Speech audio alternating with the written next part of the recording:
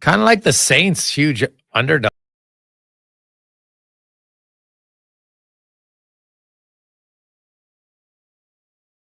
The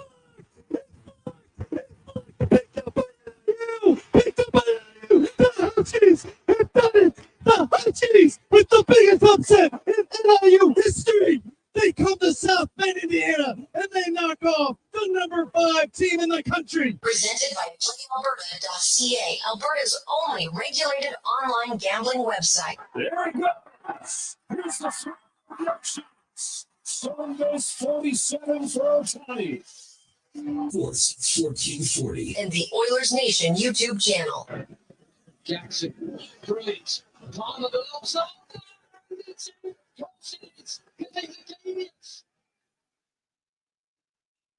In the final minute and a half, this thing goes back to the Chelsea.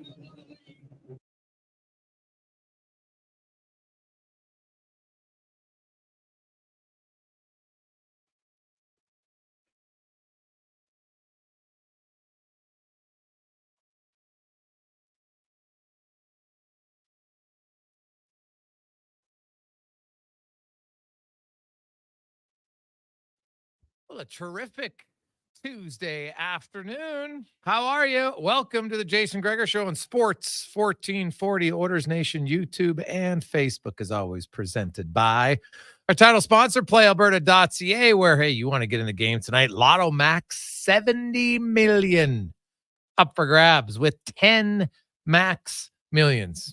Get your tickets at PlayAlberta.ca. You have until 8:30 tonight. So no rush. You got 6.5 hours. Get in on the action and good luck. And just remember, we have a unwritten rule. If you win, you throw a party. Okay? We get invited. It's a fair deal. I think that's probably the least we could ask for. Fair deal. On the show today, Louis deBrusk will join us. We're going to talk a little hockey, also a little fundraising hockey. Terry Ryan will be by. Dave McCarthy, Struddy, DVD, Mark Spector, Grant Fedoruk. We got a loaded show for you. Connor McDavid will be by today. Well, not live, but we'll hear from McDavid. He did skate today before jetting off to, I thought he was supposed to be in Vegas, but I don't know. Maybe something changed. Maybe he's not going. Well, I would think he's still going. So maybe just skated and now he's got a late afternoon. I don't know. But originally the plan was that he was leaving on Tuesday. So something changed. I don't know what. Maybe they just left later. But either way, McDavid skated. And when you listen to his answers, Oiler fans, you should sit back, put your feet up on the ottoman. Maybe if you're at your desk right now, you know, when you're sitting back, got your feet up and you're all relaxed. Because if you listen to how Connor McDavid spoke about the city of Edmonton, what he likes about it, the fact that Leon Draisaitl has signed long-term, I would say right now, it's just a matter of when the calendar turns to July is when McDavid will sign his contract extension. I know for some of you, it's like, well, I don't believe it until I see it. Okay. That's fine. But I think you'll just spend the next few months, what is that, 9 months, with undue stress on yourself. Sit back, relax. Connor McDavid has signed an extension in Edmonton. But, well, if you don't believe me, we'll let you hear from McDavid coming up momentarily. And I think then you can make your own assessment of that. Few other elements we'll get to. You can always get us involved in 833-401-1440. 833-401-1440 in our eWell inbox. And for fun on Tuesdays, we're going to have the overreaction from your fantasy team or just in football in general. You're an NFL fan. The week's over. The Jets, highly hyped, lose to the McCaffrey-less 49ers. The big story afterwards for some people was the fact that, well, they knew McCaffrey wasn't playing on Friday. Now, I know people get all upset about it, but Hey, now just because you knew he was playing didn't mean that they knew McCaffrey wasn't playing. Those are two different things. He was starting, maybe McCaffrey was going to dress, just wasn't going to take any snaps. Then they obviously decided he wasn't taking any snaps. So either way, well, I look at the 49ers are good. They're real good. And if I was the San Francisco 49ers, I am in absolutely zero hurry, Connor Halley, zero hurry to bring back Christian McCaffrey. Why? The guy has had some injuries. Now, he's been dealing with this all throughout training camp. I'd almost be like, dude, let's just rest you 4 weeks. What is the rush? What? Why? Why risk it? You need Christian McCaffrey in January and February. Yeah, I mean, Jordan Mason proved it last night. I would get 5 yards per carry. That Shanahan offense does lend itself to help out the running backs. Like when you have Christian McCaffrey, he's going to do it better than anyone else. But a good running back can have a lot of success running with the Shanahan offense. They've got some nice weapons around that keep you honest, right? Like when you have Deebo Samuel, Kittle, Ayuk, you know, you're going to have to respect the pass game as well. And Brock Purdy's distributed the ball as well as anyone the last couple of years here, showing that he can get the job done. So for sure, you don't necessarily need to rush anyone back into the lineup. Like you said, with that injury, the foot, it can linger. It can stick around. So why not make sure it's fully healthy? Let Jordan Mason continue to do what he's done. And then when he's good to go, Christian McCaffrey can slide right back in there. It's a real nice problem for the 49ers to have. Oh, yeah. It's a good problem. They got lots of depth. I know Mr. Manning wasn't overly happy with Ayuk's drop in the end zone. Now, maybe he had him on his fantasy team. I'm not sure. But it's like, hey, you got to get that deal signed beforehand. It's kind of easy for a guy who's a franchise player to say, well, you got to get the deals. It's not that. It doesn't work that way. Why does the player owe it to everybody else to ensure the deal gets done earlier? If the team isn't wanting to meet his demands, guess what? It's not how it works. That's just simple negotiations. I get the theory behind the thought. I'm not sure it's very practical, right?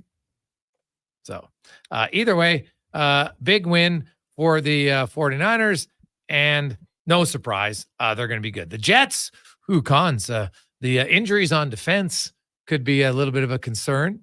Now, Sauce said he just got the wind knocked out of him. So I guess that's good news. Doesn't seem like it's a long-term injury at all. But what'd you make of the Jets offense yesterday? I mean, it's interesting. You paid Mike Williams to come over there. He gets 9 plays, 0 targets.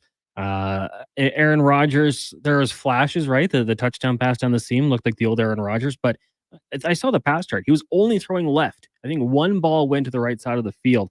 So it looks like there's a little bit of rust there. He didn't take any snaps in the preseason. Breece Hall, they got to find that chemistry there with him receiving out of the backfield. Alan Lazard had an okay game, but I wouldn't look at him as someone who's going to be relied upon going forward here. Garrett Wilson, I think he's going to be fine. I wouldn't be too nervous. And Coach Sal said it after the game. I'd rather be 0-1 with Aaron Rodgers than 1-0 without him. I think it's going to take a little bit of time to knock off some of that rust. I maybe would have seen Aaron Rodgers get into the preseason a little bit, so this wasn't an issue, but I think they'll be okay. The San Francisco 49ers are a top 2 team in the NFL. Losing to them probably wouldn't be the biggest surprise. I know some of us talked about it when we found out McCaffrey wasn't playing. Maybe it's a good time to sprinkle some money on the Jets, but you wouldn't have done that with a healthy Christian McCaffrey. So I think that's just a good football team in New York. It's going to find their way, losing to a great football team in San Francisco. No. Fellas, next 2 games are on artificial turf, so CMC should sit. Shanahan said he has Achilles tendonitis. I don't care what he has. I am not rushing that guy back. So rest him for as long as you can. And I think the benefits will be long-term, and especially when you got an O-line and a running back as his backup who's pretty decent. No issues whatsoever. For the Edmonton Oilers, their rookies will have medicals tomorrow, and then they will fly out to Penticton. I know some diehard Oiler fans have made the journey every year. Now, this year, maybe some will go. Some are from there, so they go check out the games in Penticton. It's a wonderful setup if you haven't been there before.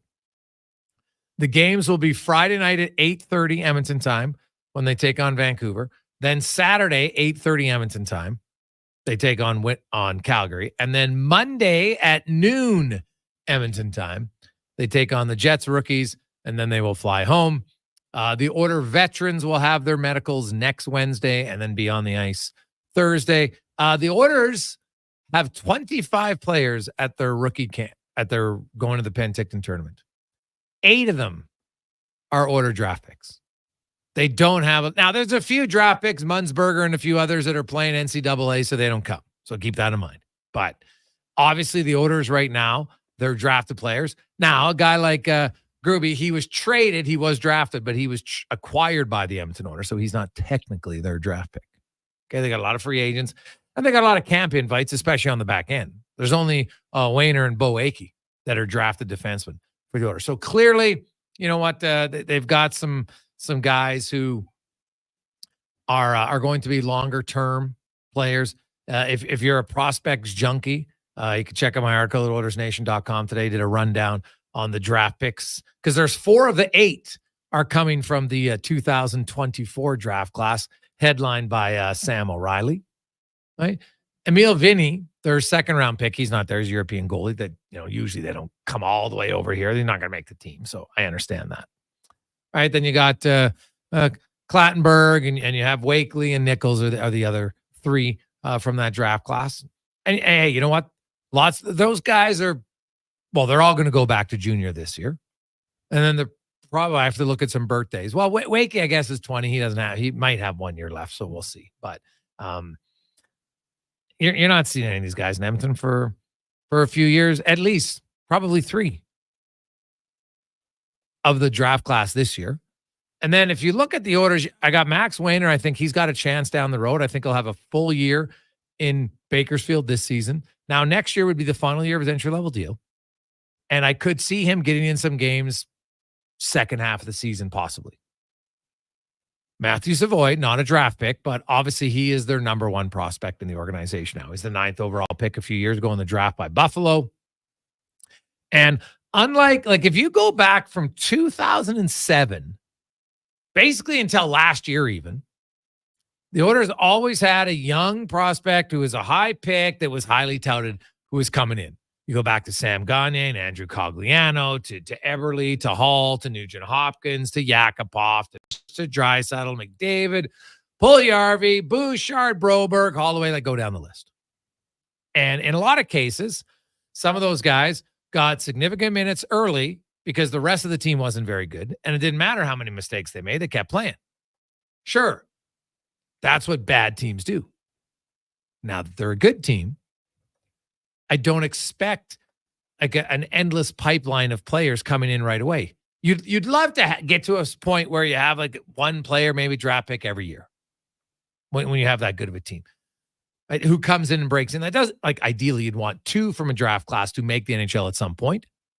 But again, we're talking usually it's 4 or 5 years down the road before they become a regular player. That's just how it is. Matt Savoy turns 20. It's his first year as a pro. I have no illusions and no need to rush Matt Savoy. He can go down to the minors. It's a tough league.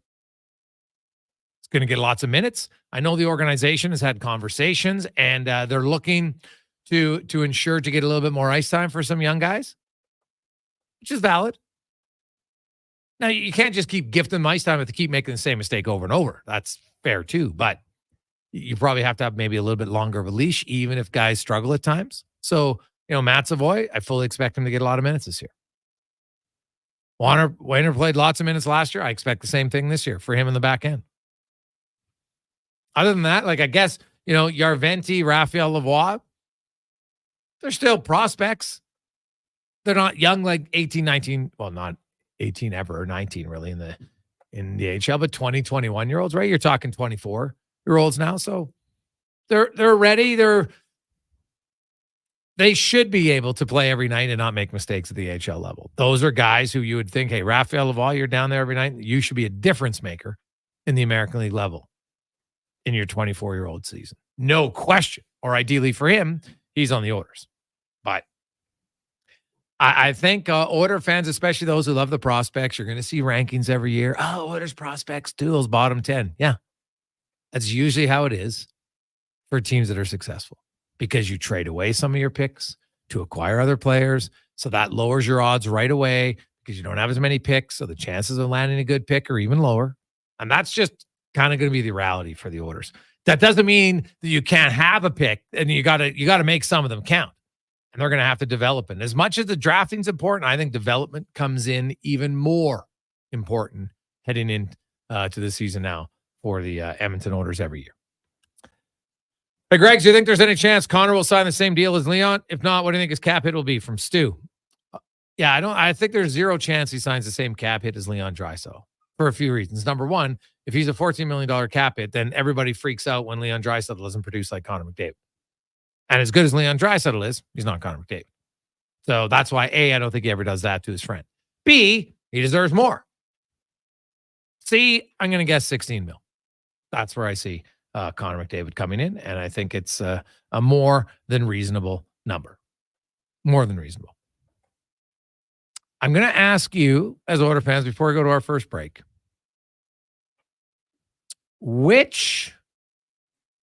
and I don't include Bouchard in this question because he's obviously established now. This is entering his fourth full season in the NHL. Which, if any, because the answer can be none, young player do you think has the biggest impact? And young, to me, is like games played experience young. Guys who have, fewer than 100 NHL games on their resume, which isn't very many for the Oilers. Which young player, if any, do you think has the biggest impact this season for the Edmonton Oilers? 833-401-1440. 833-401-1440 in our inbox. We'll ask our first guest that question and a few other things. And also the opportunity that awaits when you join a new club. That's next on the Gregor Show, presented by PlayAlberta.ca. I don't think The job isn't done until the last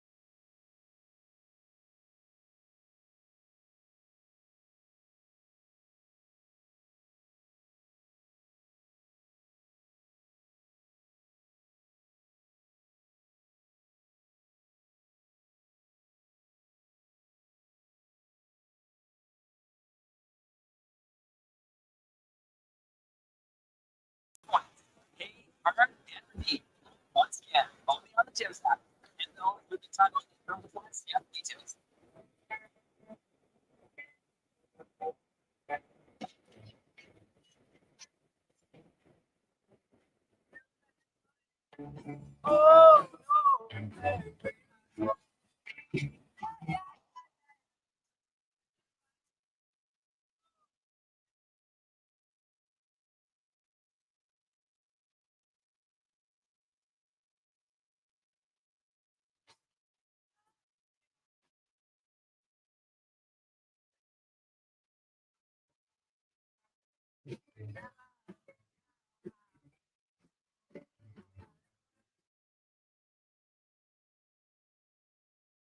Or just text him to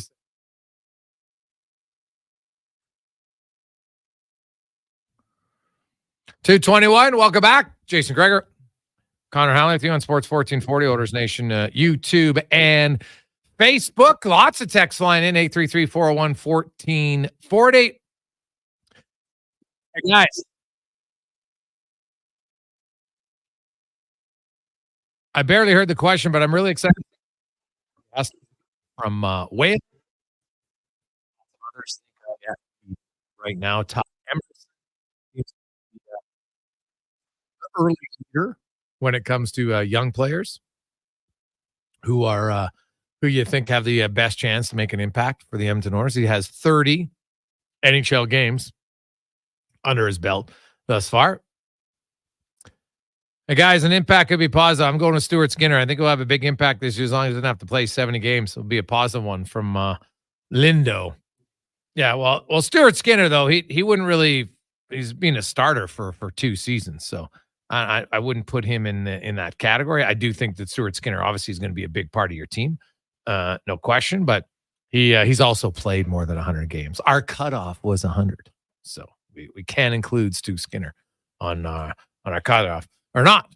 It's close, but he's been around, and you know what? He's the clear-cut starter for your team, and I think he will be just fine. At least in my opinion, I think he will be more than fine. Let's get to the oil report now, brought to you by Volvo Cars Edmonton.com, where save $4,000 on all new XC60 vehicles, and you can get financing for low as 1.49%. And also, first responders, medical professionals, military, and teachers, you can save an additional $1,000 on any new or certified Volvo right now at VolvoCarsEdmonton.com. Former NHLer, longtime analyst, Louis DeBrusk joins us. Big Lou, how you doing, my man?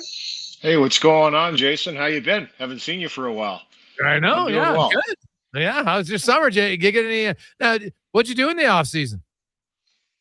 Not a whole lot, to be honest with you. A little bit of golf, actually a lot of golf, chilling, really just kind of settling in and enjoying the nice weather we had here this summer, and that's about it. Didn't really do a whole lot. Winding down after the season, and yeah, that's about it. I'm a homebody. How serious of a golfer are you? I got serious this summer. I'll be honest. I got pretty serious this summer where I golfed quite a bit. I was golfing multiple times a week. I was hitting the driving range. My goal was to break 80. I finally broke 80 this summer. So that was kind of my goal, to get into the 70s. And I achieved that. It was a lot of work, a lot of frustration, a lot of close calls, maybe some swearing here and there. But yeah, no, it was good. I was pretty excited about doing that. That was my goal going into the summer, and was able to achieve that. Yeah. Now, does Jake come golfing with you? We golfed a few times this summer. He's actually starting to golf more now. And something I think he realizes, in the summertime, it's a great opportunity to get out there with, people you haven't seen, spend some time out in the nice weather. His game's coming around. I'll be honest. He had clubs when he was younger. Doesn't probably remember. Yeah. But the kids were really young. They each had a set of golf clubs. They hit a ball around, but didn't really take it serious. And my daughter, Jordan, and him obviously had busy lives and other things they were involved in, obviously hockey being the big one with Jake. And that's a 365-day-a-year endeavor, it seems now. Even at his age growing up, there was summer camps, there were schools. He showed a little bit of an interest in golf, but we tried to introduce the kids to every sport, to be honest with you. Any sport we could possibly introduce them to see if they liked one of them. And he obviously found one that he liked a lot and stuck with it. And golf was on the back burner, but he's starting to golf a little bit more now. And I think he's starting to realize the guys are razzing him a bit about his game, so he's getting better. Well, yeah, I would think so. You know, go to Vancouver, you'll have a few chances to golf there, but it's also good for Dad if Dad's breaking 80 that you still got a little bit of the chirping that you can hold on to until he beats you. Yeah, he always seems to get in my head when we play, though. He's pretty good at that. So, the little father-son competitive spirit. Yeah, my buddy Warren Teamster teams up with him, and they gang up on me. So, sorry, Tampa's in the mix here. He was whining outside the door, so he had to. Yeah, I know. I just saw that. Yeah. The big boy doesn't like when I'm talking in the office without him, so he comes in and wants to be a part of it. So, say hi to Jay. All right, I like it. It's not. What kind of dog is that? Chocolate Lab. Ooh. Yeah, I'll show you. Yeah, he's looking at it. There He wants goes. to be right here, eh? He wants to be right in the mix, eh? Friendly That's what guy. he wants to do. Friendly He's super guy. friendly, yeah. He's super friendly. Now, he doesn't go hunting with you, does he? No, you know what? I never really got him into that. I don't do a whole lot of that. He would. I mean, I think it's just biologically in his DNA when it comes to ducks and geese. When we're out walking, he hears a honker going by. He blows a gasket every single time. He's 8 years old, and it's the same thing. He'll try and chase them. There'll be 100 miles in the sky, and he thinks he can get them every single time. So, but I think he's just naturally blessed with that instinct to do that. Yeah. But great retriever. We've thrown a frisbee his whole life to him. He catches it out of the air. He's slowing down a little bit. So we're starting to wind him back on that a bit. Louis deBrusk Jones. We're going to get to the orders and some charity games and stuff, but I do want to ask you, Jake's. As a dad, your son signs in Vancouver. It's one of the closest places for you. Now, I'm guessing maybe for your wife, she's like, "Oh, this is unreal." I know with your job, maybe it's a little bit more challenging, but you call a lot of Hockey Night in Canada games. Vancouver's on a lot of those games. So, is it? Are you kind of past the point of, or is it always a challenge when you call your son's game that you don't find yourself being a dad and like not being a homer, but just watching him more closely? You know what I mean? Because it's your son, and even though it's your job, he's still your son, and you're just like, hey, you might watch him a little closer. Is that just kind of the benefit of getting to do those games? It is a benefit. It's a blessing. I think I've grown into it like anything else. At first, I tried to be really professional down the line, didn't want to venture off too much and talk about him. But number one, I've got a great company that supports me in doing that. Sportsnet Rogers has been incredible in allowing me to kind of delve into some territories, a couple interviews on the bench. Obviously, being between the benches for the games, you're right up close and personal, which has been phenomenal to be able to do that. But I think as it's gone on, I've gotten a little more comfortable at talking about it and having fun with it, making some jokes on the air and just keeping it light, because that's what it is. I'm never going to not be a dad. I'm never going to do a game when my son's playing and not be a dad and be, obviously interested in what he's doing. And I don't think anybody would be any different. I think I keep it very professional, but at the same time, it's okay to have a little bit of fun, because how often can you do that? So any chance that I get, I'm going to try and do it. And the people here, the Edmonton fans, have been great about it. They know that whenever he's playing against the Edmonton Oilers, obviously I'm going to have a little more focus on him from time to time, but I think I do a pretty good job of leveling that out. And he's really good with it. The most important thing for me was him. Coming into that mix, are you putting more pressure on him? Is he feeling that with me being there? Because if that was the case, it would be an entirely different situation. But he seems to love it. These guys, the players in the league, let's face it, Jay, most of the players in this league, you've talked to almost every one of them throughout your time of working the rooms and working the beat. These guys love the limelight. They love the attention. This is what it's all about for them, right? When they get the opportunity to shine, they want to shine. They want to be the guy. And Jake's no different. He loves the limelight. He loves the fact that, it's a long year and there's ups and downs. But when you're on a high and you're doing well, there's nothing better than being a pro athlete. That's for sure. And the other thing is Louis deBrusk joins us. It's funny, Louis, even as professional athletes, and you were one, when mom or dad are in the building, there's still a little extra pep in your step. And you can tell he's always excited. I think he likes the fun stuff. He likes the chirps with it. God, in the morning skate, man, it's hilarious. I'll be talking to him, and the minute he sees, then it's just a chirp fest. It's hilarious every time. It doesn't matter. And so now maybe it's a little different because in Boston you get to see each other as much. Now, although Vancouver and Edmonton only play 3 times, and the Oilers in Boston play twice, which is ridiculous, but nonetheless. Yep. What do you make? Agree. Yeah, what do you make of where he fits in? I saw his interview. He's pretty excited to get to play with Elias Pettersson, most likely, but a very different team in how they play in Vancouver to how Boston plays. They're morphing into it, though. You look what Rick Tocchet did in Vancouver. He's taken some of what Boston does, or at least the principles of what the Bruins and a lot of teams in the league are doing, trying to defend. He knows he has skill. He knows he has offense. But I think last year the reason why they won the division was because they buckled it down. They really did. They played a hard defensive game and then had the skill to make good on their opportunities when it happened. I think that'll be the same this year. So for Jake, I think it's going to be an easy transition for him coming from that Boston organization for 8 years, playing that system. He'll be pretty comfortable stepping into that system and won't have to really think too much about it because it's been embedded in his brain, the Boston way, over years. If you don't play that way, you don't play. So, and he's been excellent at it. And that's one of the areas of his game that's excelled, in my opinion, is his 200-foot game. He's really developed into that player. But I think he will complement the players that are there in Vancouver. I think that's why Vancouver wanted him. I think that's why they went after him aggressively. And for Jake, he's a kind of a player that can play on with a lot of different players like he has in Boston. He played with many, many different centermen, many line mates over his course in Boston, and he seemed to always be able to kind of figure out what he needed to do to make that line better. And I think that's a real attribute to have going into this year for him is, take it open-minded. But obviously with the likes of Pettersson, with Miller, Besser, you've got Garland, who's a skilled player there. They've got a lot of talent up front. It's, where he can kind of plug and play in that spot and, number one, maximize his assets and complement his line mates. So it looks like they're going to want to start him with Pettersson. That's the guy they want to get him going. And I think that 200-foot game that I talked about before will bode well for that. He's going to be a defensive, responsible player.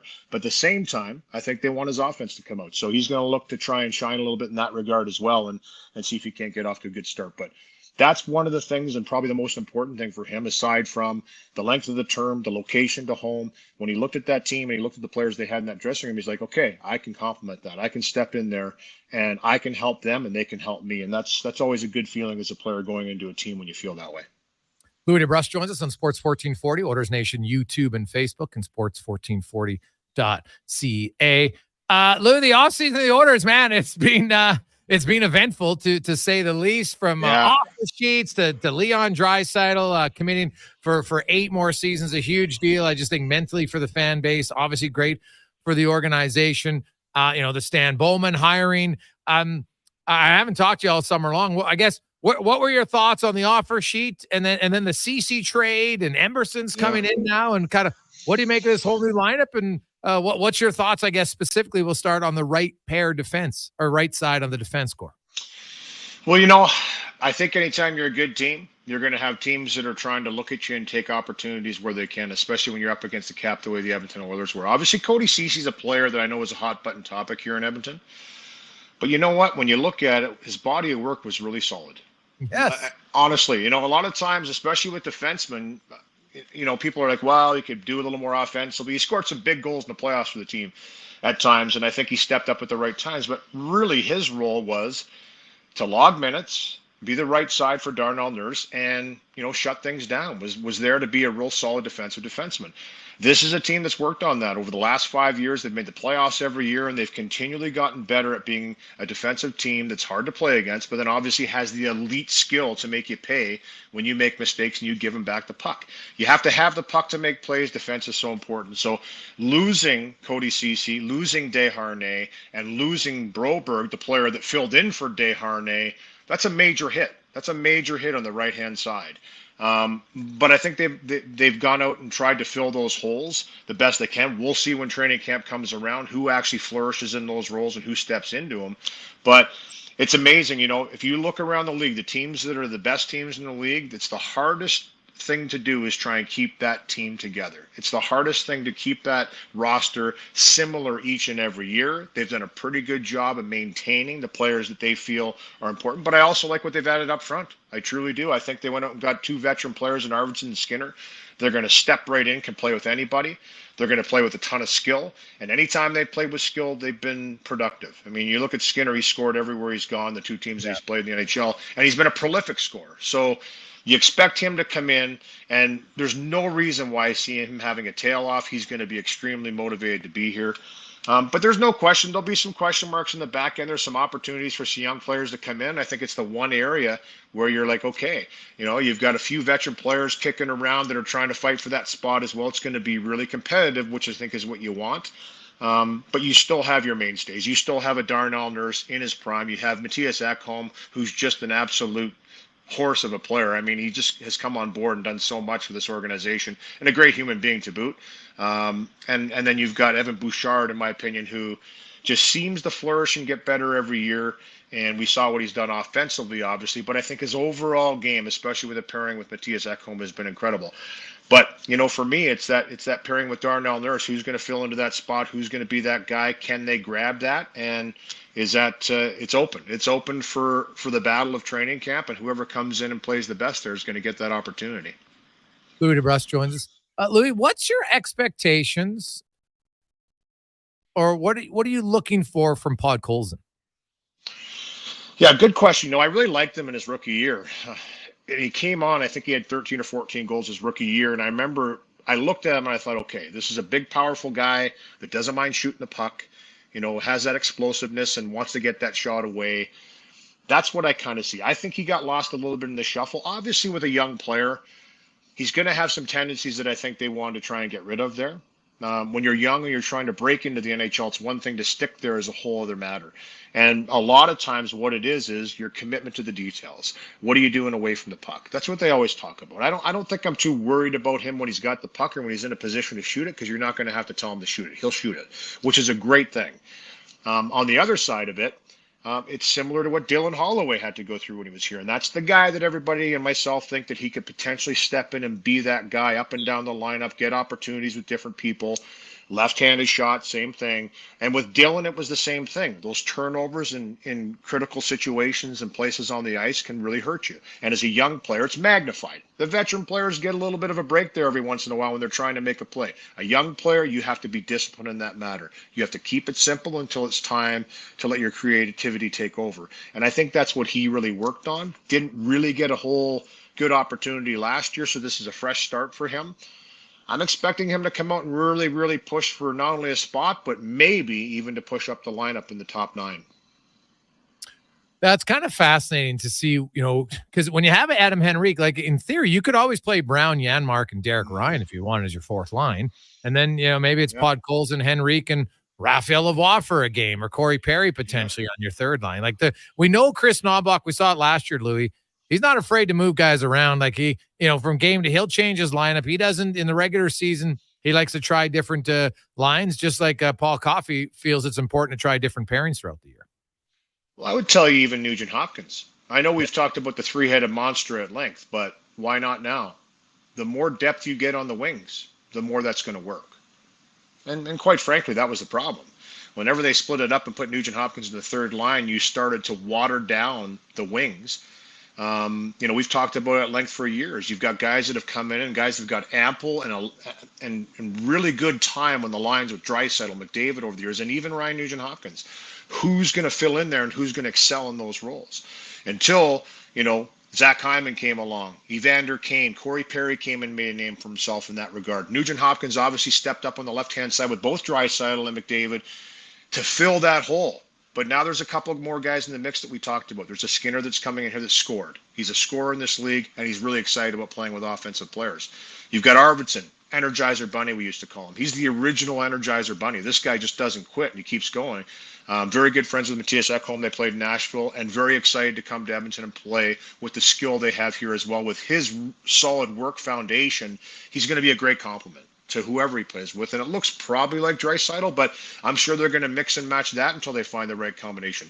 But I don't see why they can't bump Henrique up again like they did last year and have Nugent Hopkins as that third line centerman. And I know people are going to say, well, is he too good to play in that position? You want to win the Stanley Cup, your third line needs to be really, really good. Your third line needs to be the line you can go put out there against anybody and do a job. Ryan Nugent-Hopkins could do that job. You're asking a lot of him, but that is exactly where I see that he could possibly be the most beneficial down the road. We'll see if it morphs into that, but I'm sure they're going to start it kind of how they did at the start, but you always have that option to kind of switch around. And the reason I say that, truthfully, now Henrique's not the quickest of foot, okay? Nugent-Hopkins is a better skater. Henrique's really smart, though. And so is Nuge. Better goal. Both of those players understand how to use the ice to their advantage. I would just say that Nugent Hopkins is a little bit more efficient getting around the ice and a little quicker, a little faster. So to put him there, you could utilize that. And I know I've talked to him at length at times. He's an excellent winger. I mean, he turned out to be their top left winger. Go figure. Aside from Draisaitl when he was up on that line, if he wasn't playing the right side. But, I mean, it's a pretty hard thing to overlook when you can inject a guy up there and he's so good. I mean, over 100-point season a couple of years ago, you can't argue with it. You know, he can really morph into a winger, but he's also an excellent center. That's his natural position. So we'll see which way they go with it. But I think as they get deeper, these are the conversations you have to have. Where does it best suit the team? Do you really care if you have over 100-point season again? Or do you care that you're a really hard team to play against? And now you become like, say, in Tampa Bay, and Anthony Cirelli, who goes up and down, and in that shutdown role is one of the best in the league, and why they won 2 Stanley Cups back-to-back, went to a 3rd Stanley Cup final. You have to have those players that you can sick after the top lines. And I think that's kind of what they're trying to morph as the third line. Is it Henrique? Is it Nugent Hopkins? Is it maybe another mixture of players? Who knows? But you've also got Savoy, who's a little bit of a wild card coming into training camp for me. And I just think, you know, he's an elite finisher. This guy can shoot. He likes to shoot the puck. I think that, you know, playing with the right players, given an opportunity, I wouldn't be surprised if we see him on a top line right away to see how he clicks with some guys, just to see if he can handle that pressure and do that. Yeah, so there's a lot of options. This is good. I mean, Jay, listen, we're kind of throwing it up against the wall to see what sticks. I can't imagine what the coaching staff has done in their conversations about the roster. I'm sure they probably have a pretty good idea of how they want to set it, and we'll see how it rolls out. But I think you have to experiment a little bit when you have new players in your lineup. But at the same time, you can't expect them just to ignite and take off right away. Sometimes it's the second or third visit and time you put them together that all of a sudden they start to gel and click. Other times, lightning in a bottle. We saw that, you know, years ago with the Draisaitl, Nugent Hopkins, and Yamamoto line. Let's face it, when they first put that line together, they were outstanding. They were incredible. Couldn't really ever find that magic again, it seemed. Didn't seem like it really, but they had it going there for a while, and I think you have to ride that hot hand when it's there. Very true. Now, before we let you go, Lou, coming out of retirement a little bit there, October 5th, the Oilers alumni will be taking on the Canucks alumni in Fort McMurray. As they're, of course, you know, it's with the support of the Edmonton Oilers Community Foundation. Every kid deserves a shot initiative. And you'll be up in Fort Mac yourself, Mac T, Steve McIntyre. You got Chris Joseph, who's in great shape. Ben Scrivens, Brule, many others. Bucky's Junior A Devon team will be playing afterwards. You know who's going out there for Vancouver, and is there anybody you dislike? I heard Cliff Rodden. Well, not anymore. I mean, back in the day, sure, I dislike him, but I'm glad Steve McIntyre's on the team. Let's just say that. There will be no messing around with Big Mac on the ice. I can promise you that. I saw him put down Donald Brashear with a body blow. So if Brashear's in the lineup, you better watch it, Tom. Just kidding. But 2 really tough guys. But I'm looking forward to it for a great initiative. Obviously, every kid deserves a shot. I think it's great to get kids out through hockey, to experience other things into the community. If it's not hockey, it's other things they can get involved in and have opportunities to experience things they might not otherwise be able to experience. And I think it's amazing for the Oilers and the Edmonton Oilers Community Foundation to put this on and just get more people involved into the community and see, hey, you know, it might stick in an opportunity to do some things. But you know what? I heard Cliff Ronning potentially could be coming in there, which is great. I'm not sure at the roster for Vancouver. We'll deal with that when it comes along, but I got to start getting on the bike and getting in shape for that. But I'm happy to be going back up to Fort McMurray. There's Oilers fans everywhere, Jay, as you know. And, you know, the rural parts of not only this province, but all of Canada, but especially Western Canada that are diehard Oiler fans. I was just up in Nipawin this last weekend, and diehard fans up there as well. And, you know, for me, the Oilers really are doing a great job of trying to reach out a little bit further and get into those rural communities and let them understand that they appreciate that support as well. A lot of people drive a long way to come to Oiler games on a nightly basis, and a lot of people have season tickets from places that are far away from Edmonton. That's how much they support this team. This is the Oilers trying to give back to the community and starting at the root level of getting kids involved in sports and other activities. So I think it's fantastic. Louis, great stuff, man. It's always good to catch up with you. We'll see you around the rink next week. Sounds good, bud. Looking forward to it. There you go. That's Louis deBrusk, former NHL, of course, a longtime analyst for Hockey Night in Canada and Rogers Sportsnet. We'll take a quick break, and when we return, We're going to get a little bit of an update on Evander Kane and more on the Gregor Show, presented by PlayAlberta.ca. Jonathan and Murray are friends. Hey, buddy. Hey, buddy. Except when they talk about which stadium is more fun in the summer. Dude, Commonwealth has Elks Fan Park. Tailgating at its finest. But it can't compare to the old ballpark in the River Valley. Riverhawks games are electric. But ask them who makes the best beef jerky in Alberta, and they'll tell you. Wilhawk Beef Jerky. It's the only thing everyone can agree on. So, pick some up for your summer pregame snack. Wilhawk beef jerky, because you don't win friends with salad. Rule number 37. Elk Island mosquitoes don't believe in personal space. Keep bug spray ready at all times. Summer in Alberta has its own set of rules. And if you're looking to add a little extra fun, Play Alberta has it all. Use promo code SUMMER to snag a $50 casino bonus for casino, instance, and live dealer with your next deposit. Get ready for promotions throughout the summer to help you make the most of those sunny Alberta days. Because we all know they don't last long enough. Bonus terms and conditions apply. I'm Colin Livingston, president of Cantork. Since 2016, we've been at the forefront of hydraulic torque wrenches in Canada. I'm delighted to share our latest venture, in-house production for quicker turnaround, superior quality, and heightened versatility. Experience excellence at Cantork.com. What's cracking at Cattail Crossing? Every Friday after 4 p.m. It's 9 a.m. Fridays. Includes golf Low down with low cart at Cattail Crossing and a $50 food voucher at Out of Bounds Restaurant. Only $119. I keep a full watch on this heart of mine. Legacy Heating and Cooling is your supplier Low down with of low. maximum comfort, bringing you the cool AC you need. You just have to call Legacy. Call Legacy for comfort at night when the hot air suffocates you. Call Legacy. Call Legacy for comfort in your wallet with no payments or interest for 1 year. Call Legacy. Call Legacy. You deserve comfort. Cool off today with AC from Legacy Heating and Cooling. It's the final week of the Brick's famous tent sale, and everything must go. Take up to 70% off clearance items in the tent and store, and find amazing deals in every other department before it's too late. Take up to $1,400 off sectionals, up to 25% bedroom and dining furniture, and up to 50% off mattresses. Hurry in while the tents are still up and the prices are down. Some exclusions apply. See in store for details. The Brick, saving you more.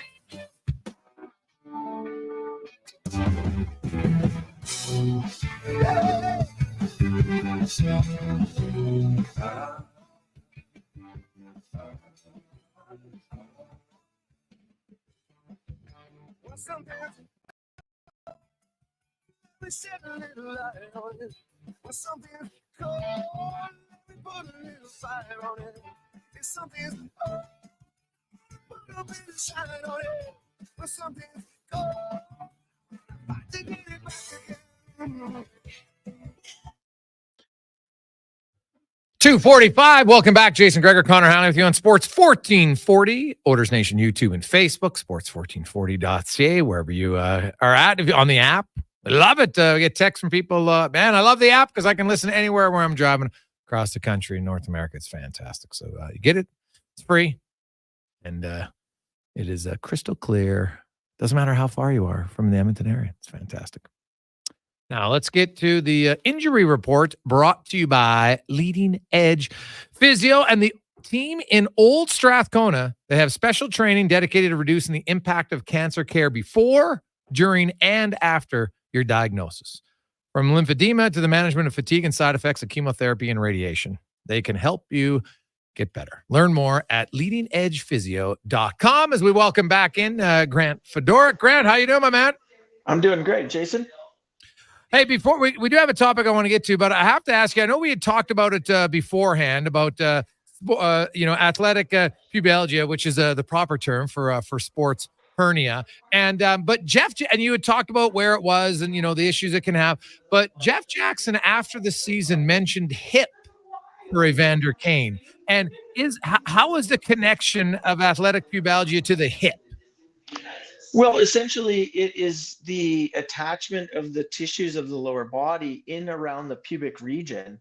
So, which is right about where your hip is. So your hip attaches to the acetabulum. So it's basically a ball and socket. The ball being your femoral head, and the socket being the pubic portion of the attachment called the acetabulum. That forms the hip.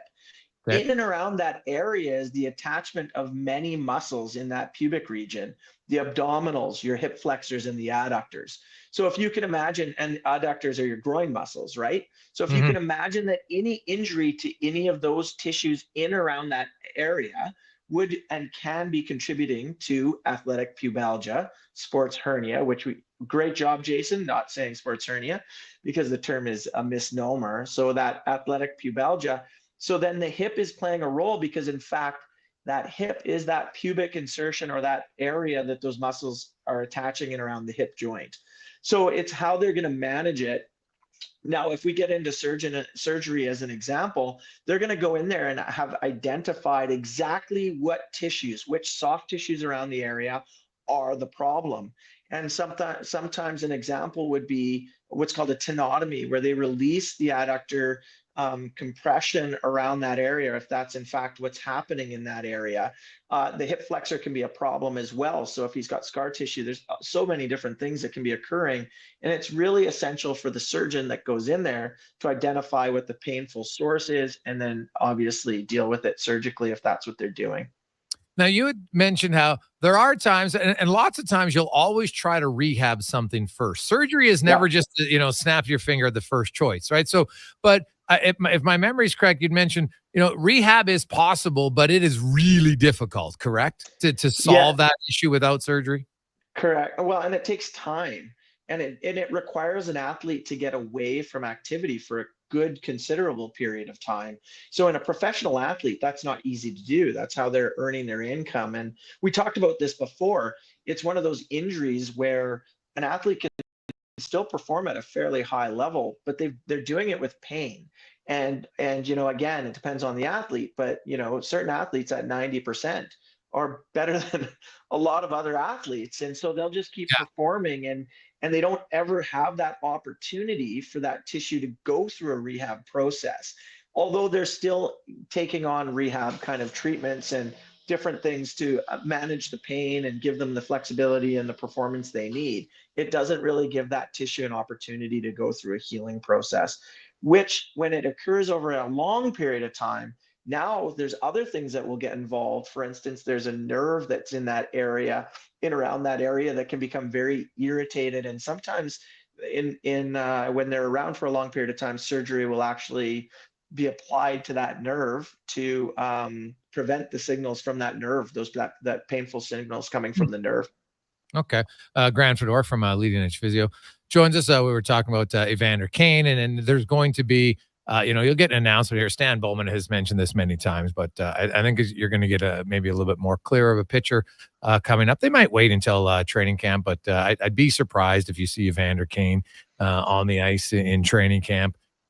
Maybe he needs more rest first. And I do know it. I know it can be frustrating for people, but I understand why players will opt to exhaust every other avenue before they take, down the road of surgery, because surgery, even in all the advancements of 2024, Grant, there's still, all it takes is one thing to go wrong. There's been some athletes who get too much scar tissue after a surgery. They can never play again. Like it's not like surgery has no risks, even in 2024. No, and it still depends on how the body heals after that surgery. The surgery could go perfectly well, but how the body responds to the surgery is still highly variable. And so there's no such thing as minor surgeries. And for athletes, there's definitely no such thing as a minor surgery. However, that being said, research and some of the stuff that I've seen and looked into shows a high level of recovery after these surgeries, usually about 3 months of rehab afterwards, and they're performing at an equal or higher level. Usually, and all the research that I've read, always there's a level of rehab prior, and with prior rehab and failure of the rehab, surgery then goes on to have higher outcomes. So obviously they're ruling out the ones that probably should never have had surgery in the first place. Yeah, that's fair. Now, we're getting into September, and, lots of our listeners are, they had a great summer off. Maybe they're on holiday, maybe they're outside walking, they're doing stuff, and now it's like, I got to get back to working out here a little bit more. And so you get into it, and post-workout recovery, Grant, and the importance of it, and where most of us fail What are some of the tips to have more successful and what we should be focusing on in post-workout recovery?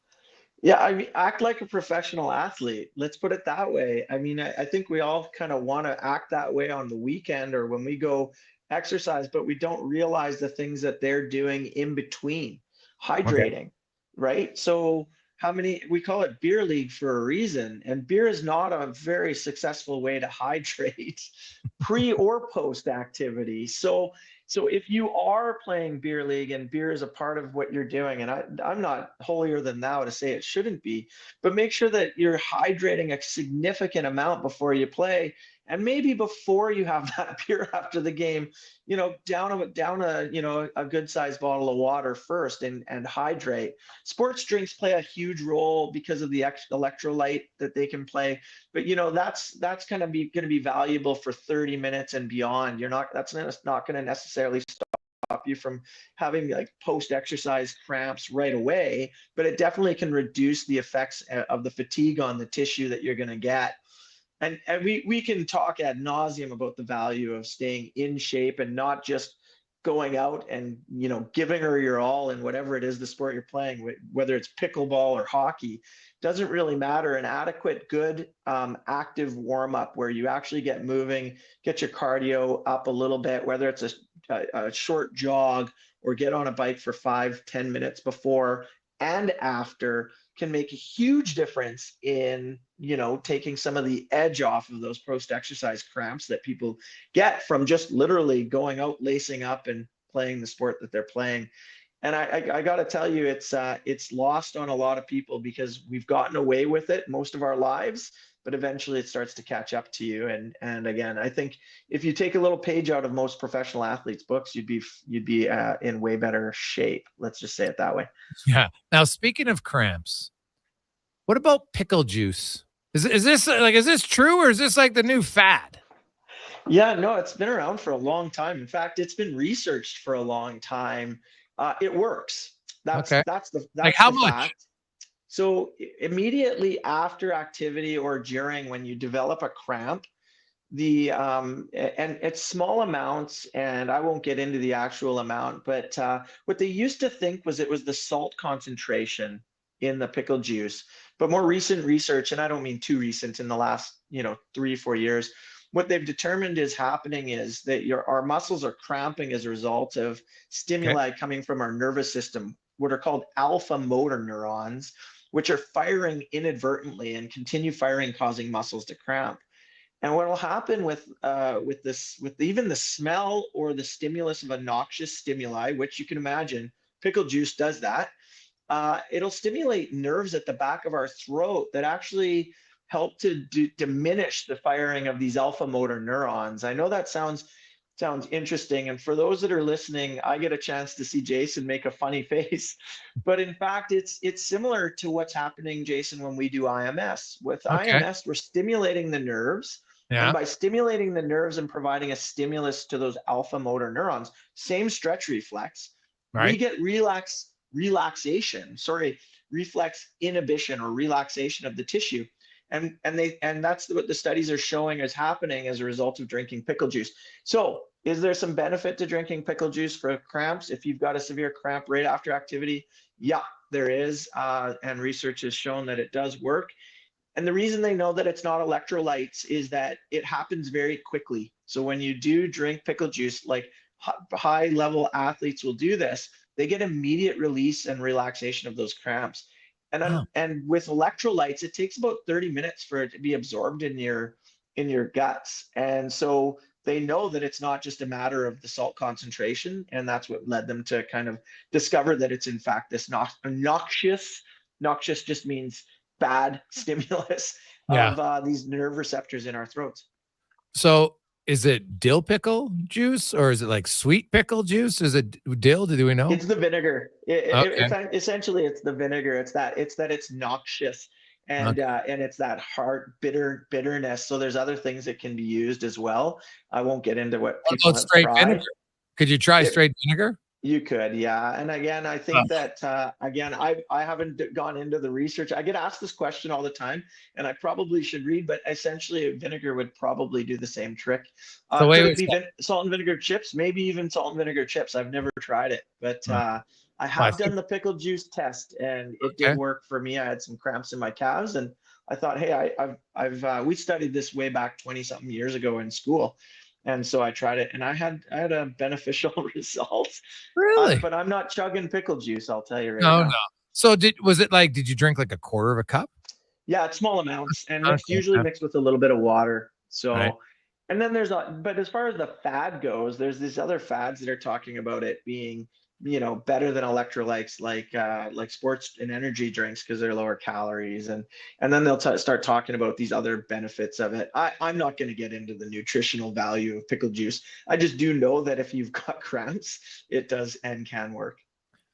Oh, there you go. I don't get cramps very often, knock on wood, so maybe I don't need it. But the funny thing is, I love pickles, and I've had pickle juice before, so it's pickle juice and a Caesar, Grant. Now you know what the. Yeah, exactly. It's that and truth be told, I'm not sure about you, but I even going back to some recent times when I really get out and I'm pushing myself pretty hard, and I open the fridge after and I see, I don't know what it is about pickles, but I tend to gravitate toward grabbing a pickle.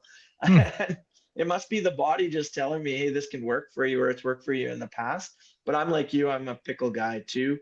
There are people who aren't.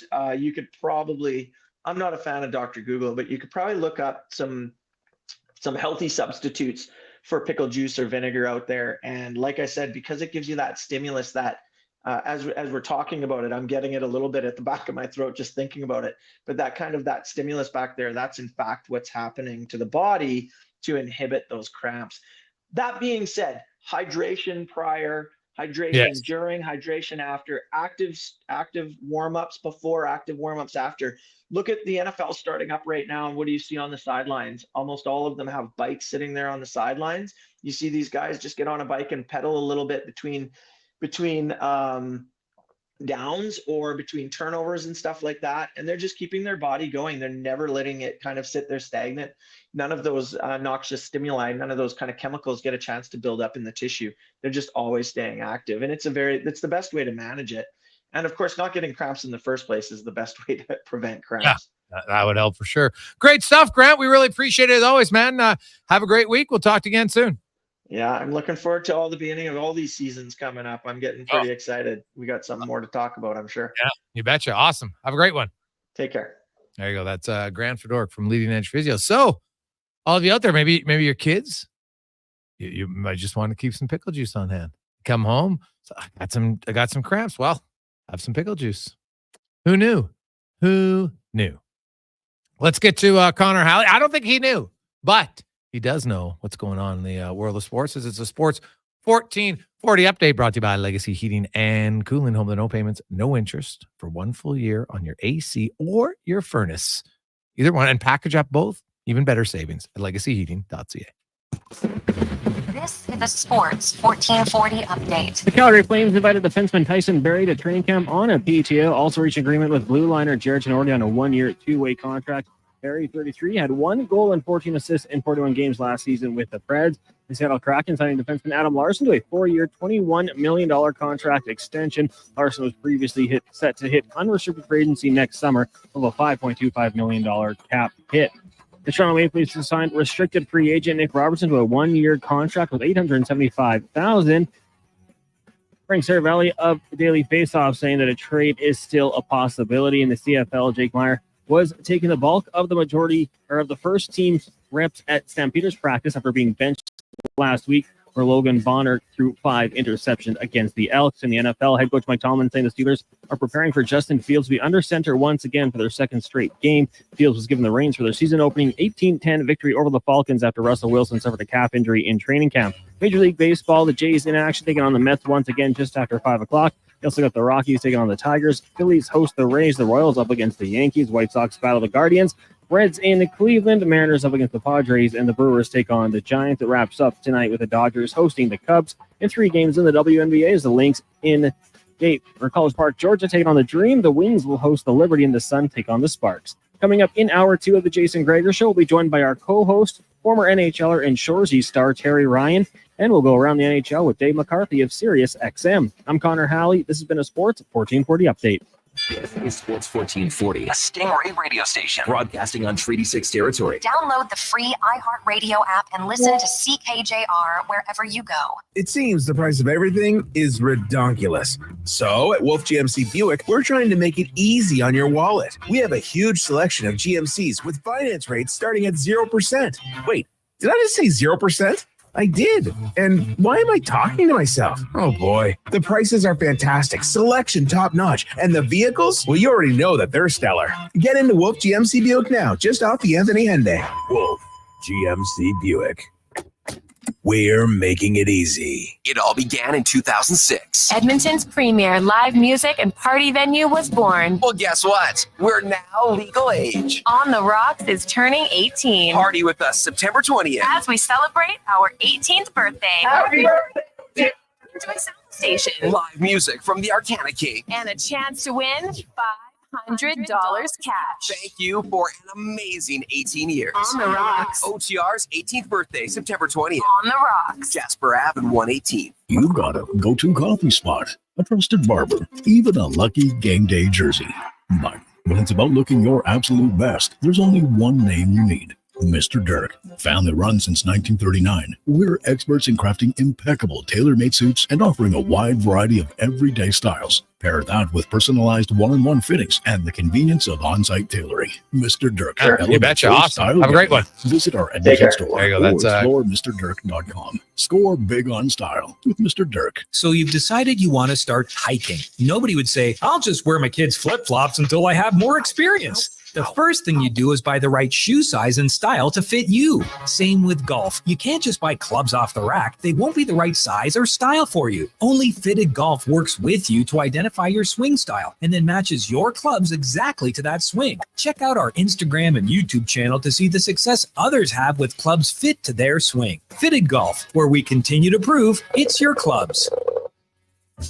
Booster Juice has a secret. It's a secret menu of secret smoothies you can only see on the Booster Rewards app. Oh, wait. Guess it's not a secret anymore. Visit any Booster Juice and ask for the Berry Bloom, the Go Mango, the Ocean's Tide, the Strawberry Dip, or the Raspberry Rapture. Made with raspberries, cranberries, and vanilla frozen yogurt. The secret's out. Tell anyone you want. Find the exclusive secret smoothie menu on the Booster Rewards app and sneak into a Booster Juice near you. At Fountain Tire, we love jingles. Get up to 25% off select tires. Until October 19th. Plus a bonus $50 off any service of $150. Restrictions apply. Book online today. Fountain Tire. We're on this road together. 1, 2, 3, 4.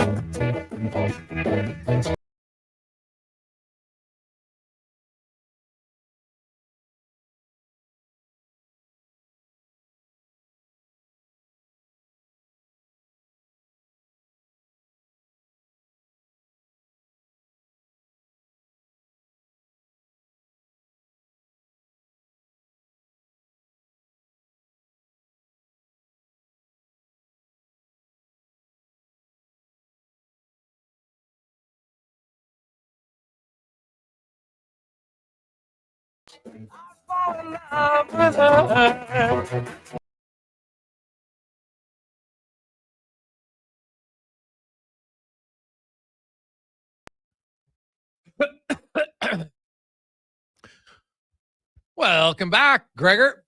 Halley with you on a lovely Tuesday. And hey, playalberta.ca. Get your tickets. Go to playalberta.ca. $70 million and 10 max million tonight. Get your tickets. Playalberta.ca. As we welcome to the show, former NHLer, first round draft pick, two-time author, just wrapped up filming of season 4 of Shoresy, where he takes on even a bigger role, a little bit more conversing for Ted Hitchcock this coming season. As our good buddy Terry Ryan joins us again. TR, how are you? I'm all right, and Goody Dolo and I think equally share the wealth, as does Michaels, but we definitely have more lines. Yeah, there's no doubt about that. There was more to remember. Oh, well, that's good. That's good. Do you have any tips on how you've learned to memorize your lines? There are a few ways, and it's different. Like, it's one thing to memorize them, but then to act them, right? You can't be in there thinking of your next line and then just say, because you got to act the character too. So, like, there's a lot of in between there. So, for me, honestly, I write them all out. I write the line that comes before whatever I have to say. First, I'll write all my lines out, and then I'll write the line before who says it, and then my line. And then just by doing that, I'm remembering something, okay? I'm just by writing them out. And then I say the whole scene using different voices. Hopefully everybody's around. If we're all rehearsing, I can just press record. But if I'm on my own and I have like something the next day, I'll just record the whole scene and then put it on my headphones and listen to it constantly. I'll go work out. I'll do whatever. Sometimes I'm not even registering it, but it's going somewhere because the next day, and I'm usually good like that. I'm usually prepared. Yes. If I'm not prepared, then, something has to have happened unique because, I think the very least just like hockey, the least you can do is show up and try your hardest, right? Yeah. Can't do that. I got into the world by fluke, by hard work that I don't take for granted, knowing how hard it is now, and I needed a break and I got it. So, I make sure, but those are two ways. And then of course, if you've got the other people that are there, if you have access to that, if it's me and Michael, say Ryan McDonald, he stays in the next room. Some of the boys do too, but we're often just on the same schedule. So we'll often just go in and I'll play Dolo, Goody, and myself. You play Nat, Kaylana, and Shorzy and yourself, and then we'll go from there. But there's always, like anything, repetitive. But at first, I'm remembering just the words. It's like studying for a test. And you ever do that when you're in school? Remember, like vocab, and you don't even know what the word meant. I used to go, yeah, I got 100 in the test, but I don't know equilibrium means. I'm remembering the words, but it makes sense now when you get older.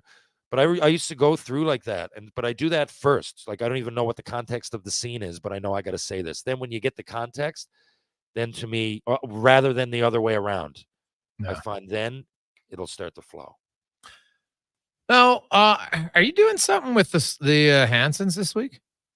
Yeah, I'm going to Sun Valley, Idaho tomorrow morning. Yeah, I'm leaving real early. What we're doing, it's a fundraiser for the Sun Valley Suns. Now in the winter, I think it was February, I went down and played a couple of exhibition games with them, with a Boston team against them. They were a senior hockey team from the area. They don't have many teams to play, so they raise a lot of money because they fly around and play teams from the States. They're a great team.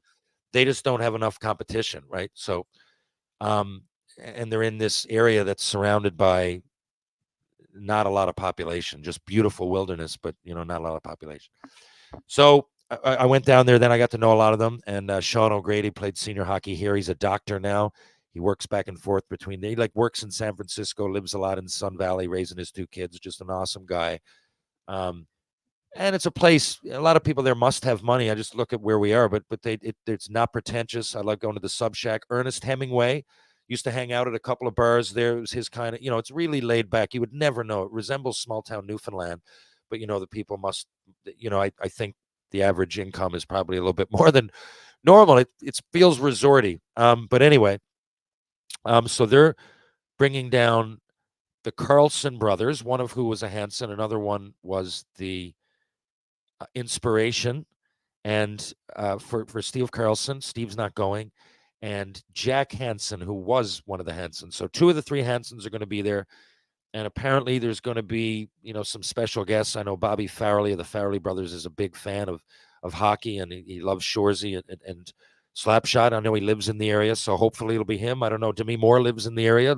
I don't know who it'll be, but they tell me special guests, and there's a lot of people there that can certainly help raise a fund. So, I'm just I'm staying for a couple of days. They're taking care of me. They're going to take me out mountain biking and fishing and golfing and all the above. So I figure, it's a great spot and it's a long way away.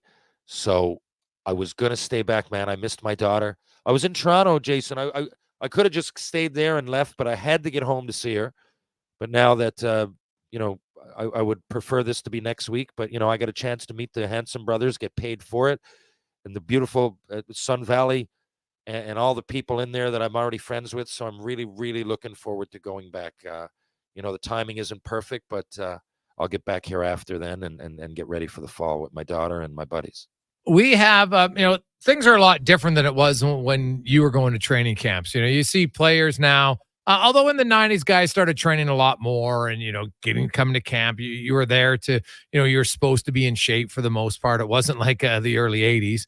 Nowadays, guys are in unreal shape and, they monitor everything and, they don't party like they used to, which I'm not saying that's a bad thing. It's just, their body's probably a little bit healthier overall. Some teams, like the Oilers, they had a captain skate last year in early September. And you know what? They had a good training camp. They had a good preseason, and then they kind of fell on their face in the regular season. And some people are like, well, it's because of the captain skate. I don't really buy that, to be honest. It just didn't work for them, so they're not going to do it. Plus, I didn't expect them to do it after going all the way to the Cup final on June 24th. But, what do you make, TR, of, guys, what to me, the benefit can be maybe if you're a new guy on the team, you get there earlier, you got 2 more weeks just to get to know some of your teammates, you go golfing, like it's not the same stress of the regular season, right? Or do you think there is something said about, because most guys at this point, if they're not in Edmonton skating, they're just in their hometown, wherever their hometown is in skating, right? Like where do you come out on the captain skates? Do you see a negative to it? I don't want to play the fence here, but I think each situation is different depending on who's manning up, who's leading the ship here, because it can be fun or it can be, hard is one thing. Hard physically, great, but you don't want it to be hard mentally, right? To me, the off season was definitely, that's why I liked playing other sports. I liked having to worry about hitting a curveball, then trying to hit that corner another time. And I would always do my training, but I needed that break. Now, August would come around. What's going to happen here? Talk to the boys. Where are we going to go? Like I said, the Habs were great to us. They used to give us money to go wherever we wanted. Brad Brown and I twice picked Vasteras, Sweden. I picked Cape Cod. I used to go to Brock University, do some wherever I used to look, and there would be pro camps all over the world, and they give them their due, man. Anything. I would just say, they say, give us the bill. 5, 10, give us the bill. Go over to Sweden for a month twice to train with Nick Lidstrom and his team Vasteras that he grew up in. They were a pro team. Yeah, Tommy Salo was there, a guy on our team, Peter Popovich. He helped me out. I was talking in the room in Montreal. There's another guy, Peter Popovich, right? Great leader. No one ever remembers. He was a big, tall guy.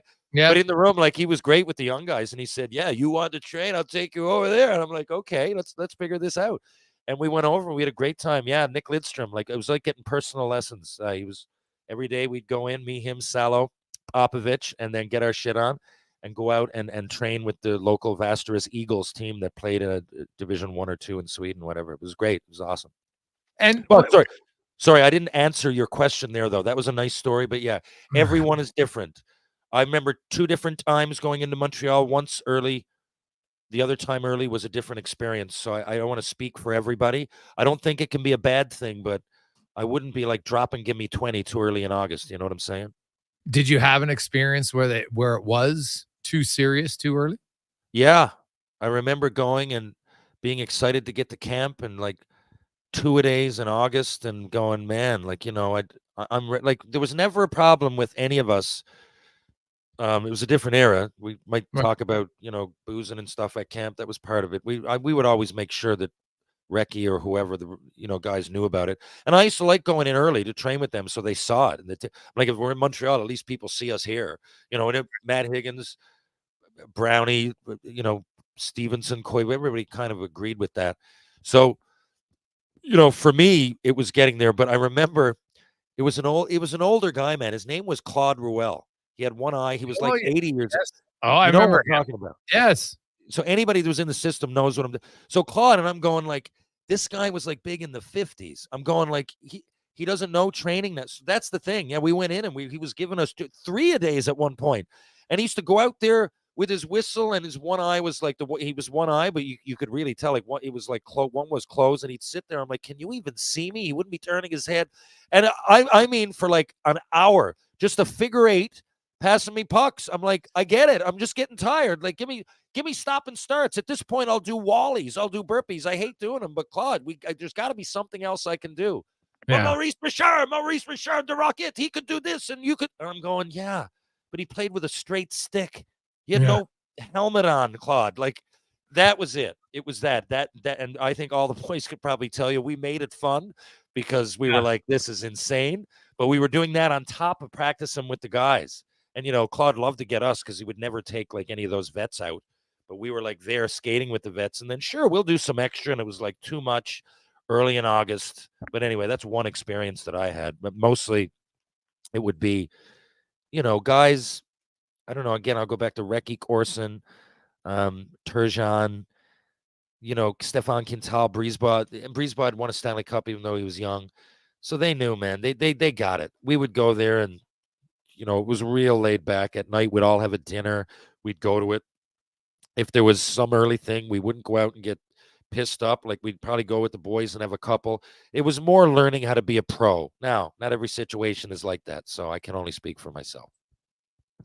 Jerry Ryan joins us on Sports 1440, Oilers Nation, YouTube, and Facebook. You can always text us in our inbox, 833-401-1440. Dave McCarthy will join us next. We're going to do a little NHL preview because we are just over a week away. Next Wednesday is medicals. Thursday on the ice for the start of the preseason in the NHL. And rookies, they got medicals tomorrow in Edmonton, then they'll jet out to Penticton. You got lots of those rookie tournaments all over with lots of their teams having their kids together, and prospects playing. Oilers are playing Friday night, Saturday night, and Monday afternoon, noon Edmonton time on Monday. 8:30 starts Friday and Saturday against Vancouver and Calgary. And we'll return to the Gregor Show presented by PlayAlberta.ca.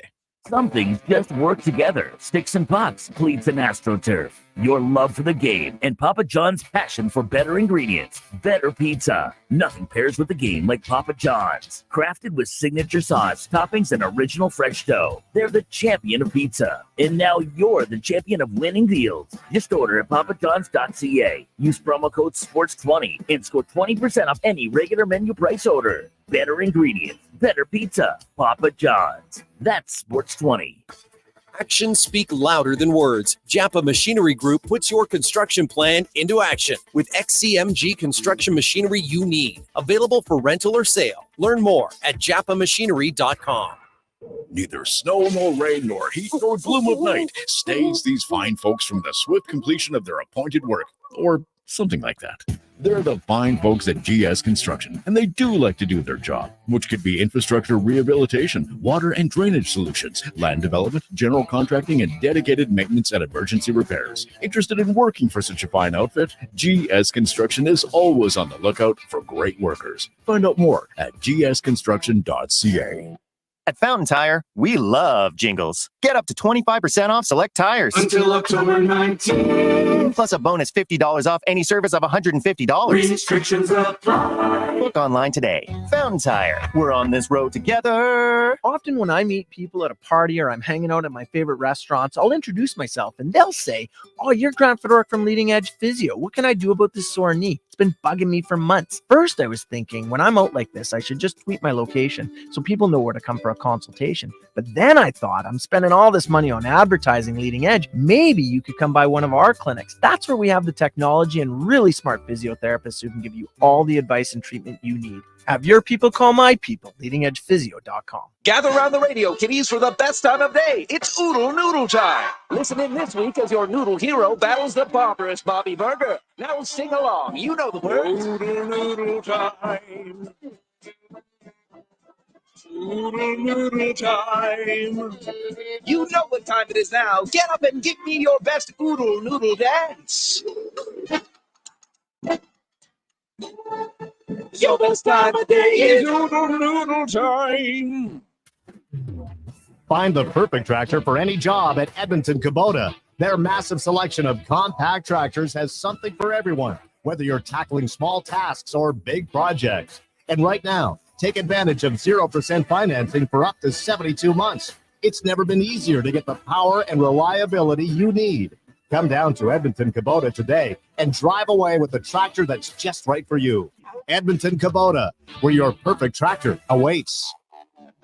My utility bills are going through the roof. How can I take advantage of the sun and put my lazy roof to work? Sounds like a job for the men and women of Action Electrical. Energy team reporting. When you're ready to make your home or business more efficient, Action Electrical has the power to install solar panel systems and EV chargers. Facing an electrical menace? Call on the men and women of Action. Operating throughout Alberta with supercharged skills and strong family values. ActionElectrical.net. The job isn't done until the last load is hauled, and having a semi-trailer out of commission is not an option. Whether replacing or adding to your convoy, Edmonton Trailer has a huge inventory of new and used semi-trailers, trusted by the gravel, logging, oil field, fluids, and freight industries. Find a trailer right for you online or at one of their 3 locations.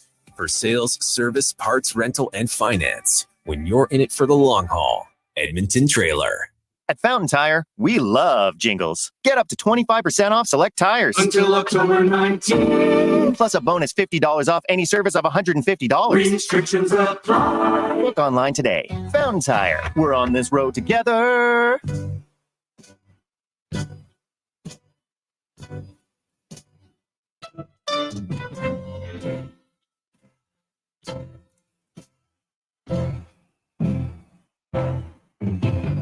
Hey, Peter, Jay, we together, fall like it's something that you know will change the weather. But the cattle fighters call for night, so stick around. You're gonna hear electric music, solid walls of sound.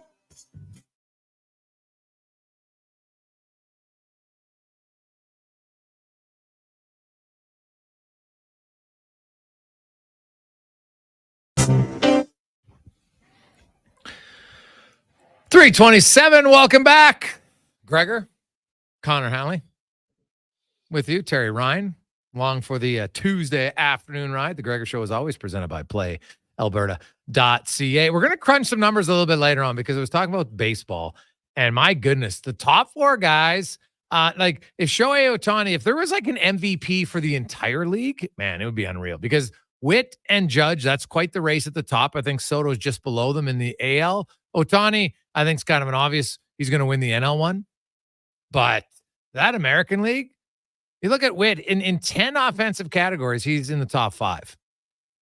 Judge is in 8 of them, but he's 6 times he's first overall. And, you know, like OPS, home runs, RBIs, lots of things. Like it's pretty good. I put those numbers out on Twitter earlier. So I know TR is a big baseball guy. So coming up the next segment, we're going to touch on those a little bit. It should be a lot of fun because it's if you're a fan of, like, I love the awards. Like when you see greats going up against the greats, it's a good battle. It's good something to discuss. So we'll get to that. But let's go around the NHL now. Brought to you by McDonald's. And as you're wheeling around on the West End, the Coronation location is back up. They're all new and improved. The renovations are done. It's looking good. Stop in 149th Street and 111th Avenue. And while you're there, try the Big Arch at any McDonald's in Edmonton. It is delish. The new Big Arch. It's big and it's good.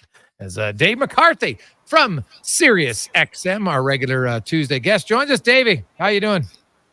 Good, boys. What's going on? You all good? We are good. Yeah, we're very good. So how's the backyard? What's going on there? Any birds flying around? No, it's been limited with the birds lately, I'll tell you. But you know what? We're getting like a bonus week of summer because last week at this time it was damn cold. This week we're looking at highs of 25, 27, 28, 29, sun for another 10 days or so. So I think it's like we're getting bonus summer here in Etobicoke. Oh, well, that's nice. Let's start with, like every team, they're getting their rosters finalized. The Maple Leafs and Robertson, he wanted a trade. He hasn't been happy. Now, I don't know how much that had to do with the previous coach or not. I'm sure some of it, but they eventually convinced him, or because there was I don't know if he was waiting for an offer sheet, like thinking he might get a Holloway or a Broberg offer sheet, but that didn't come about. What do you make and I'm not even sure he's eligible, to be honest, but what did you make of Robertson and this deal, and where do you see him fitting in on that team? Yeah, he is eligible for an offer sheet. If that's what he was waiting for, good luck to you. I don't think that was coming, which became clear when he signed his deal for 1 year, $875,000. Look, he had no leverage, right? Mm-hmm. Like that's just the position that he's in at this point in his career. He really hasn't proven all that much. So I think it was smart on his part, takes the 1-year deal, and now has a chance to battle for a spot on the left side with the Leafs, which quite frankly is wide open right now. Mm-hmm. There is a lot of room for movement in training camp on the left side of the ice, because you're looking at Matthew Nyes, you're looking at Bobby McMahon, you're looking at Pontus Holmberg, you're looking at Nick Robertson, Connor Dewar. Word suggests that Max Pacioretty may be brought into the fold, but you mean to tell me if you're Nick Robertson, you don't look at Bobby McMahon and say, well, I can be better than him? Or I don't look at Matthew Nyes and say to myself, well, I can give him a run if I'm at the top of my game. Should be how he looks at it. If he's not looking at it that way, that's I think an issue that is his fault, quite honestly. So he gets into camp, and now the Leafs have a guy at very low money that has the potential to be somebody who contributes quite significantly, and that's exactly the type of guy that they're looking for right now based on where they are in their salary cap situation. So smart deal, I think, on his part. Smart deal on the part of Brad Treliving to hold and make sure he got him in at a good number. And, we'll see if he wants to get traded, maybe, but I would caution and say the grass isn't always greener on the other side. Okay, maybe you go to a team that is looking for somebody like him, but chances are that team is not very good. So you go to a weaker team, maybe you get a bit more opportunity, but does that really do you any good in the long run? I don't know. I don't think it does. So I think it would be smart on his part to come into camp, evolve his game. And I think if he shows an ability to do that, I think there's plenty of opportunity for him here in Toronto. Mitch Marner, they're just going to go through the whole season. Does Mitch Marner waiting to see how him and Craig Berube react? Is that what your sense is? To an extent, and I think the same part goes from the Leafs standpoint, waiting to see how he and Craig Berube react and work together. Look, cap space is king in the league nowadays, right? Yep. It really is.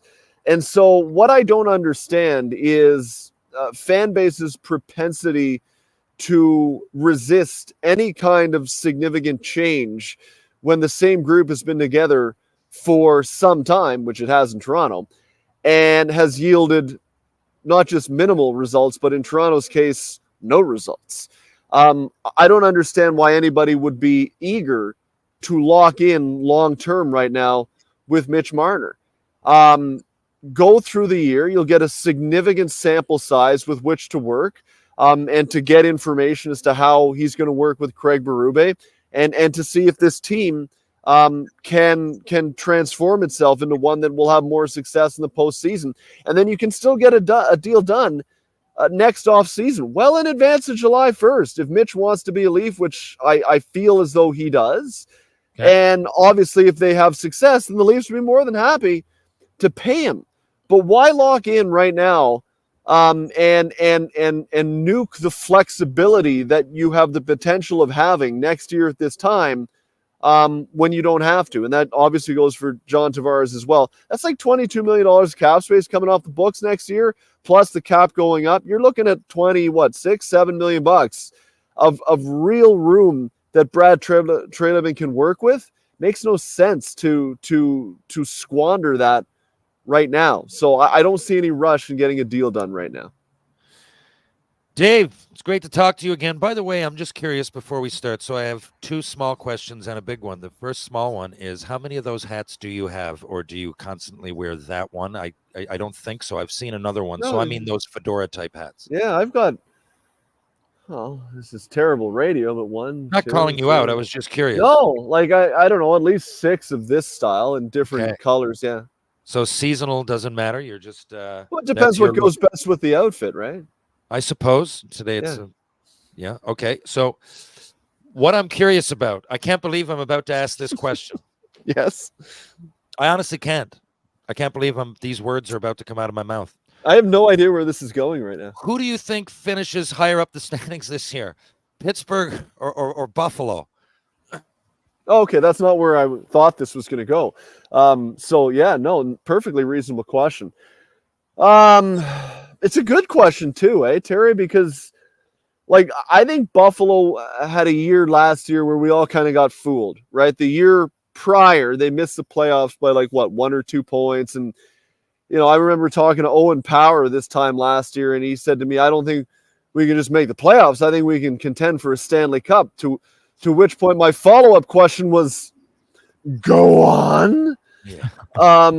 Because I don't think I agreed with that at the time, but that's what he thought. And then nothing happened last year in Buffalo. And what I think might have happened was similar to what happened in New Jersey last year, whereas the year prior they made the playoffs. They had a bit of success, but I think there was a degree of overconfidence. I think Buffalo may have felt like they had arrived and that it was going to be their right to get into the playoffs last year. And it doesn't work that way, right? It's hard to get into the playoffs, especially in that division.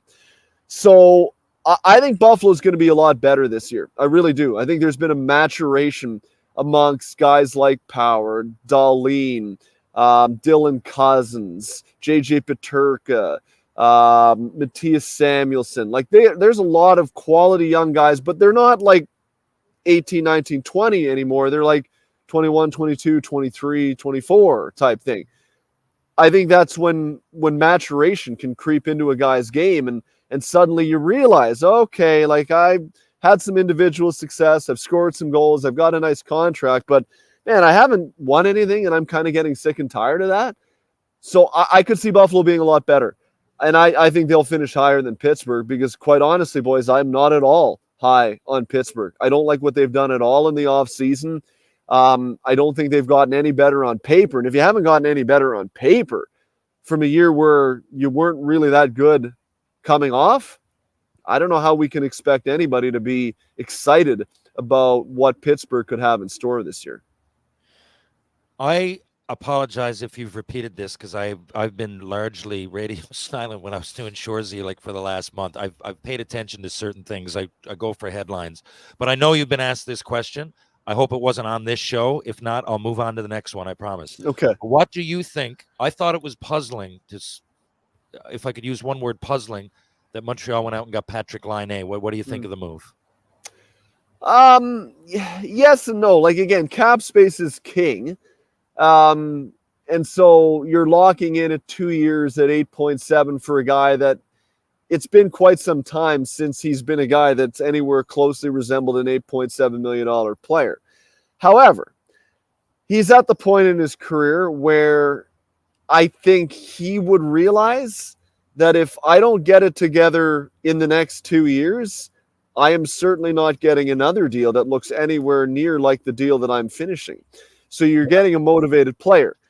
I think Montreal's in a similar position to Buffalo, maybe a year behind, but man, they're not a bunch of prospects anymore. Like Suzuki's been around a long time. Caulfield's been around a long time. Kirby Dach, he got hurt last year, but he's been around a while now. Their D is young, but has a lot of upside and promise, but is young. And I know, Jason, you and I have talked about this a lot. It's tough to win with a largely raw and inexperienced. So that's my element of concern. But you bring in a guy in Patrick Laine, you get a motivated player, will help them score. I'm honestly, I'm of two minds about it, Terry. Really, I can honestly see both sides of why they'd go out and get him, and then I'd see the side of why people would say, "Well, what are you doing, bringing in a guy who's cost how much money, his term left, and has been no good for 3-4 years?" I see both sides, so I'm actually really interested to see how this one's gonna pan out, because I honestly do believe it could literally go one of two ways. And you sound like a cliche when you say that, but in this case, like I really do believe it. I don't have a read on what kind of a guy we're going to see in Patrick Laine. Good answer. I don't mind that Montreal wasn't going to compete, and they still got way too many waterbug forwards. And well, Laine isn't a power forward. He's a big body at least, and he's hard to move around, and he can shoot the puck. I think he's going to be highly motivated coming in there. And he's one of the guys, he loves playing. He likes playing in a hockey market. Some guys don't. Laine likes it, right? Like now I think he puts way more pressure on himself than anybody in the media or fan base is going to do. And so if he can get around that, it should be fine. But I don't mind that bet. I know it's an expensive cap hit, but they had a boatload of money anyway. So I don't think it was going to hurt them. They need to take a step where they're at least, closer. I'm not sure they will be, to be honest. Like, that's a tough division. The top 4 teams, then you throw in Ottawa and Buffalo and Detroit, and they're all trying to get in, and they're all ahead of Montreal. But I don't mind that bet, actually. But I've secretly always kind of been a little bit of a Laine fan. Like, the guy his shot is unreal. So I kind of like. Well, what about? Do you think his attitude lacks or no? What I think maybe something that we can consistently. We can't say he consistently scored goals over the last. We can't say he consistently contributed in this way, but we can say he consistently had a bad attitude. Can we not say that for the last few years? Or no? Yeah, I don't know. Because if that's the case, I'm just saying, to finish my thought, would you want that around all those prospects? That's just my thing, but go ahead. Yeah, like Patrick was away. I don't know if he had a bad attitude. I know him and the one coach didn't see eye to eye in Columbus, and that happens. But like, he had 8 goals in 18 games, right? Like, he has 28 goals in his last 73 hockey games. He does a lot of complaining. Let's just say that. Let's say he's a really consistent complainer. Maybe he's, but he seems to me to do a lot of complaining. Yeah, but a lot of it's directed at himself, I notice. I think there's a guy, if he has a bad game, like, he's in the media, like Jack Campbell almost. Yes. Like, where he was like, oh my God, I was terrible. I suck. And I'm like, I get that you have high standards for yourself, but I do think at times Laine was his beating up of his own self. I don't think that's great. Jack Campbell admitted that for him, he had to change it. And I think at times Laine would do it. The other thing about Laine is I just like a guy who will speak his mind sometimes. I don't always have to agree with it, but in the ultra cautious NHL, it's nice where somebody just says the truth sometimes. For us, is it nice for Alex Newhook? Is it nice to? I'm just saying, from my mind, it's a lot to bring in. If not that you asked, I'm just saying that makes me really tentative. And maybe to me, it seems like complaining. I'd have to go back. I remember even in Winnipeg. Now, what happens when he goes 12 games without scoring and people start booing him? Is he going to blame himself, or is he going to say? I think I've heard him blame other people, but I could be wrong. You know, you've got a better mind for it than I do. That would be why I was cautious. But I'm with Dave. I don't know. He might go out and get 45 goals. I don't know. That's why it's so fascinating, right, Terry? Because you present a side that I have some degree of concern about. You'd think Montreal would have to have some degree of concern about, but you get to the point where you mature a little bit. He's what, 26 years of age now. Point of wearing cow pants in his first day in Montreal. I mean, I don't know. I know it's a new era, boys, but come on. Know. It was when I saw that, I was kind of on. I go, yeah. People gave me the argument. I'm like, maybe, and then I see cow pants and green Crocs neon. Come on, Patrick. Wouldn't be my style, Patrick. Wouldn't be my style, but I also wouldn't have worn a white T-shirt if I was accepting the captaincy of the Toronto Maple Leafs like Austin did. But he did, and so to me, it's a huge difference. Oh yeah, I mean, it's a tough look. It's cow pants. What do you got against cow pants? It's a very. Okay, now I'm going to get it from Alberta. If you understand, hey, let's when not I looked at that, it confirmed my worst nightmare. He's not. He's going in right. That's how you're going to make your mark on the Canadians the first day. I'm wearing cow pants. 5 seconds from where Bob Gainey played with 2 broken shoulders in '86, where Ken Dryden stood on his head, where Patrick Waugh made legends happen. You're right there. And you're coming in to say, I haven't scored in years. I haven't done. My best year was when I was 18. I just took a lot of time off. I've complained to everybody, but I'm going to sign here. I'm going to deliver you a cup in cow pants on the first day. I mean, anyway, I know the cup is probably. Buddy, I love it. Hey, this is. I did not know that Terry Ryan had a little internal Abe Simpson in him. This is unbelievable. This is fantastic for me. I love it when TR gets fired up. It's amazing. Because honestly, I didn't see his pants. So I had to Google it as we were talking. And so I looked at it and I'm like, well, I know they call them cow pants, but I'm like, all the cities, those aren't what's cow pants about? And like, they're white. Well, what do you think that's? I mean, I'm just saying, I know we're in a different era, but there are players that would wear that, and there's still a lot of players that wouldn't. Yeah, I thought it was me. I have to say though, TR, I'm a big fan of lime green though. So the shoes, I'm on the side of the shoes. Though. I wouldn't care if he had jeans and an AC/DC shirt on. It's just a weird That would kind of be stretching it, but I find it all weird. We know we're looking at you. This is not on the level either. This is not like anybody going in. We know that you must know, Patrick, that a lot of people are thinking like, hopefully he treats this team with the respect it deserves, and to walk in chewing gum with cow pants and neon Crocs on. Give me a break, man. Give me a break. I know we're in a new era. I don't know. Steph Curry wouldn't do that. I don't know. I'm trying to think. I don't really love Aaron Rodgers. I don't know if he would do that. I'm just trying to think of players. I don't know if Aaron Rodgers has much of a. I think Aaron Rodgers is the guy you want to be using as a. No, I don't think so. I don't love Aaron Rodgers. I can't stand Aaron Rodgers. That's kind of my point. Yeah. But even he would know.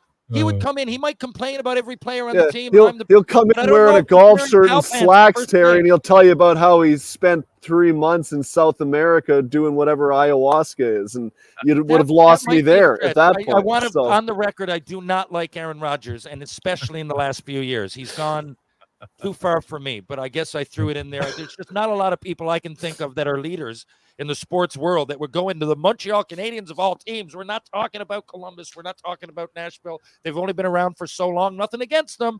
But I'm just saying, this is the Habs, man. This is like worldwide franchises. And you're going to come in knowing the spotlight's on you when people are saying this. I got my cowers on. I haven't got 40 in half a decade. You know what? I am sending your boss an email with a picture that this is the outfit I would like Hitch to wear in season 5, and you have to wear it. That's going to be unreal. We're going to send this clip with the green Crocs and the pants and say, hey, let's get this in wardrobe for season 5. That'll be amazing. I can see you walking into the wardrobe. Are you freaking kidding me right now?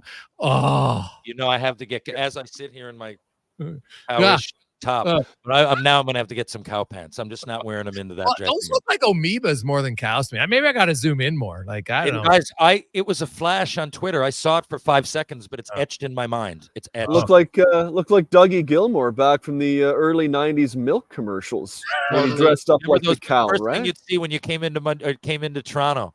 Yeah. And first thing was downtown, the big billboard. Don't desecrate the sanctity of the cow, Terry, because it's a very noble animal. For many reasons, I know in many religions it's considered the most noble. I'm just saying, I don't know. I don't think that's why Patrick Laine was wearing it, because he's giving back to the spiritual community.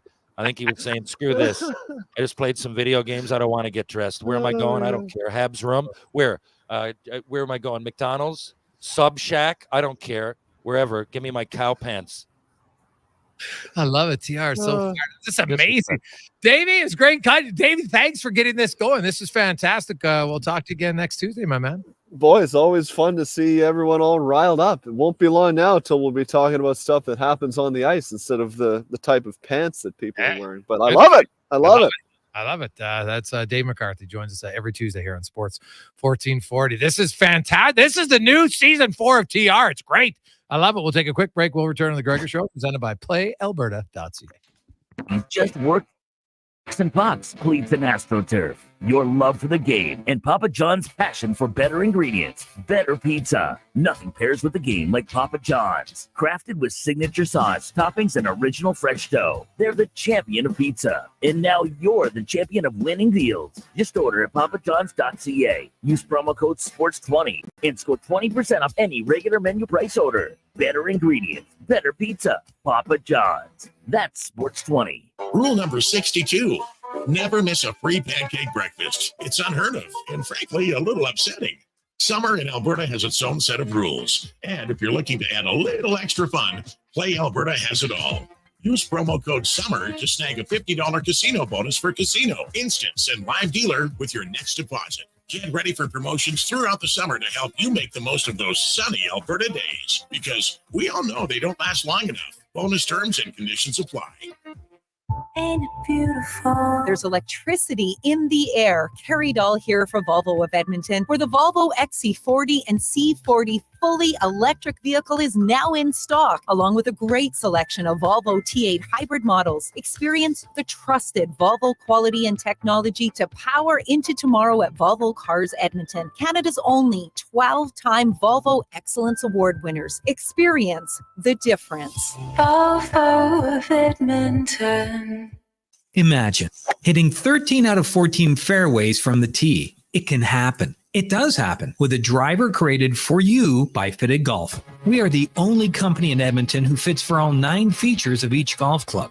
Amateurs learn to play like amateurs from amateurs. Come work with our professional team of scientists, engineers, and club builders and get fitted with the clubs designed for one golfer. You visit fittedgolf.ca today. Fitted Golf, where we continue to prove it's your clubs. Silent Rides is one of Alberta's premier bus charter companies with state-of-the-art motor coaches. We provide our customers with the safest and most reliable ground transportation. Our seatbelt-equipped buses have become the preferred carrier for many local sports teams, tours, corporate outings, and other various travel across Western Canada. For more information and to request a quote, contact Ted Nakamura at 780-940-0880 or visit silentrides.ca. Booster Juice has a secret. It's a secret menu of secret smoothies you can only see on the Booster Rewards app. Oh, wait. Guess it's not a secret anymore. Visit any Booster Juice and ask for the Go Mango, the Ocean's Tide, the Berry Bloom, the Raspberry Rapture, or the Strawberry Dip. Made with strawberries, chocolate almond beverage, bananas, and vanilla frozen yogurt. The secret's out. Tell anyone you want. Find the exclusive secret smoothie menu on the Booster Rewards app and sneak into a Booster Juice near you. The heroes hiding in plain sight. GS Construction. But who are these supermen and women in hard hats? They're the ones with the power to offer services such as infrastructure rehabilitation, water and drainage solutions, land development, general contracting, and more. And when they're finished doing what they do best, everything is covered and invisible to everyone's eye. So don't look for them in the sky. They're out on the roads and in your neighborhoods. Find out more at gsconstruction.ca. Oh,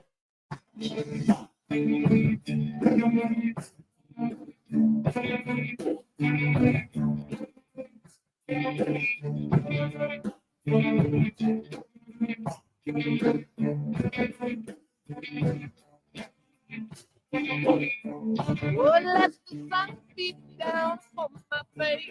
I'm a traveler for time and space. Be where I have been.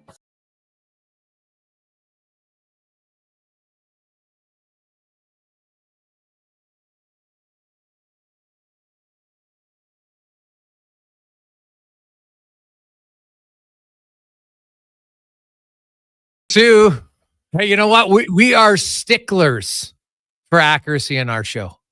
And the con man, during the break, we looked it up. Marimekko is the brand, TR. And I'm not sure if he was wearing the trousers or the leggings. They are the black and whites. They're from Marimekko. If you're interested, $147 on online is what the retail price is. Now, I don't know, maybe he got them on sale. Who knows? But well, maybe he got them for $500. I don't hate the pants. I hate that he wore them in the Montreal Canadiens room on the first day is all. And he knew he was doing a press conference. That's my only problem. God, I'd wear the pants. Yeah, don't get me wrong here. Yeah. No question I'd wear the pants. You want to see something? Oh, you know what? I can't show you. Part of my wardrobe, I brought it back from Shoresy. It's the weirdest thing I've ever worn in my life. And they're pants, and I will wear them. I will challenge them.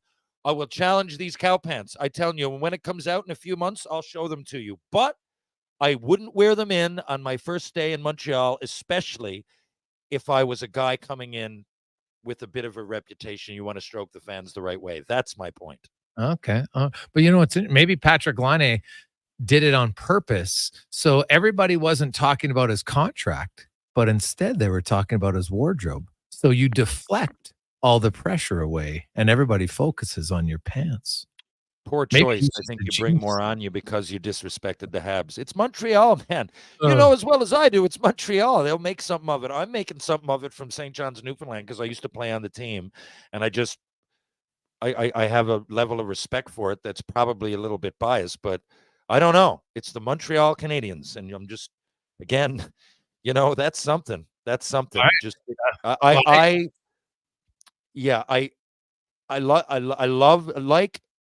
I'm in between liking and loving the cow pants. It's where he chose to wear them. And you can call me old school if you like. I just think there's lots of athletes out there now that aren't 47 years old that are 27 and agree with me. All right. Terry Ryan joins us now. We are going to get to TR's Tales, not about the pants, but something else brought to you by Action Electrical, where, hey, if you're looking for projects where they need service, you need TAG, which, of course, is preventative maintenance for your electrical distribution with infrared, ultrasonic, and arc flash studies. You can get it at actionelectrical.net. TR? Okay, so I'll tell you this. I wasn't sure what to talk about, but I had Taran Samwith, one of my good friends and friend of your show for sure. I had him on the podcast. 5 minutes. I had him on mine 5 minutes before I'm talking to you now. And, he mentioned something to me. And so it's that time of year, and kids have gone to junior. I skated today with a bunch of guys that are going to East Coast League camps next week because they're put down, or at least they're leaving next week. They're pushed back, obviously, because of circumstance. But so a lot of people are leaving, and a lot of people often ask me questions, or that happens, yes, but often as well, people are curious and they go to camp and they might not have a question because it's so subconscious. But here's the thing: don't get down if things are going bad. And I'll tell you, that's an easy thing to say. It's a cliche thing. But Sandman reminded me of something. We were talking about the roller hockey days. Remember back when pro roller hockey was a thing? Oh, yes. Right? And they would get 14, 15,000 fans a game at lots of games in San Jose, Anaheim. I remember, Long Beach saying to Todd Gillingham, my buddy, going, "Oh my God, wow, you had 7,000 fans." He goes, that wasn't a lot. That was our lowest crowd. And I remember this was in the mid-'90s. I remember going, that's wild. Sandman told me he played in it, and he met Jeannie Buss and Jerry Buss, and that's how I met them. I know Sandman, and I went down there, and it was a wild. We went out for dinner with what's the guy, Seth? He's in Austin Powers. No, he's in Austin Powers. That guy, Seth Green. Oh, Seth Green, yes. He came out, I remember, it was very overwhelming. And we went on Jay Leno, not on Jay Leno. We got into the crowd. There's only 100 seats there. It looks way bigger than it is. We got in there. It was this huge thing, and that was, Long Beach meeting them through Sandman, who'd played hockey there. And I was like, wow. I said, I think it's wild because Montreal wouldn't let me go do that. A lot of prospects, they just would rather you, like I said, Montreal would give me money to train wherever I wanted. We went overseas. We went wherever we wanted to go, man. Cape Cod, Sweden, you name it. So, sorry, wait, I got a context. So Sandman, I couldn't go because, they were worried about me getting injured. And, it was in the summertime, bunch of guys getting together, playing rollers, boozing, and, it was its own thing, but it certainly wasn't for a 20-year-old prospect. But Sandman had no other options. Sandman was a late second-round pick, was an awesome, a high NHL pick, only 26 teams then. And, within a couple of years, he goes, I went there and I was going to go to school if it wasn't for the national team at the time. And he played for the national team. And then he met Tom Rennie, was with the national team. Then he signed pro. And people said, maybe you should give this guy another chance. He played in Philly, drafted him for good reason. And he had a great career after that. And even played some NHL games for the Edmonton Oilers. And I remember and a lot of people, I don't talk about it a lot because you don't think about it while it's happening. Or even now I look back and I left here and I'm not, again, I tell these stories and sometimes it sounds like I'm being a narcissistic egomaniac. I'm not. I'm just telling you the truth. I went to the Quebec Pee Wee tournament. I was a #1 player there. And I don't mean by close. It wasn't close. It was a landslide. I won the scoring. I was bad. A growth spurt. But before anybody else, Tri-City were there. They got me out west, thank God. I go 3rd overall in the Western League, and largely because there was a trade made from Red Deer, wink and a nod, that I didn't go first, right? I went out there thinking, I'm not thinking, there was pressure, but my mindset was I go as a 16-year-old in Tri-City after leading my team for 2 years in Quesnel as a 14, 15-year-old. And as a 16-year-old in Tri-City, when I had 33 points and 176 minutes, I was upset. I said, oh my God, if Mike Barnett knew this, he never would have signed me. I'm not going in the first round. There was all kinds of guys. Henry Kuster, I don't know where he ended up going, 3rd or 4th. He had more points than me as a 16-year-old. Josh Green, guys you wouldn't think of. Can't remember where Iggy landed on that list, but there was guys, oh God, Nat Dominicelli, he might have been a year old. But anyway, there was guys out there. Scott Burt. BJ Young was on my own team. He was 16. He had 44 points. Now, I got rookie of the year because I blocked shots, I penalty killed, I fought 25 times because there was something in me going, like when I left here, there was nobody knew I could fight or that I'd respond to physicality. I had to adapt.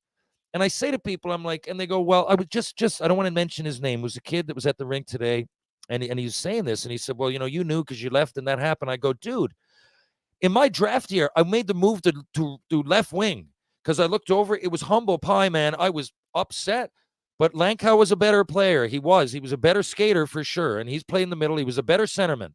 I was better fit at left wing, and he was better fit at center. And I had to go, okay, I had to change my whole game around. Right, I'm proud of that looking back. Like, even though it's forward, I'd never played a shift of left wing. Right, I used to just rush the puck. I got to major junior. I might have rushed the puck 5 times in the whole major junior career. Cornell, I just take it. It was like a knife through butter, man. I'd just go back. I was the guy on the power play. That became Lanks. I get set. Now, he could get open better. He's a better skater, more agility. I was great straight ahead, but that, like, agility, he was more like Bure kind of thing. I don't want to put him in that category, but he was more of that, like moving and 10 and 2 in the zone, and he'd get open for these shots. He had 67 goals. I would never have had 50 without Lanks. I don't think he would have had 67 without me, but I'm just saying, like, everything changed, and you get up and down. And I remember, I mean, imagine how where you are in your mind to be upset that you might go in the second round. But, like, I'm just telling you where I was, and that might sound a little elitist as a player, but I'm just telling you where I was coming from. And, I knew I had to change things. And going 3rd overall in the Western League or even being brought out as a finesse center, and then as a center that, would never even think about wing. You're a number 1 prospect. And then going and realizing, okay, who's this guy? I don't know. He's a year older than you. He already played a year on the team. And to be honest with you, he's better. Right? Now, okay. Now what do I do? Right? So, what seems what's unrelatable is probably that expectation for a 16-year-old on myself. But what is relatable is adapting and changing. And Turan Samwith, when he was coming up, was as big. He was playing junior at 15 years old, had these expectations, and you change. And sometimes what you need to change might be a little bit of defensive play. For me, it was my actual position, which is crazy. But whatever it takes. For Sam, man, it was going down, playing roller hockey and trying everything and going out and going onto that national team and going, you know what? My foot speed isn't great, and I'm just not going to be a power play guy. And now I'm going to work on other things. And lucky Tom Reddy was there. He became a great breakout pass guy. Sam, man, would fight everybody like light heavyweight, but there became a place for him in professional hockey, and some of it was the NHL after that. So when you're coming up, look, it's hard to even define yourself, but try to find that. And be adaptable, and don't be a stick in the mud and be totally against change. Who knows? But the coaches there generally want you to make it. They don't have there's no kid on the team generally in junior, and you're going in the East Coast League. If you're good, they want to look good.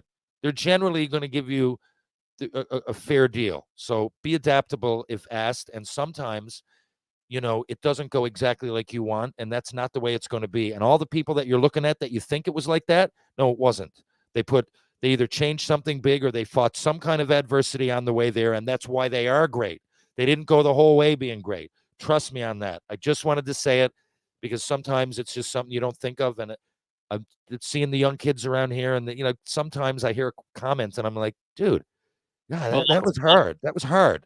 See, there's lots of guys who go to their first NHL camp, and it's the first time they have any adversity in their life because they're the best players growing up all their time. And I think that's something that, there's lots of kids that having adversity in your life. I don't care if it's in school. I know lots of kids who are smart in school. They got first year engineering, boom, they bombed out because they didn't really know how to study. They were just high school smart. And then you get to engineering, and it is tough. Like the first year of engineering, they try to weed people out as well. I never did it, but I've talked to a lot of people in it, and it's super hard. And so, some people, if you've never had adversity, it can be hard to suddenly experience it for the first time against the best players in the world.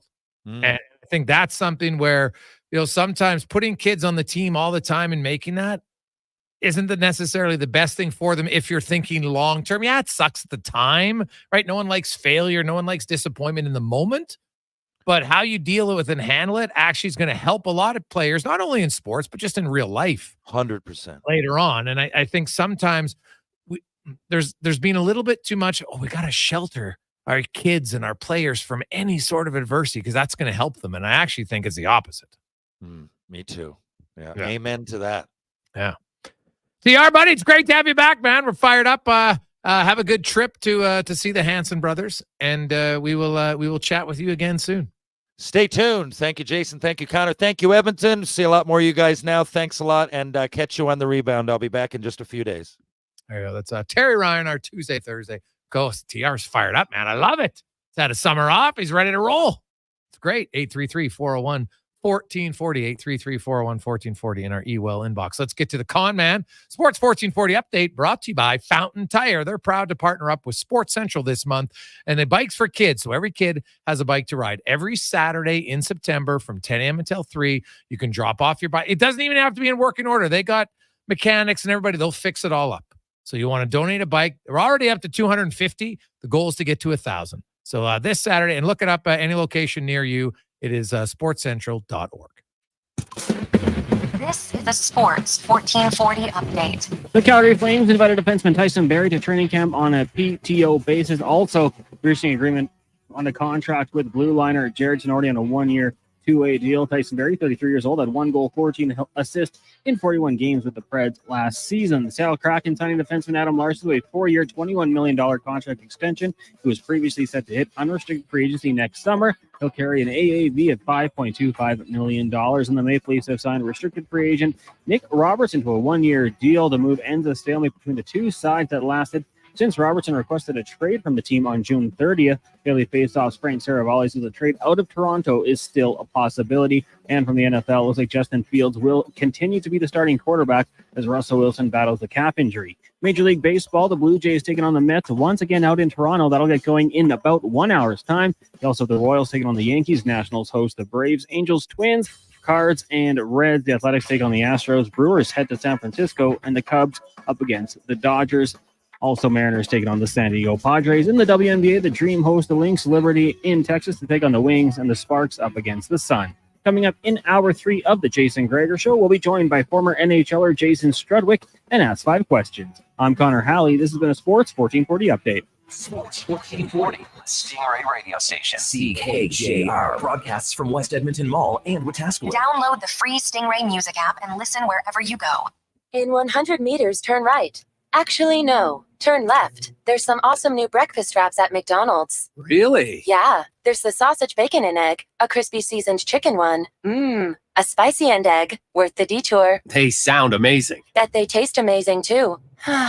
Wish I had a mouth.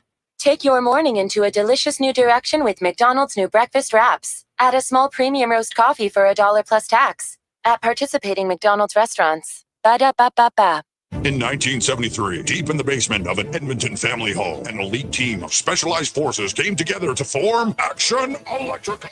Action Electrical Divisions, assemble. Projects team reporting. Service team reporting. Testing team reporting. Energy team reporting. Supercharged with skills in their electrical fields and grounded by strong family values. Facing an electrical menace? Call on the men and women of Action. Operating throughout Alberta at actionelectrical.net. Hey, it's Brad McCory from St. Albert Dodge. It's September, back to school time, and we're making it easier with great deals, like up to 10 grand cash back on selected vehicles, 20% off 2024 Ram 1500s, no payments for 90 days on selected vehicles, and how's this? A brand new Jeep Compass 4x4 for only $37,000. If you're looking for a new vehicle, don't buy until you talk to us. Head up the trail and see how easy it is to do business at St. Albert Dodge. It all began in 2006. Edmonton's premier live music and party venue was born. Well, guess what? We're now legal age. On the Rocks is turning 18. Party with us September 20th. As we celebrate our 18th birthday. Happy birthday.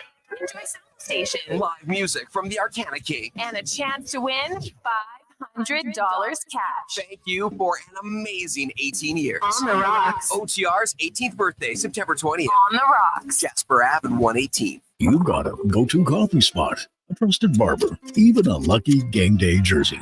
But when it's about looking your absolute best, there's only one name you need, Mr. Dirk. Family run since 1939, we're experts in crafting impeccable tailor-made suits and offering a wide variety of everyday styles. Pair that with personalized one-on-one fittings and the convenience of on-site tailoring. Mr. Dirk elevates your style game. Visit our Edmonton store or explore MrDirk.com. Score big on style with Mr. Dirk.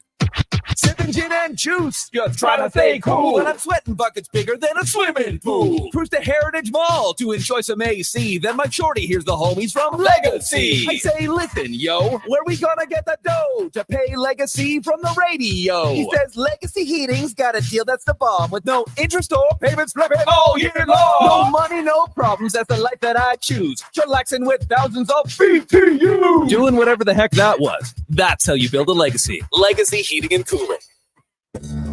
They say at any given moment, only 7% of people are looking for a car, and that 7% notices advertising for cars. Everyone else, 93%, doesn't even hear it.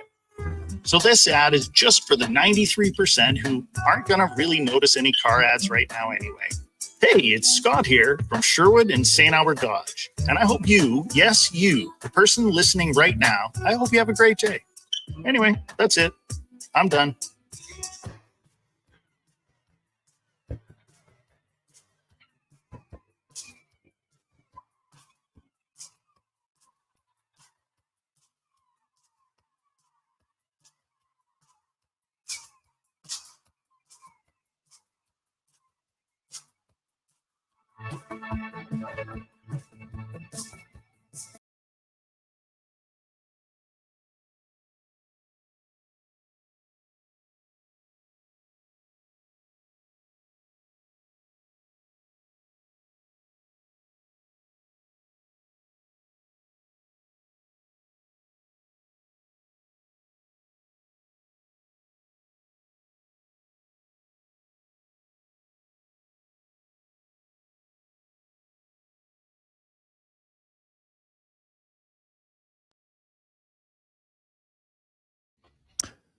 Just rolling right through a lovely Tuesday, man. I like when guys get fired up. Usually I'm the one fired up, so it's great. I love TR bringing some passion, emotion. People agree or did. Hey, just remember, if we all agreed, it would be BORING. Boring. So 833-401-1440. Text line is hot. EL inbox. Also, the Gregor Show presented by PlayAlberta.ca. You know what's hot? Not only the weather. It's been pretty good September. Somebody's due. One of our Sports 1440 listeners is due for that Lotto Max. 70 mil tonight. I did my part. I got my tickets.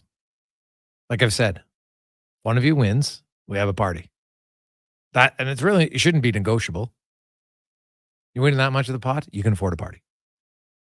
We'll help you plan it. We'll have a lot of fun. And if we win, we'll definitely have a party.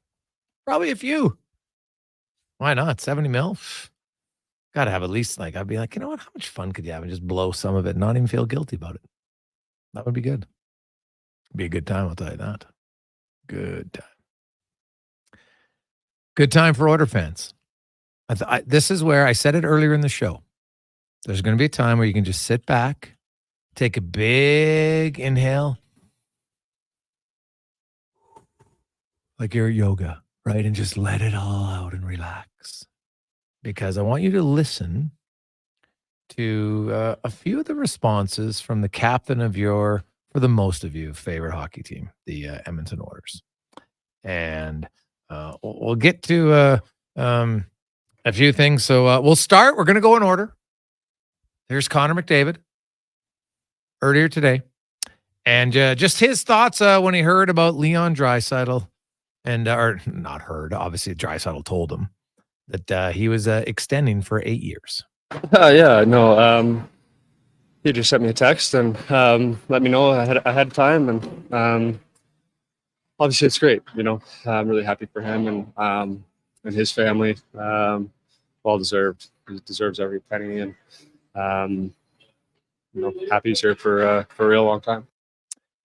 And what does it mean for McDavid knowing that his running mate, his ride or die, to use his term, is locked up and staying with the organization? That's exciting for him. It's exciting for the organization, the fans, exciting for everybody. Something that he doesn't have to worry about. doesn't have to answer that question or anything like that anymore. And that's good for him. And now, you know what, McDavid, he can't sign a contract until July 1st. This is probably the only day of the year you would ask him about his contract, because to be fair, I think it'd be an idiotic question other than today to ask about his contract when nothing can happen until July 1st. But just, what's his thoughts on knowing when his window reopens at the end of the season / July 1st? Yeah, it's something that I'm not going to worry about or really deal with. It's a question that I'll answer once, and and that's I'm worried about this year. I'm worried about being ready for the season. Both myself personally and the group, and that's where my focus is at. It's not on anything else. Stuff takes care of itself. It's not something I'm worried about. And then now you move forward to when McDavid came in the spring of 2015. Remember, I guess it was technically the summer, right after the draft, and he arrived for his first development camp. I still remember watching that at Rexall Place, and like it was stunning, the difference between him and all the other prospects on his first day on the ice. Like, ridiculous. I remember talking to David Pelche, and David Pelche is obviously an excellent skater. Right. He works a lot with guys. And he was like, McDavid was 18. And, he's watching me. He's like, geez, what the hell am I going to teach this guy? And so, but he did find it out. And I still remember talking to Connor about it. So Pelche had this drill that he would do where you would draw a fish with your skate. Now think of kind of like, the elementary fish where it's almost got like the triangle tail at the back. Right. And so you would start on the one skate, you loop around, then you come underneath. Right. Then you go up straight, and it was that 90-degree turn at the top, down the bottom part of the tail. And so edge work. And obviously that was the one thing McDavid couldn't do. And for him, that was like somebody found something, challenged him. Obviously there's other things, but that was the one thing that Pelche got him on and could really just work quick. And that became kind of his thing to work on. It was there wasn't a lot of edge work. He was like, hey, it wasn't broken. Why am I going to try to fix it? But anyway, from that time in the summer of 2015 till now, 9 years later, the turnaround from the franchise and how McDavid has seen it from then until now. Yeah, it's definitely changed. Definitely changed, and changed for the better. That's a credit to a lot of people, starting with the Cates family first and foremost, and the investments they've put in, not only to the downtown area and the rink and the building and everything like that, but how they treat the players. Everything is first class. We're treated real well. Take care of anything and all worries for the players. And I think guys obviously appreciate that, and it translates to success on the ice, I believe. If the players are well taken care of, they got nothing else to do other than worry about playing hockey. So yeah, you know what? They've given them everything to be successful. And now with that, and most importantly, winning. So you have a new facility. Yeah, that helps. But you have a winning organization, a team that has been in the playoffs lots. You've got two guys who are third and fourth all time in playoff points per game thus far in their careers, in McDavid and Draisaitl. And Edmonton has now become more of a destination for players. Well, obviously winning helps, and being part of winning teams goes a long way. I think obviously the building helps. You spend maybe half your time, maybe more of your time in the rink, and our building is completely first class. And again, the way we're treated is great. And I think for people that haven't experienced Edmonton, don't know Edmonton, it's really easy living. It's really convenient living. There's no hour drive. There's no traffic, although the construction could be better, but it's really convenient living. It's really easy living, stress-free living. So it checks a lot of boxes for a lot of guys. That's not the beach, or it's not beautiful weather all the time, but we're here to play hockey, and we're here to be a part of something, and I think guys want to do that. We need more Edmontonians to view the city that way. Hey, you don't love the construction at times, but man, there's and you know what? A lot of those players don't even get to experience the River Valley, which is unbelievable in my eyes. Unreal. Now, you listen to Connor McDavid talk about the city that way. Like I said, just sit back. He's re-signing. There's lots of reasons The arena's great. The team's competitive. You trust the ownership group. They don't cut corners on anything. Right? It's first class everywhere. Now, part of that is pretty high tickets. So I get why fans don't like that. It's a totally valid thing. But, Edmonton right now and for the foreseeable future is a place where players are going to want to come because with Draisaitl and McDavid on the team, you're always going to have a chance to win. Doesn't mean you always will. We know that. But you'll always have a chance to be a competitive team. And you know what? You're playing in a hockey mad market where the fans love it. They show up. The building is absolutely crazy in the playoffs. It's getting louder in the regular season, which is a good thing. From where the players reside, you know what? You don't have massive commutes. And other places can be significant in some. So it's great. And, he asked just about, this summer, the shortest summer he's ever had as the Oilers franchise, shortest summer ever in franchise history because they went to Game 7 of the Stanley Cup Final on June 24th. Outside of getting married, of course, how does the summer look like for him training-wise and everything else? Obviously it was a little bit different. I didn't love the start I had last year, both personally and for the group. Definitely learned a lot of lessons that way. The goal is to peak in early October, not necessarily early September. So, yeah. The start, he's talked about that. It was interesting. It was fascinating, really, in Speck's article earlier this week when he talked about just, he felt like maybe, maybe he was pedal to the metal too much in the offseason. And coming off of last year and going all the way, you couldn't get any closer to the Stanley Cup Final in the Edmonton Oilers. You lose by Game 1 and Game 7. And we know that's the goal. How do you ensure that you don't look too far ahead? Yeah, you can't get ahead of yourself. We talk about lessons and implementing them as you go. And last year a big lesson would have been not getting ahead of yourself and taking care of what's in front of you. I think our group was while it had good intentions, I think we got a little bit ahead of ourselves coming out of the gates, and obviously it showed. So you can just take care of what's in front of you, and for us, that's getting ready to go for a big camp and going from there.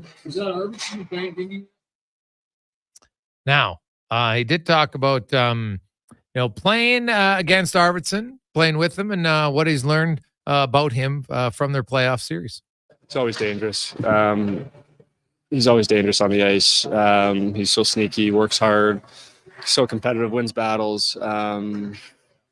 Annoying to play against, obviously. Somebody that you for sure rather have on your team. And,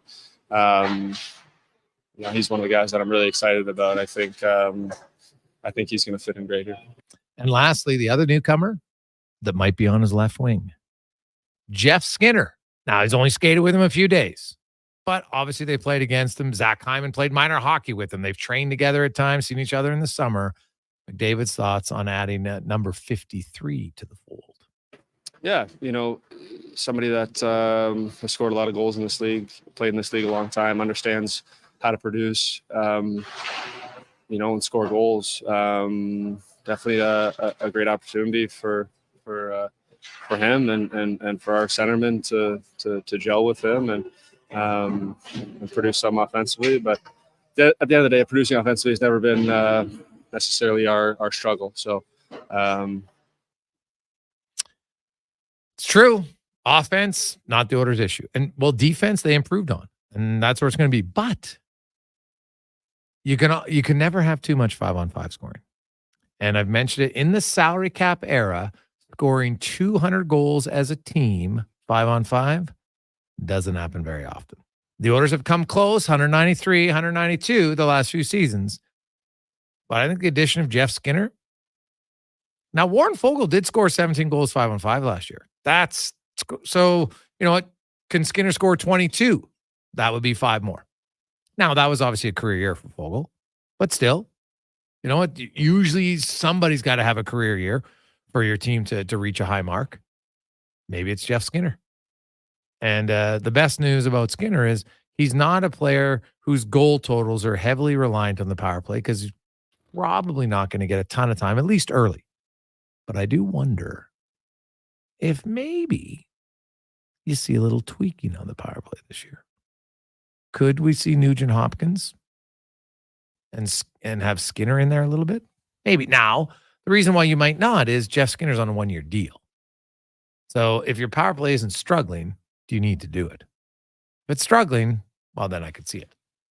Now, the Oilers' power play and struggling doesn't happen very often. So we'll see. We'll see how it goes. And lastly, I talked about it yesterday when McDavid and Arvidsson collided. Here's his thoughts on that inadvertent collision yesterday. It was just as at fault as he was, but kind of funny how it worked out. I guess old habits, right? Sometimes you can't shake it. Well, see there's a good teammate chirp right away. That's when you know the guy's fitting in. If you're getting chirped on, old habits die hard. So we'll have to, as Arvidsson is a little bit of a slew footer. Is that what I was hearing there, Connor? I don't want to put words in his mouth. And I'll say this about Arvidsson. He has a little bit of prick in his game. He can be a jerk on the, and I believe the Oilers need it. Draisaitl can get the grumpy German at times. Great. Evander Kane, when he plays, no issues with that side of his game. He enjoys it. But having guys with a little bite in their game and a little bit of a jerk factor, I think can be a good thing for your team. The Oilers like, Zach Hyman, remember, was it 2 years ago when he got in that fight? And he's like, are you okay? And I was like, yeah, I'll be fine. Still, I thought that was pretty comical. And, we've seen Nugent Hopkins in his weight class. He can handle himself if need be. Right? McDavid and Draisaitl, they intimidate you in a much different way. But they don't back down from anything. McDavid, sometimes fans are like, well, maybe he could slow down and coming in 150 miles an hour. But that's how he plays. So there's no shrinking violets there. But Arvidsson has just a little bit of a gnat rat to his game. And I think it's a good thing. I think it will increase the intensity in some of those doldrum games that happen in December, January. They just happen. You got 82 games. Not every night everybody's fired up. It's impossible to do. But there is a little bit of a jerk factor in his game. We'll take a quick break. We got 5 questions coming up. Also, we are going to talk to Struddy and more on The Gregor Show, presented by PlayAlberta.ca. I take possession of my commercial space in 3 months. I need lighting. I need a fire alarm. I need data. I need a generator. I need panels. Sounds like a job for the men and women of Action Electrical. Projects team reporting. We design, build, and construct all the electrical systems for your projects. Need everything to work right? Get the Action Electrical project team on your site. Facing an electrical menace? Call the men and women of Action. Operating throughout Alberta at actionelectrical.net. Experience more at the Edmonton Expo Centre. Come for Canada's largest trade show, the biggest names in entertainment, exhilarating sporting events, and more. Stay for the experience. But it doesn't end there. Maximize your brand exposure with Edmonton Expo Centre's new cutting-edge feature screens, spanning Western Canada's largest venue space. Captivate an annual audience of over 1 million visitors during iconic events like Pro Rodeo, Disney on Ice, Glow, K-Days, and so much more. To learn more, call 780-660-0514 or visit edmontonexpocenter.com today. Ready to tackle your toughest tasks? Edmonton Kubota has you covered with the all-new M8 Series tractor with powerful 181 and 201 horsepower engines, Cummins power, and loader readiness. It's built to handle any challenge. And now, for a limited time, get a free 4-year extended warranty when you drive off with an M8 Series tractor. Don't miss out on this unbeatable offer. Visit Edmonton Kubota today and power up your productivity. Edmonton Kubota, where power meets performance. It's the final week of the Brick's famous tent sale, and everything must go. Take up to 70% off clearance items in the tent and store, and find amazing deals in every other department before it's too late. Take up to $1,400 off sectionals, up to 25% off bedroom dining furniture, and up to 50% off mattresses. Hurry in while the tents are still up and the prices are down. Some exclusions apply. See in-store for details. The Brick, saving you more. The Canada-wide clearance is on at Chevrolet. Get 0% financing for up to 72 months on the 2024 Silverado 1500 RST. Explore downtown hotspots with standard Chevrolet safety assist, including automatic emergency braking and HD surround vision camera. Or take on the great outdoors with an available 3-liter Duramax diesel engine and available in-vehicle trailering app. Oh, look, a cute chipmunk. Not so cute. Not so cute. Ask your Chevrolet dealer for details. Portions of this hour brought to you by Japa Machinery. Did you know that Japa offers in-house and on-site heavy equipment service? Rain or shine, Japa's service department is here for you. Visit japamachinery.com for all the details. Where are those happy days? They seem so hard to find. I tried to reach for you, but you have closed your mind.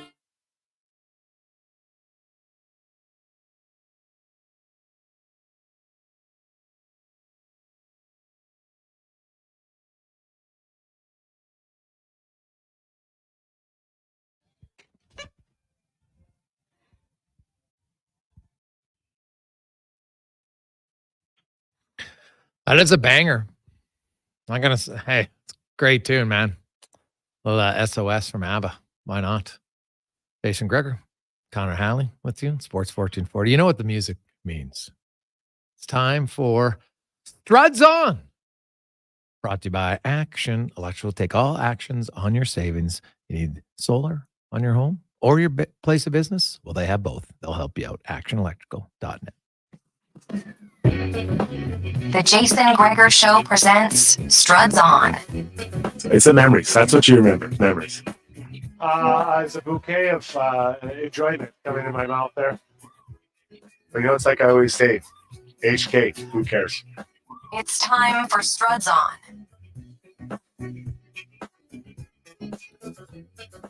Jason Strudwick, welcome to the program on Sports 1440, Orders Nation, YouTube and Facebook. And oh, geez, we're blessed not only on radio but on video now. Geez, did you do some handiwork on your background there?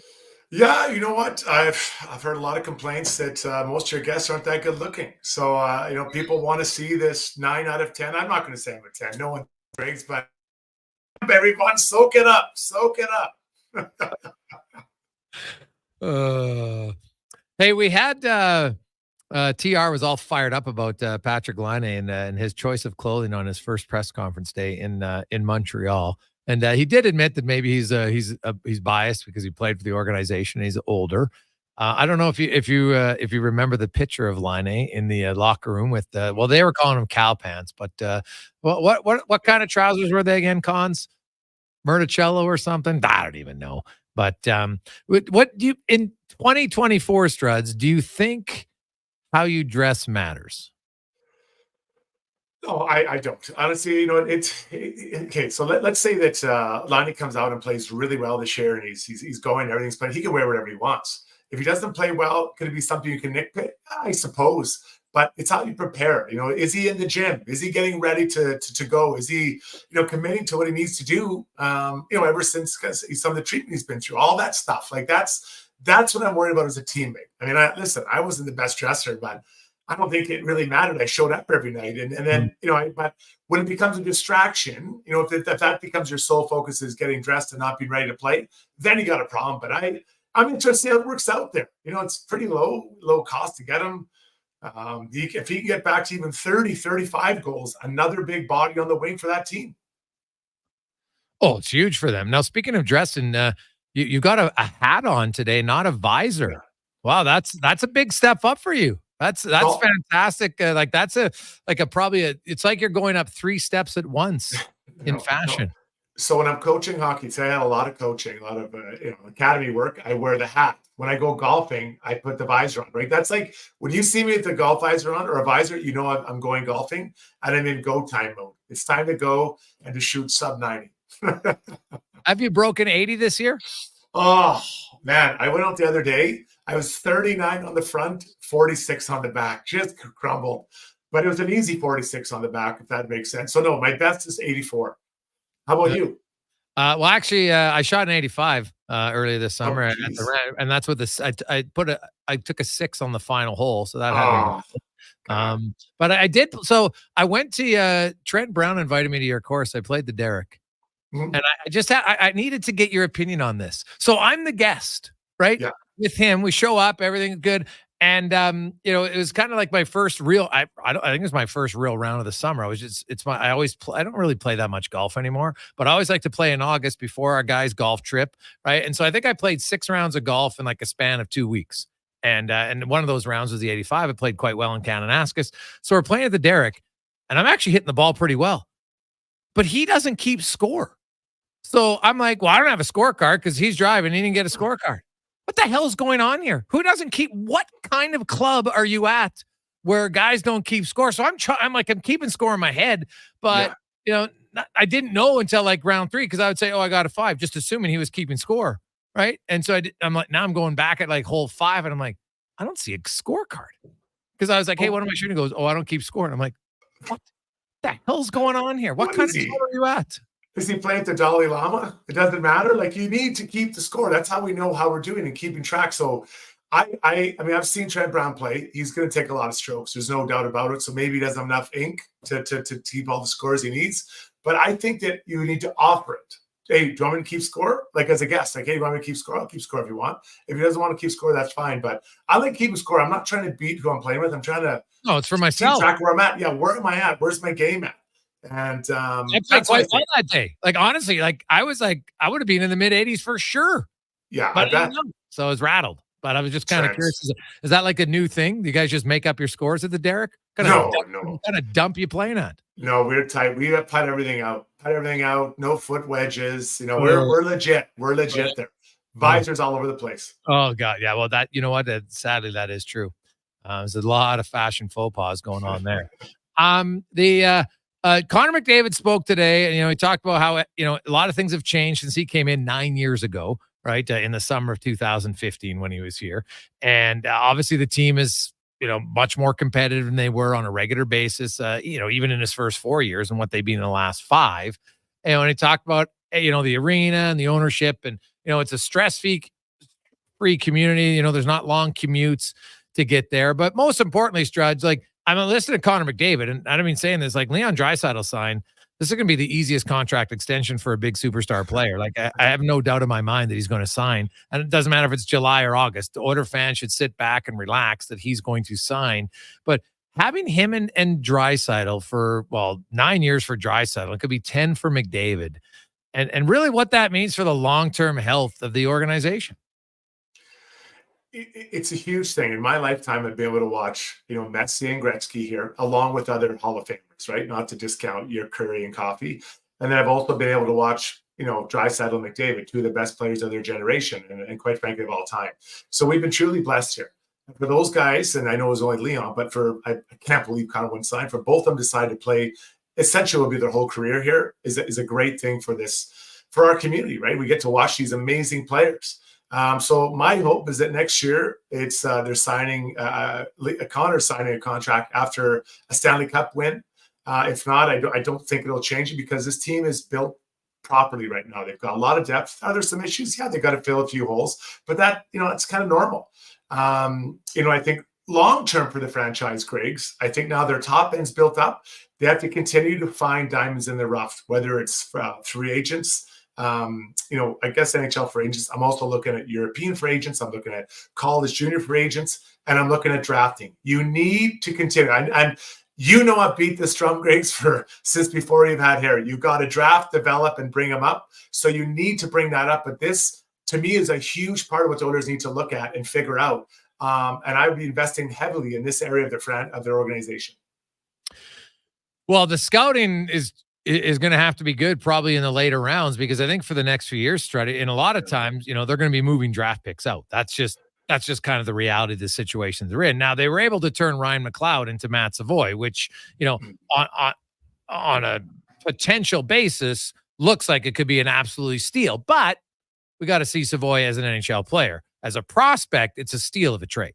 Now, will it become an NHL player? That's what the future holds. And leads me to that question for him that, their rookie classic tournament gets going in Penticton. And, the Oilers have 8 draft picks of their own that of the 25. 4 of them came from this last year. They don't have a lot, but then there's 2 guys like Savoy who was traded. He's there. Gruby they acquired as a draft pick. So, there's a few more. But you look at Savoy and the importance of his development over the next few years, Struds, like him and Max Wayner are probably, number 1 and number 2 as far as developing prospects to help your team in the near future. I don't necessarily put Lavoie there because I think Raphael Lavoie is right there. He's either going to make it or he's not going to make it. But what would you do with Matt Savoy this coming season if you're the Edmonton Oilers? Well, that's the big question. He's the shiny new toy, and I think there'd be interest if he plays well to start him up in the NHL. I think you really have to build a base for this young player. Highly skilled. I've been on the ice with him before. High hockey IQ, all that type of stuff. But you want to get this right, and I don't think that he is the difference in the start of this season for the Oilers, or hopefully over the course of the year. Hopefully he can be a surprise and come up.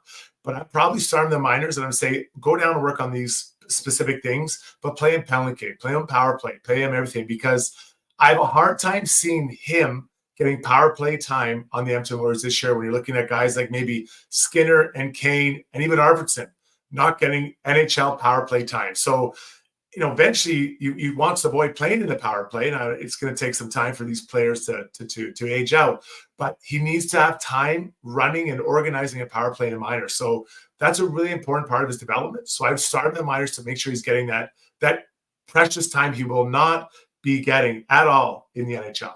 100% agree with you. It's not only the power play time, he's going to get big minutes down there. And hey, you played the American League. I remember you always tell me the jump from junior to the American League was harder than the jump from the American League to the NHL for you. Like you're going up against men now. You're 20, and I have seen, and we can go through the list of 20-year-olds who just get eaten up in the American League, Struddy. Like it's hard. And maybe, can you describe maybe why some people overlook why it's so difficult making that jump for 20-year-olds? Well, obviously you're playing against men, right? You're even at 20, and let's just stick with junior players out because sometimes college players come out a bit older. But for junior age players, you're 20 years old, you've been playing against 19, 18, 17-year-old players. And no disrespect to them, they're not men, they're boys. Then all of a sudden you're thrust in where you're playing against guys like a Brad Malone. Just think about him the last number of years he's played in the minors. That guy's a man, and he was strong, and he knows how to play. And so, you have to put those players like Savoy in those positions to play against them because it doesn't get easier in the NHL. The men in the NHL are even that much more skilled and, sometimes bigger, faster, all that stuff. So I would want Matt to go down there and really understand what it's like to play in those situations. Put him in situations to fail sometimes, right? At the end of the game, protecting a lead. Maybe start him as a winger. They can move him to center in those situations. And different points where he understands how important it is. But make no mistake about it. If he can become a full-time top 9 NHL player at some point in the future, that's a huge get for the Oilers, a huge get for them. And he keeps adding to their skill sets.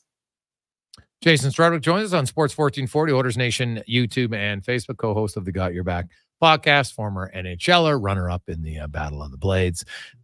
Starting the Elks, they're rolling so well, the Elk band might have to finally come out of it again, eh?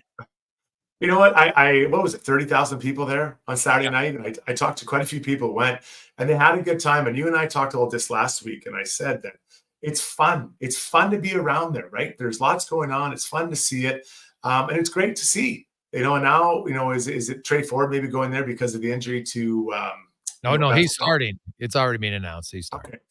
So he's getting in there. So you're putting him back. He's also a fun guy to watch. So it's funny how, negativity and poor results can drag you into the bottom of the ocean, but the opposite's true. When you start having success, start winning, guys start playing better, guys are having fun, and it makes such a difference. So yeah, like I'm going to try to, find time to get in there and get to a game because it's fun to be there again. It's a place to be. And I think that's exciting for not just this year for Commonwealth, but for hopefully for sure starting next year on the right track with whatever decision you have to make with coaching and all that. But it's definitely an exciting time that we haven't seen around there since what? Is it 2018, 19, somewhere in there?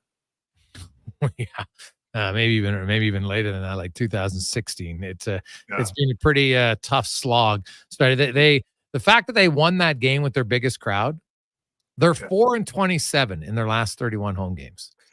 That was a monumental victory for the team. And just, I think for the owners, like the owner was so fired up, he's driving through the Stampede on the like. I was just like, geez, is this Struddy on the road? Just hey, just let me. Doesn't care. Doesn't care, and that's like the fans love that. That's a little bit of a legend, right? He made for himself. Larry Legend just cruising through, and he's just laughing, and I love that. Like he's showing some personality, right, and a little bit of what he's all about. So, it's great that they're having this success. Let's hope, they continue to push again the playoffs. And I'm very intrigued to what decisions and steps he makes in the offseason, not to look too far ahead, but he's going to want to change some things up and put a stamp on this franchise. And lastly, Struds, for the preseason, we know right now that, if we assume anyway, and I guess we should never assume anything. So there's a chance maybe they play Bouchard with Nurse and it's Ekholm who's looking for a new partner, but we know that Bouchard and Ekholm play very well together. So let's assume Darnell Nurse needs a partner. Do you kind of say, okay, Troy Stetcher has the most experience. He's played there. He's actually done pretty well in elite and middle minutes for 5,000 minutes in his career. Do you start him there, or do you give Emberson and Brown? Like, do you rotate them all in? What do you do in the preseason to find a partner for Nurse? Unfortunately for Darnell Nurse, I think he's going to have a bit of a rotation on his right side. I really do. I don't see any reason to break up Ekholm and Bouchard. Just they've played well together. They're stabilizing, and let's say the playoffs started tomorrow. Like, I don't think you're breaking those guys up. So unless there's a real injury issue, I don't see it happening. So for Darnell, he's going to have a rotation. I have a hard time seeing Josh Brown getting an opportunity there. I see he's a lot like I was. I think he can moonlight for a short amount of time in a top 4 role, but I just, no disrespect, I don't see that being his spot. So we're talking Emberson and Stetcher. So I think those two guys will both get opportunity, whether it's in preseason or regular season, and it'll kind of all settle down and they'll both kind of rotate in and out. But unless someone really jumps in there and steals that spot or steal it, grabs a hold of it, I really believe we'll see a rotation in there. And then eventually, probably a trade made to fill that spot towards the new year. Struddy, have yourself a fantastic week, and we'll see how the rookie tournament goes. But the big bullets will start flying, and we'll have some medical stories from Struddy next Tuesday. I still sweat thinking about it. Still nervous. I just imagine. For some people probably haven't heard them. These are some classics that we'll have to discuss again. 30 years ago. I'm still nervous about it. Oh, man, that'd be amazing. Get the doctor on to tell you. So did you ever see a player react like that? Crazy. Awesome, Struddy. We'll talk soon. Have a good one. Soon. Yeah. Bye-bye. Jason Strudwick joining us every Tuesday on Sports 1440. We'll come back. We got 5 questions. We got spec. We got a lot of texts coming in asking about Arvidsson, and McDavid will get to all that on the Gregor Show, presented by PlayAlberta.ca. Rule number 41, never challenge a goose in the Bow Valley. They run this town and they know it. Summer in Alberta has its own set of rules. And if you're looking to add a little extra fun, Play Alberta has it all. Use promo code SUMMER to snag a $50 casino bonus for casino, instants, and live dealer with your next deposit. Get ready for promotions throughout the summer to help you make the most of those sunny Alberta days. Because we all know they don't last long enough. Bonus terms and conditions apply. In 100 meters, turn right. Actually, no. Turn left. There's some awesome new breakfast wraps at McDonald's. Really? Yeah. There's the sausage, bacon, and egg, a crispy seasoned chicken one. A spicy and egg, worth the detour. They sound amazing. Bet they taste amazing, too. Wish I had a mouth. Take your morning into a delicious new direction with McDonald's new breakfast wraps. Add a small premium roast coffee for $1 plus tax. At participating McDonald's restaurants. Ba-da-ba-ba-ba. Legacy Heating and Cooling is your supplier of maximum comfort, bringing you the cool AC you need. You just have to call Legacy. Call Legacy for comfort at night when the hot air suffocates you. Call Legacy for comfort in your wallet with no payments or interest for 1 year. Call Legacy. Call Legacy. You deserve comfort. Cool off today with AC from Legacy Heating and Cooling. Ain't it beautiful? What does excellence mean to you, and how does it impact your decisions? Friends, it's Carrie Dahl, and I know that at Volvo Cars Edmonton, excellence isn't an option, it's their everything. From customer satisfaction in sales, service, inventory, and retention, they excel in all. Congratulations, Volvo Cars Edmonton, Canada's only 12-time Volvo Excellence Award winners. Volvo of Edmonton. The Canada-wide clearance is on at GMC. Get 0% financing for up to 72 months on the 2024 Sierra 1500 Elevation. With Sierra's 13.4-inch diagonal premium GMC infotainment system with Google built-in compatibility, available off-road package with hill descent control, plus an available 3-liter Duramax diesel engine, you can take the road less traveled and try new things, like fishing or whitewater rafting. I should have gone fishing. Ask your GMC dealer for details. At Fountain Tire, we love jingles. Get up to 25% off select tires. Until October 19th. Plus a bonus $50 off any service of $150. Restrictions apply. Book online today. Fountain Tire. We're on this road together.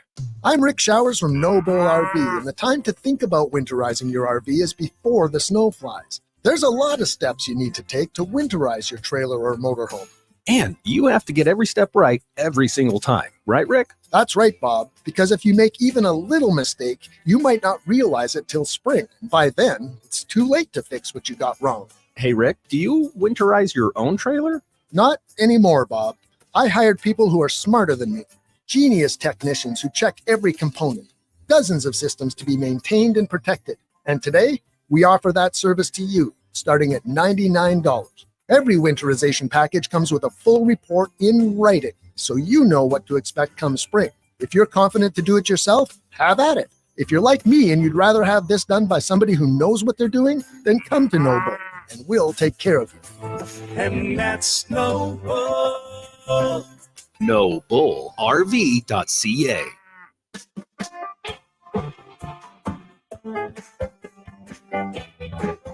Portions of this hour brought to you by EUL. Get your power play amped with EUL, supplying the City of Champions and Alberta with quality electrical gear since 1975. EUL.ca is your partner in power.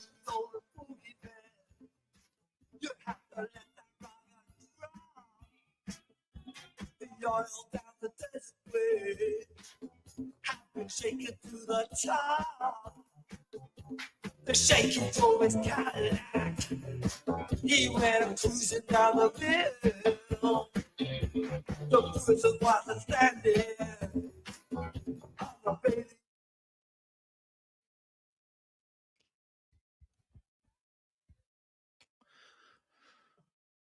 The old school tune there. Lovely Tuesday. How are you? Jason Gregor, Connor Halley. Declan Cougar, as always, running things at the Oilers Nation YouTube and Facebook, live on Twitter and Instagram. Thanks for watching there. Listening at Sports 1440 and sports1440.ca. Hope you're having an awesome day.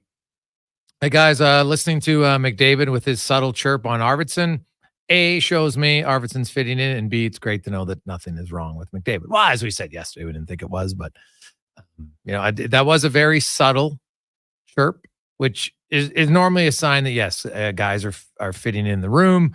When he basically said, I guess old habits are, they die hard. Sometimes you can't shake it. So a little subtle chirp, but a former rival in LA. And as I said, Arvidsson does play hard.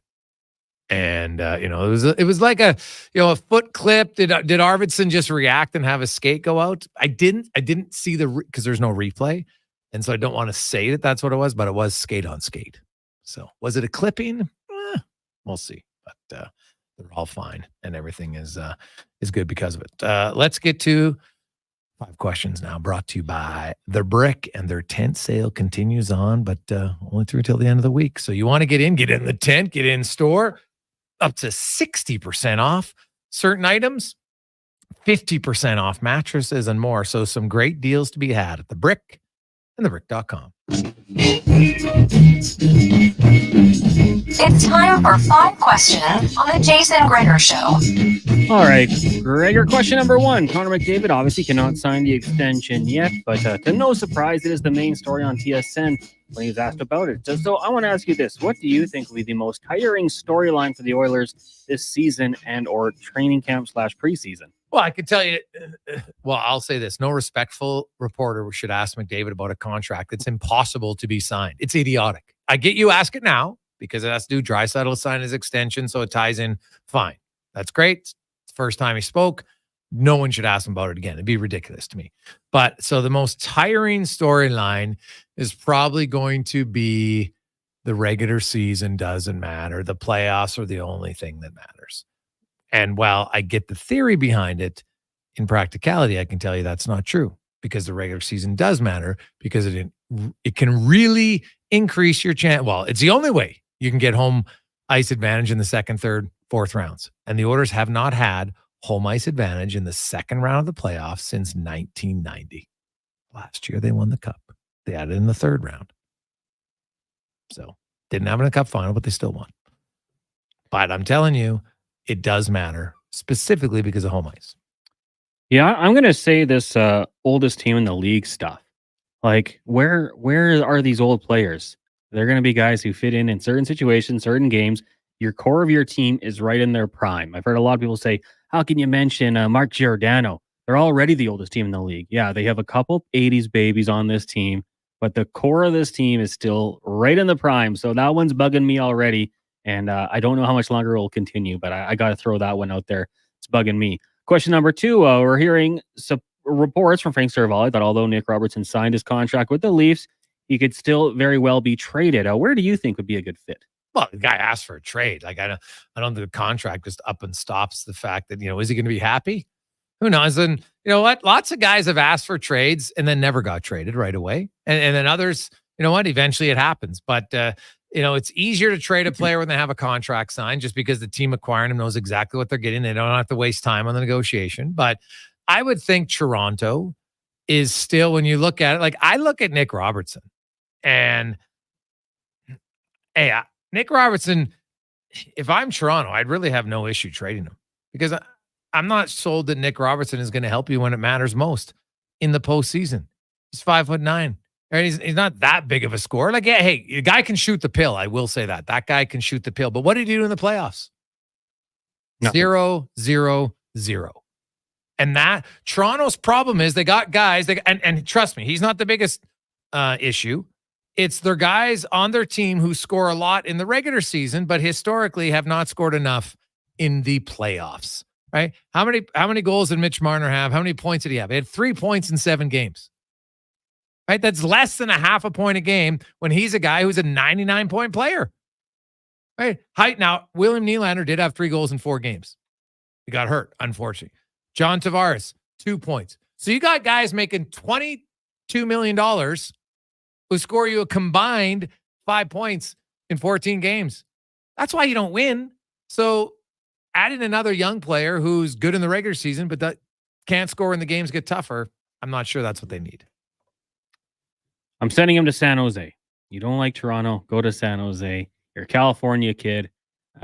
Go have some fun there, play some out. Maybe things get better down there, but I would be sending my players to San Jose, hoping for a decent return. Question number 3 for you. If you're a member of the Elks, you're not from Alberta, and you're not leaving the province, what would you be doing on your bye week? Ooh, good question. I would go to the mountains. I think it's fantastic. I would go on a hike in Kananaskis and multiple ones. Now, I know that they say they want to be off their feet. You don't have to go on a crazy hike, but you're a professional athlete. Pretty sure you can go on a nice scenic hike or bike ride in Kananaskis or the mountains in Banff. I think it'd be great, especially during the week. It's not as busy. You go there Monday to Thursday. It's perfect. School's back. It kind of works out very well for them. I'm with you. Go to the Rockies. Take it all in. It's world class. You could do a little bit of a tour of Kananaskis, then a quick jaunt up to Canmore. Then you can do Banff as well. Maybe a few other spots on the way back. But yeah, I got to go take advantage of this. Go to the mountains and take it all in. Question number 4 for you, Jay shortstop Bo Bichette. He's going to take a conditioning stint down in Buffalo tonight, but told Sportsnet he wants to win a World Series with Vlad. Buster Only, a friend of the show, told TSN 1050 he's not buying that. Do you think Bo Bichette will be a Blue Jay past the 2025 season when he becomes a free agent? So Buster's suggesting that he thinks Bichette wants out? Yes. He thinks he may not be as committed as he might be leading on. Wow. You know what? Players can say, it's very easy to say publicly, I want to win a World Series with Vlad. Did he say in Toronto, or did he just say he wanted to win a World Series with Vladimir Guerrero? So that part can be completely factual, but doesn't stay, hey, I want to win with Vlad, but I'm also unhappy. Two things, too often we forget that things can happen simultaneously. And you know what? You can, in lots of walks of life, you can say something and it can be true, but you also feel something else that you didn't happen to mention at the same time. So I don't know enough, to be honest, from here about Bichette. When he's on, he's a good player. There's no question about it. But like, I don't know. To me, it's more so, what does he want in his salary? That's my question. Because I don't think you can pay. This can't be a Taves Kane situation. He can't get paid close to Vladdy Guerrero. He's not as good. Yeah, I mean, I think he'll be gone. I would be trading him beforehand too. Hopefully, just try to get something for him before he leaves. But we'd love to see him stick around in Toronto. But I do think he will be gone next season via trade when the Jays continue to struggle. Final question for you. Today is National TV Dinner Day.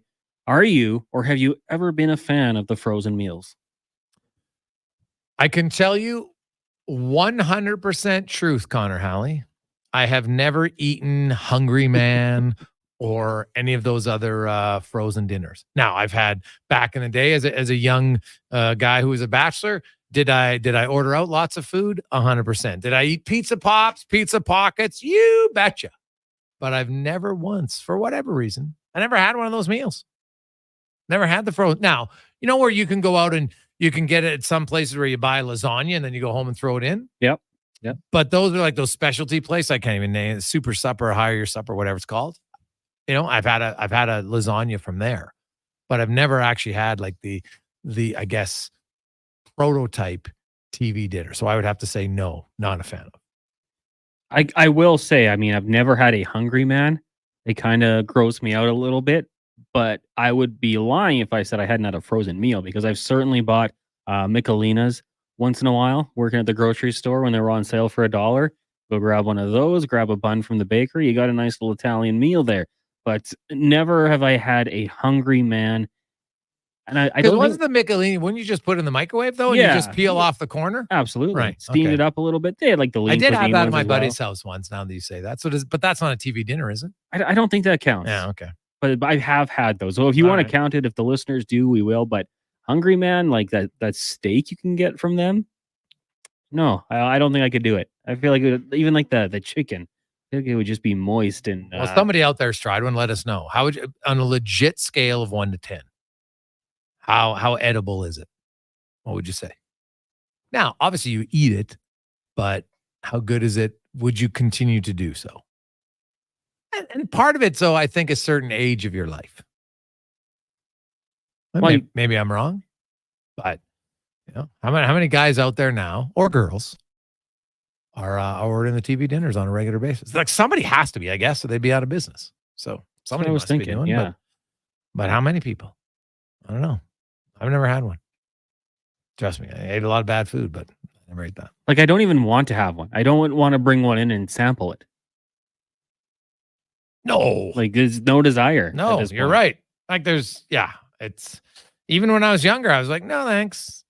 Like, love the pizza pops though. So that was great.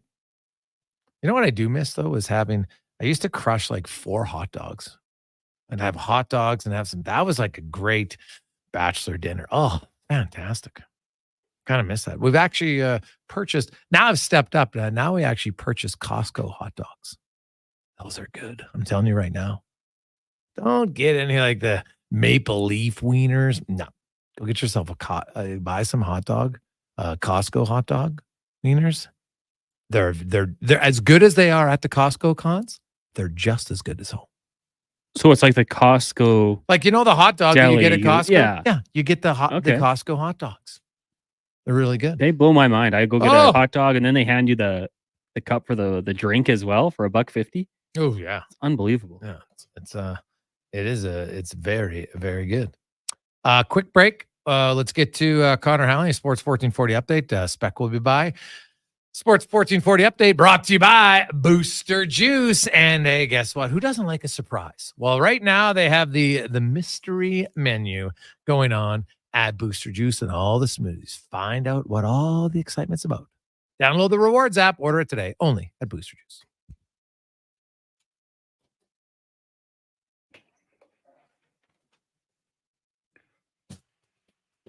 Calgary Flames inviting defenseman Tyson Barrie to training camp on a player tryout agreement. The team also agreeing to terms with defenseman Jared Tenorti on a 1-year, 2-way contract. Tyson Barrie, 33, had 1 goal, 14 helpers in 41 games last season with the Preds. And the Seattle Kraken signing defenseman Adam Larson to a 4-year, $21 million contract extension. Larson was previously scheduled to become an unrestricted free agent next summer. He'll carry a cap hit of $5.25 million under the new deal. And the Maple Leafs signing restricted free agent Nick Robertson to a 1-year contract, $875,000.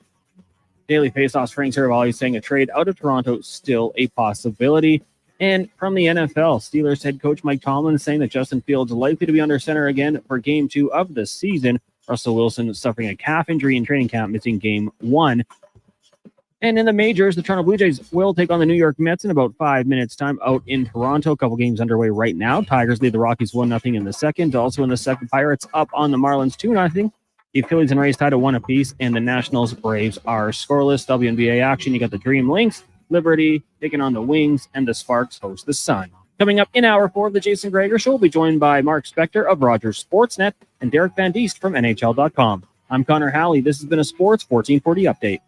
Sports 1440 in West Edmonton Mall and Wetaskiwin. CKJR is a Stingray radio station. Download the free radio player app and listen wherever you go. Something just work together. Sticks and pucks, cleats and AstroTurf. Your love for the game and Papa John's passion for better ingredients, better pizza. Nothing pairs with the game like Papa John's. Crafted with signature sauce, toppings, and original fresh dough. They're the champion of pizza. And now you're the champion of winning deals. Just order at papajohns.ca. Use promo code SPORTS20 and score 20% off any regular menu price order. Better ingredients, better pizza. Papa John's. That's Sports20.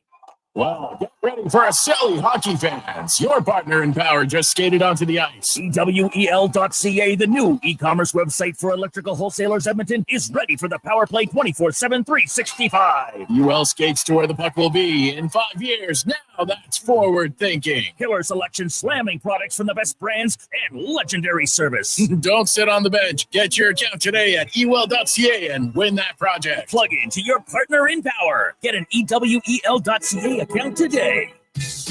It's the final week of the Bricks Famous Tent Sale, and everything must go. Take up to 70% off clearance items in the tent and store, and find amazing deals in every other department before it's too late. Take up to $1,400 off sectionals, up to 25% off bedroom and dining furniture, and up to 50% off mattresses. Hurry in while the tents are still up and the prices are down. Some exclusions apply. See in-store for details. The Brick, saving you more. The Canada-wide clearance is on at Chevrolet. Get 0% financing for up to 72 months on the 2024 Silverado 1500 RST. Explore downtown hotspots with standard Chevrolet safety assist, including automatic emergency braking and HD surround vision camera. Or take on the great outdoors with an available 3-liter Duramax diesel engine and available in-vehicle trailering app. Oh, look, a cute chipmunk. Not so cute. Not so cute. Ask your Chevrolet dealer for details. Diablo Boots in Canada West. 2 great names in working cowboy boots. For over 60 years, Diablo has been selling the best-made Canadian boots. Diablo has boots from sizes 6E to size 15 EE, just for you. Why buy boots made in China like Ariat, Justin, or Red Wing, when Diablo has the best quality for less, made in Canada? Diablo has working cowboy boots with replaceable soles and heels for longer life. So, save on boots by Save On Foods. That's Diablo Boots, 3340 Gateway Boulevard, on the east side of Save On Foods. Hurry in today for best selection.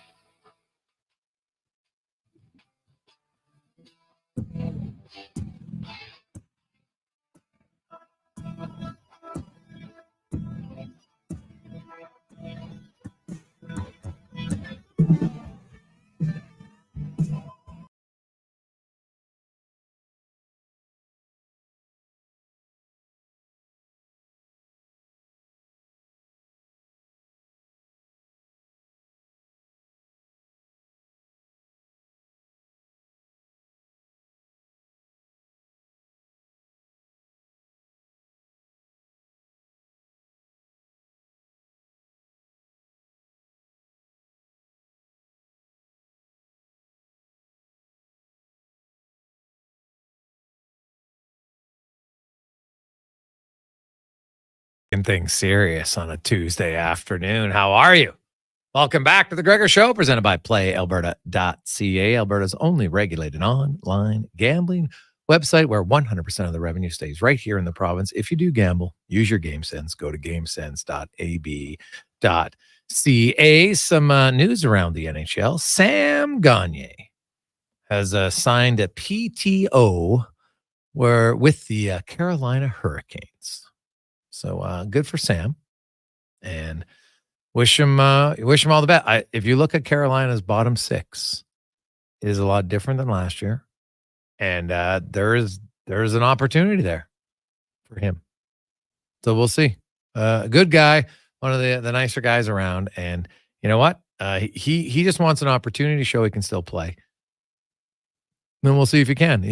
I'll say this about Gagner: it's not like he's going to a bottom feeder team. He's going to a team that's been pretty competitive, but it's also a team that has, I think, had a pretty significant downgrade in their talent from the guys moving out, Pesce, Teravainen, Brady Shea, to the guys they brought in. I don't think they're as good. And then their bottom six same thing. So you know what? I think it's probably an educated PTO by Gagner to look and say, I think there's some opportunities here. And obviously, who didn't want to play on a good team? So good luck for him.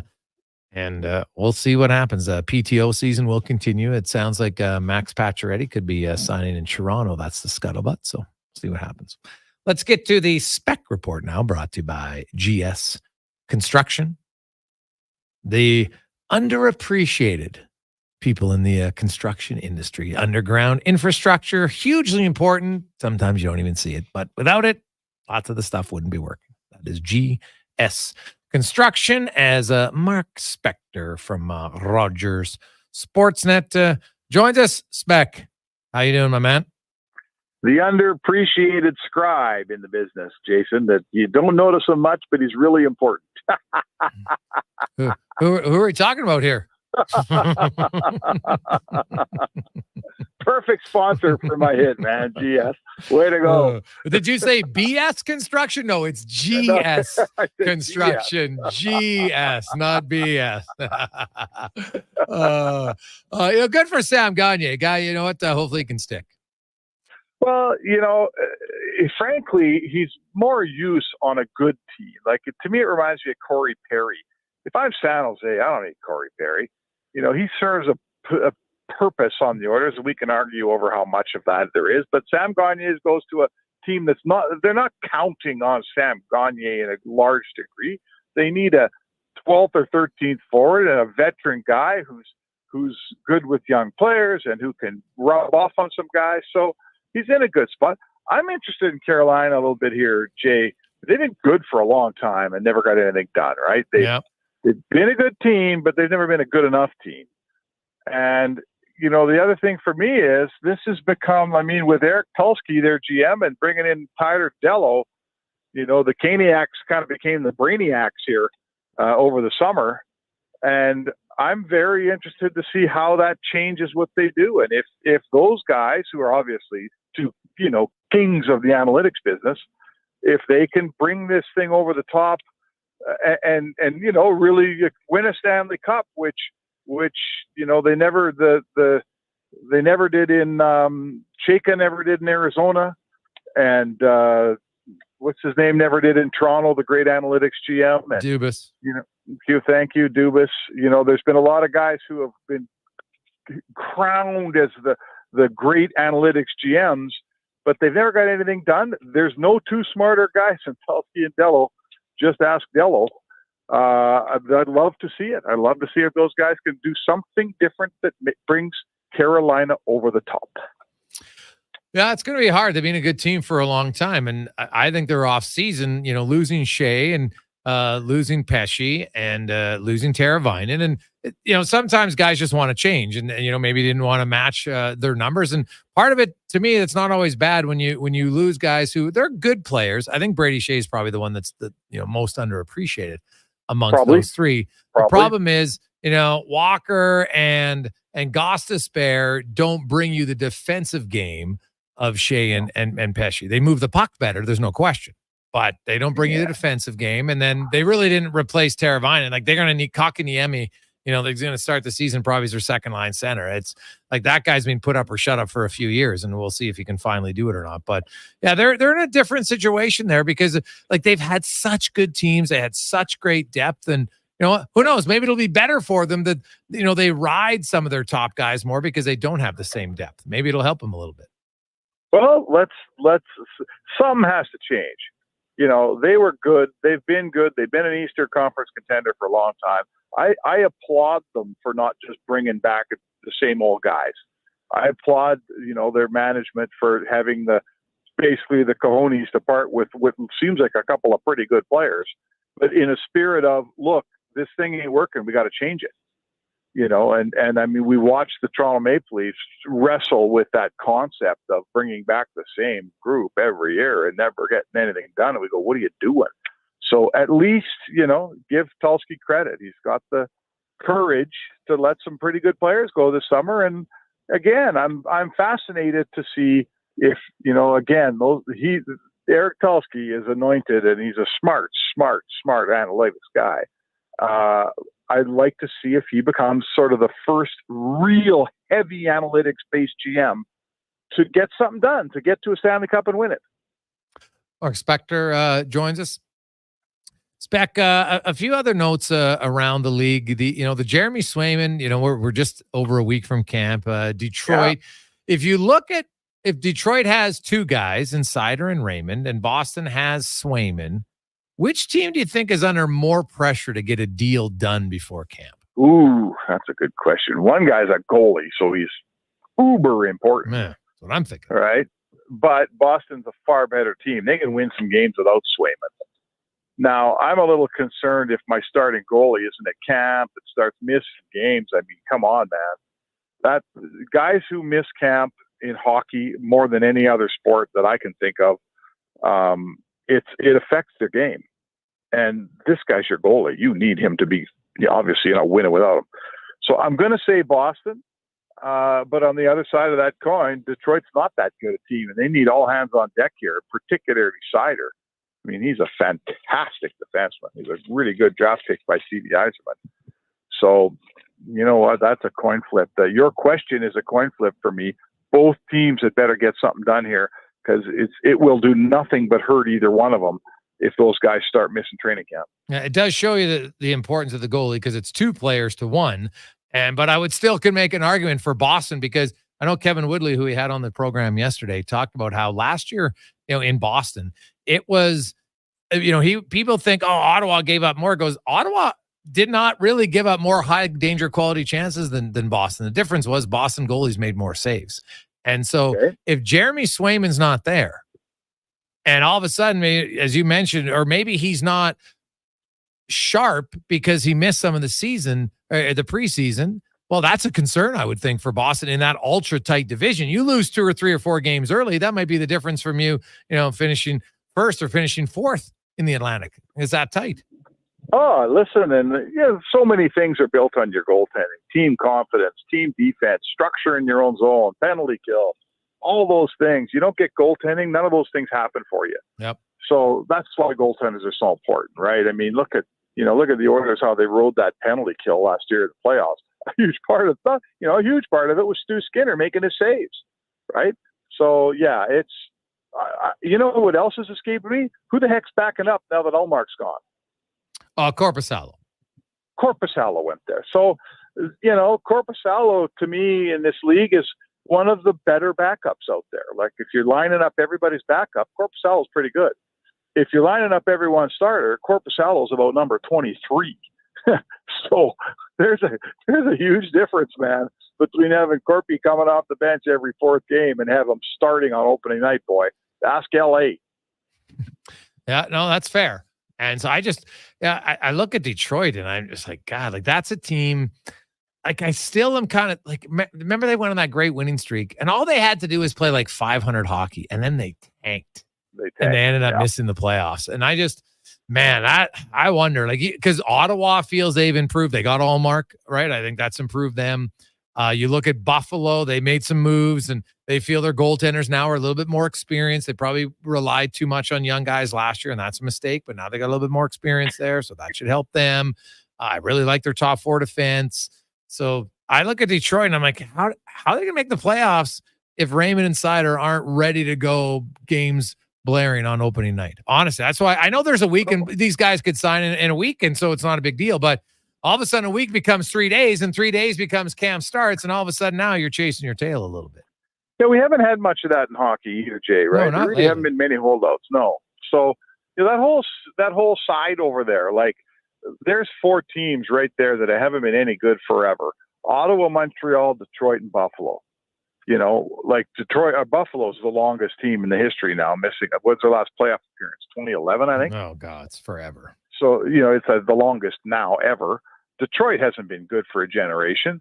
Montreal, like at this point, Montreal needs to turn a quarter, and so does Ottawa. They've both been those 4 teams. The Leafs have been beating up on them all for years, and Boston. I'm interested. One of those teams, Jason, has to take a step here, don't they? Come on. Like, when does tomorrow arrive for one of Detroit, Buffalo, Montreal, or Ottawa? Come on here. Well, it has. You would think it has to. And like I know Stevie Yzerman, you wonder at some point, like, hey man, 5-6 years not making any progress. What even happens there? I wonder. That would seem like an odd one, but you do wonder at some point if you're never seeing the growth or success from that team. It's it's fascinating. Look in the West spec, and you've got Edmonton and LA and Vancouver and Vegas. Like Calgary, like I don't know. The Flames, their goaltending to me is a major question mark. Like I know Dustin Wolf has done everything in the American League, but the American League shooters, it's like Emerson. Emerson won the defensive defenseman of the year in the American League. Well, that's great.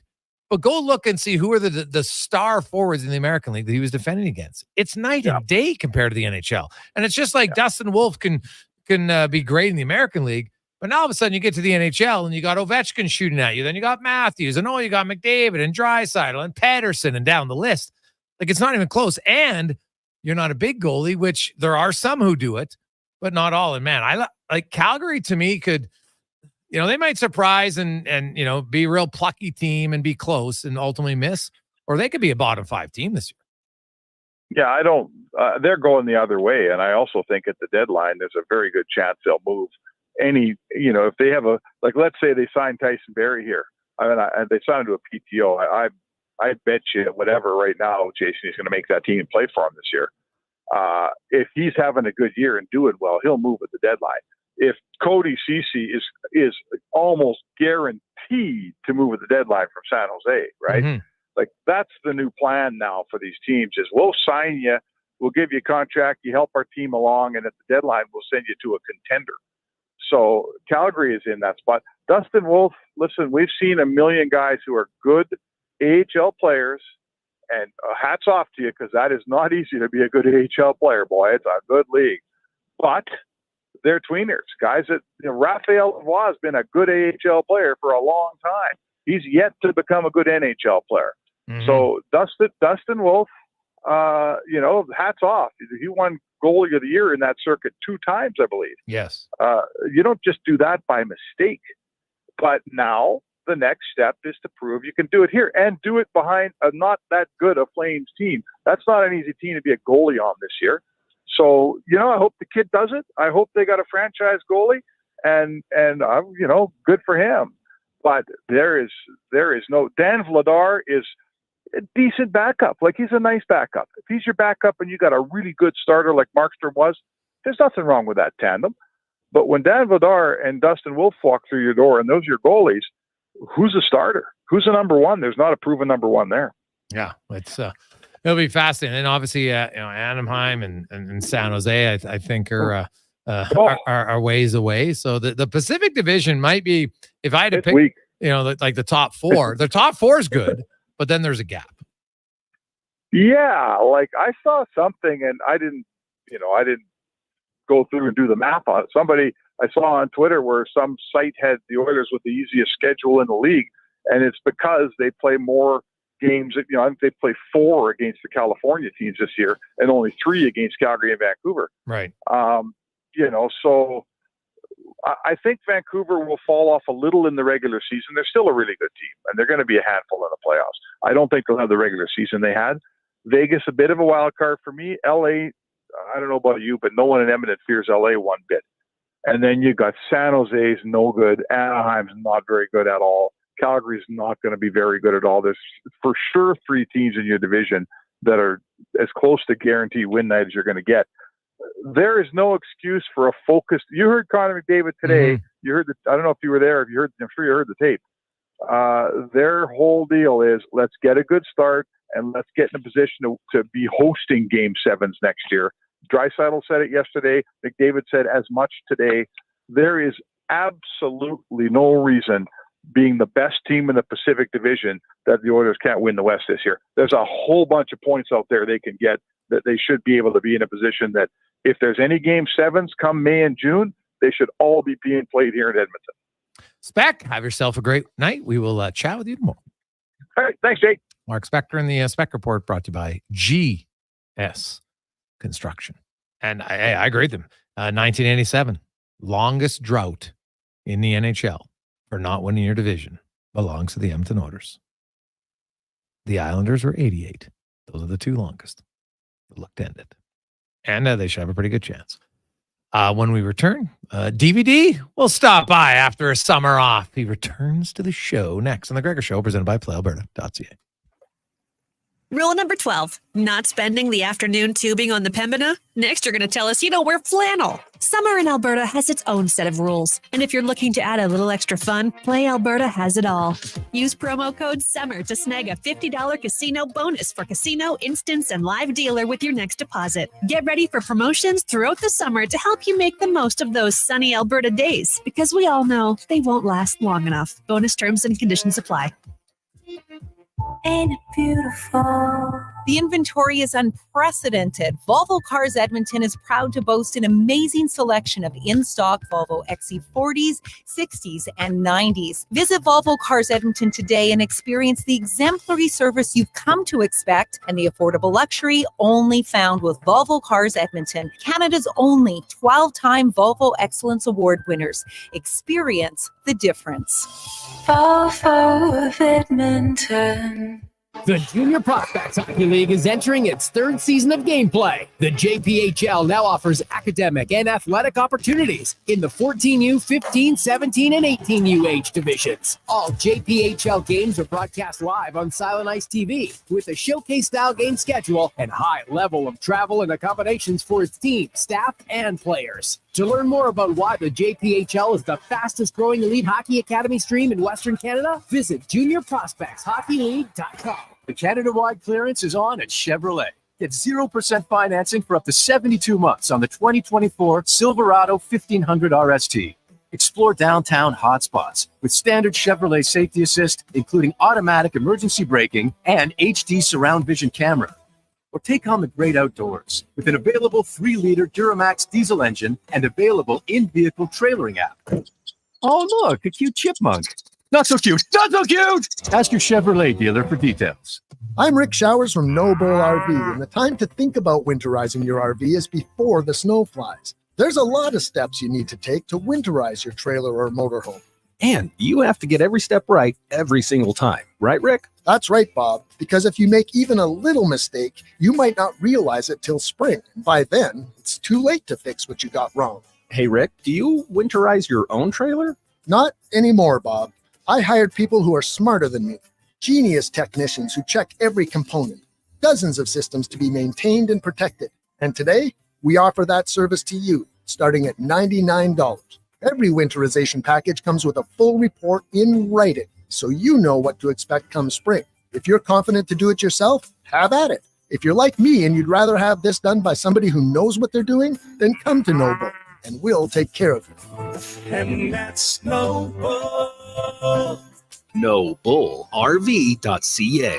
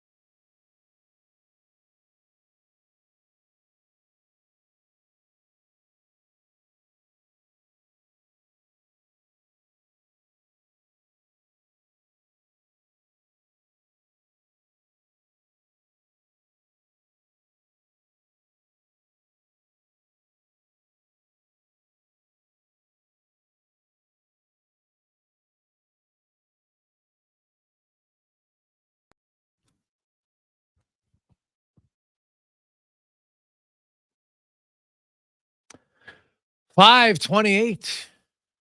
Jason Gregor, Connor Halley with you on Sports 1440. Sports1440.ca. For those of you watching live on Oilers Nation YouTube and Facebook and X, Instagram, thank you very much. Hello, we see you. It's nice. Give Connor the thumbs up if you're on YouTube. He always likes it.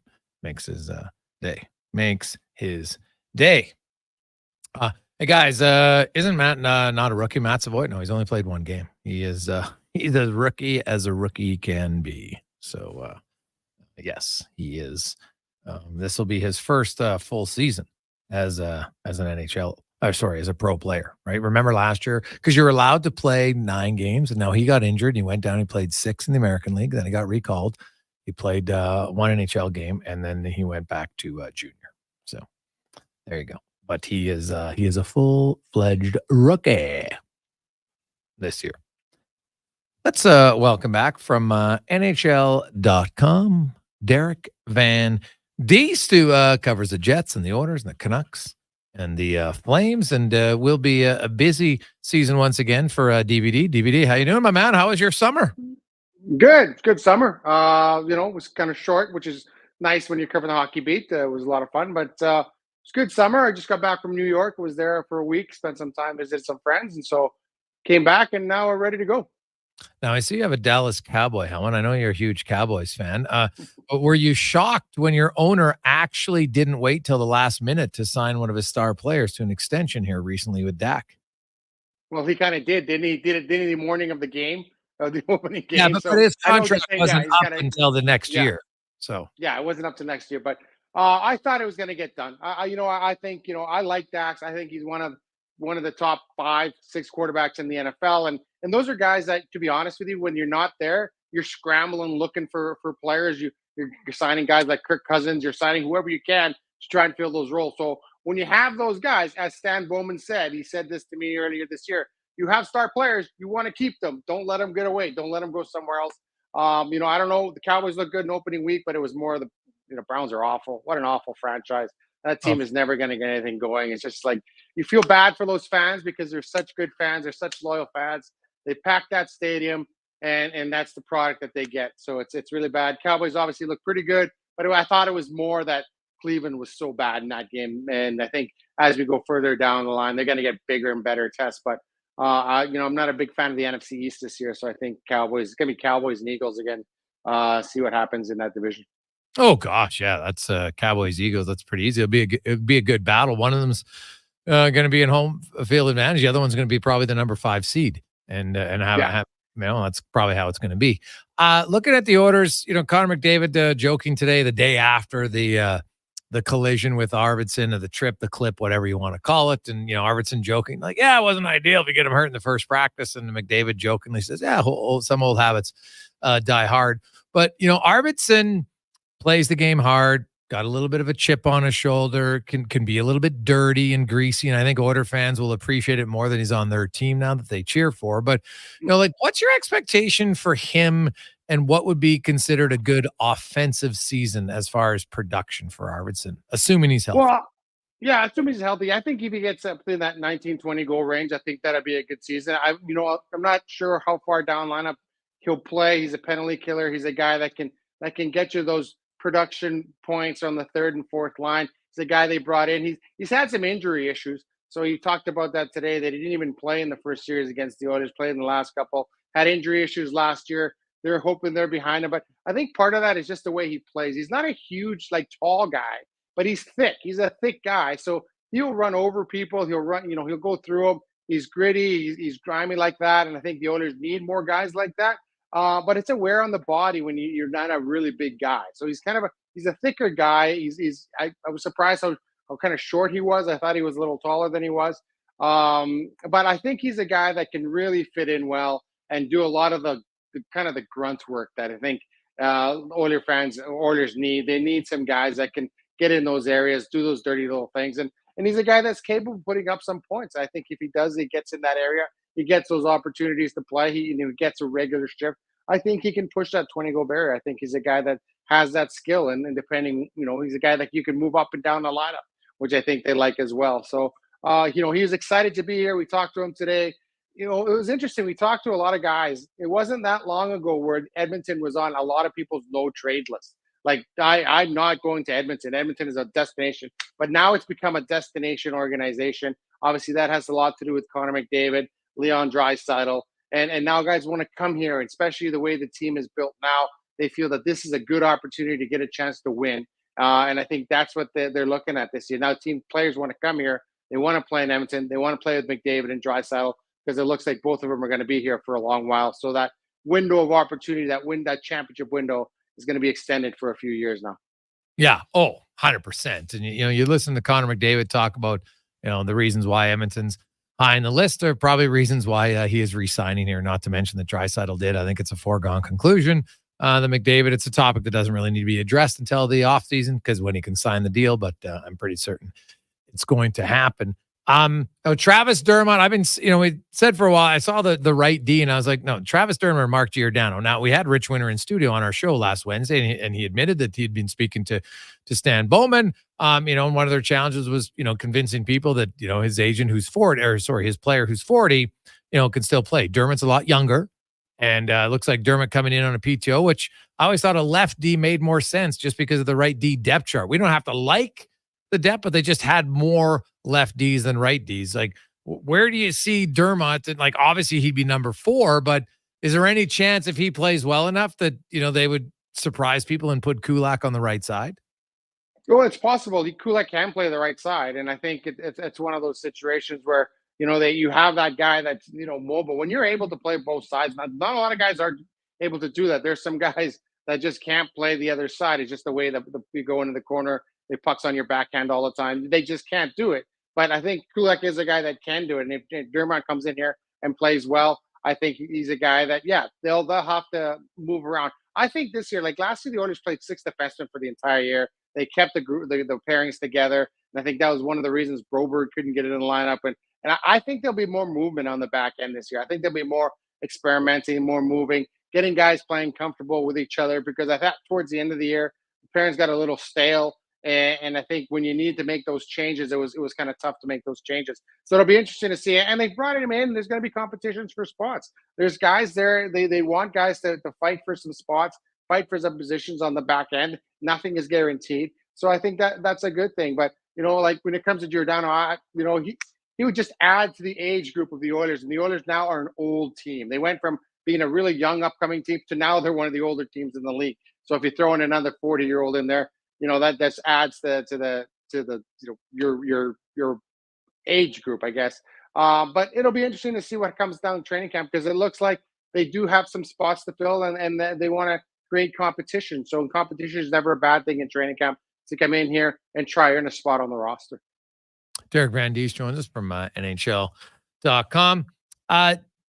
DVD Sidney Crosby yesterday talking to reporters in Vegas, saying that, he thinks an extension will get done in Pittsburgh. I understand why both sides do it, but I don't agree that it's the best for both sides.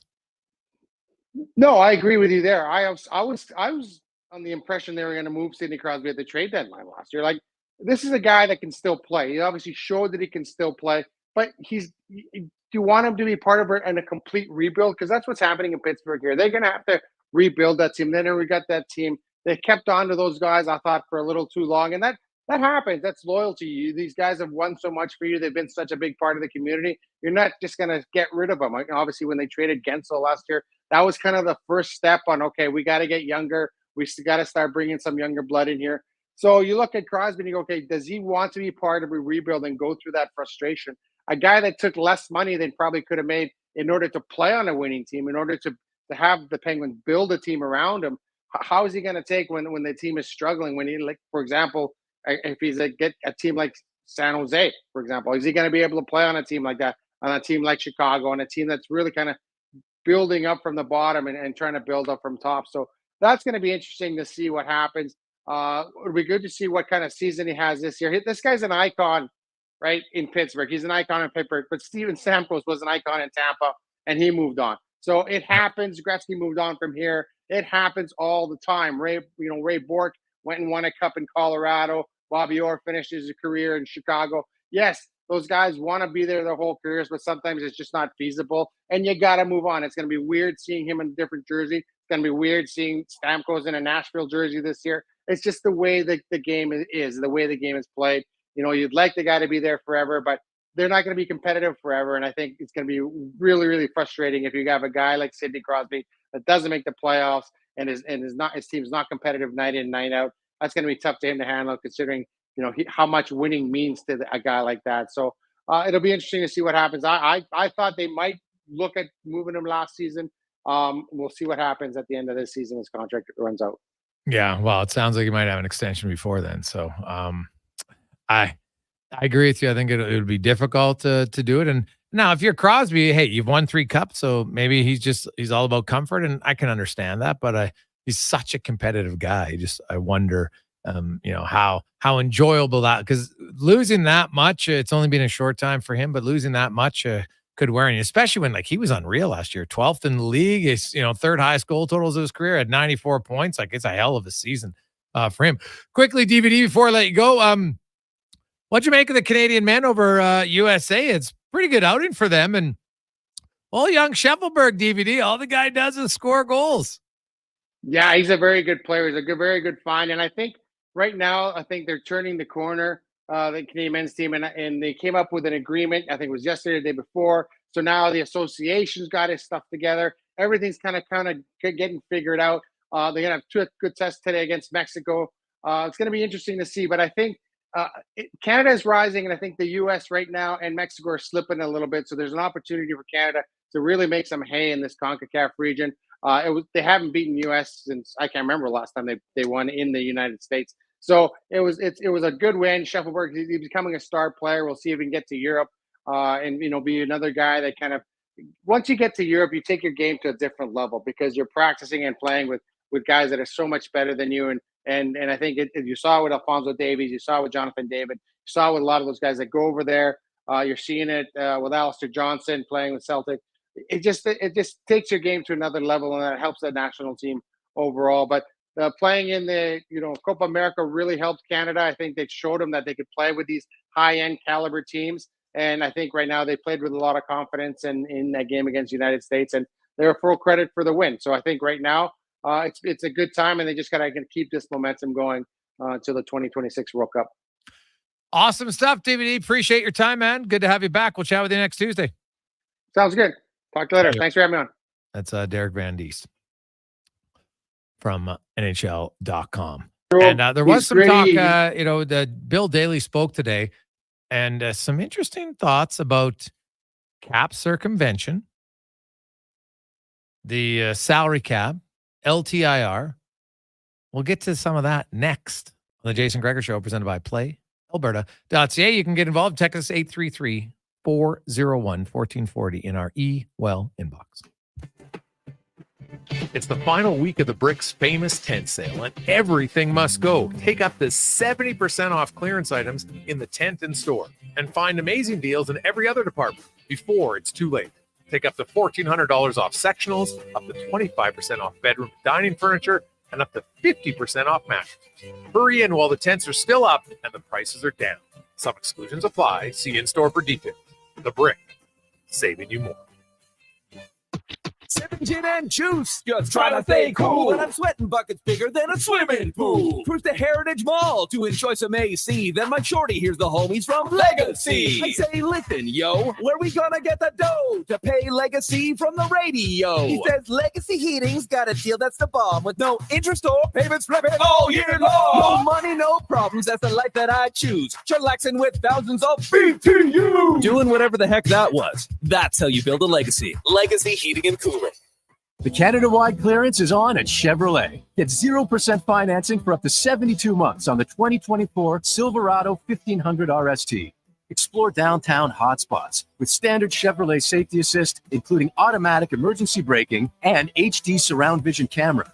Or take on the great outdoors with an available 3-liter Duramax diesel engine and available in-vehicle trailering app. Oh, look, a cute chipmunk.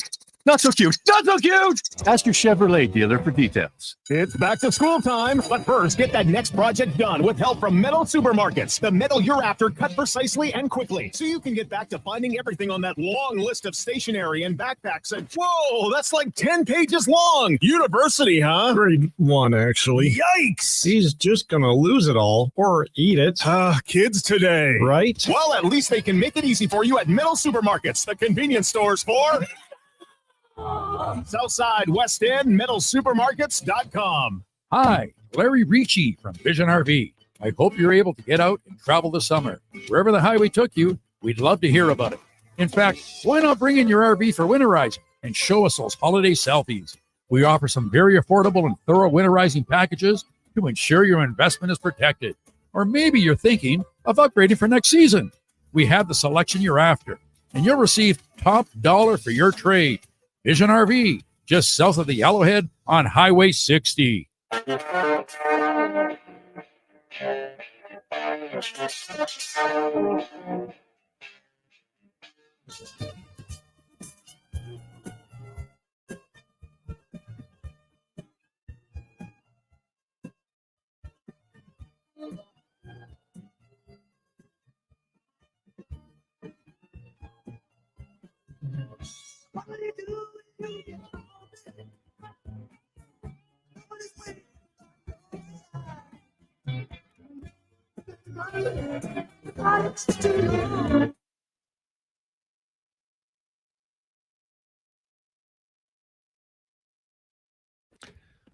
Oh, DJ Cons is just killing it on the tunes today. I love it. Happy Tuesday to you. Also, hey, you know what's killing it?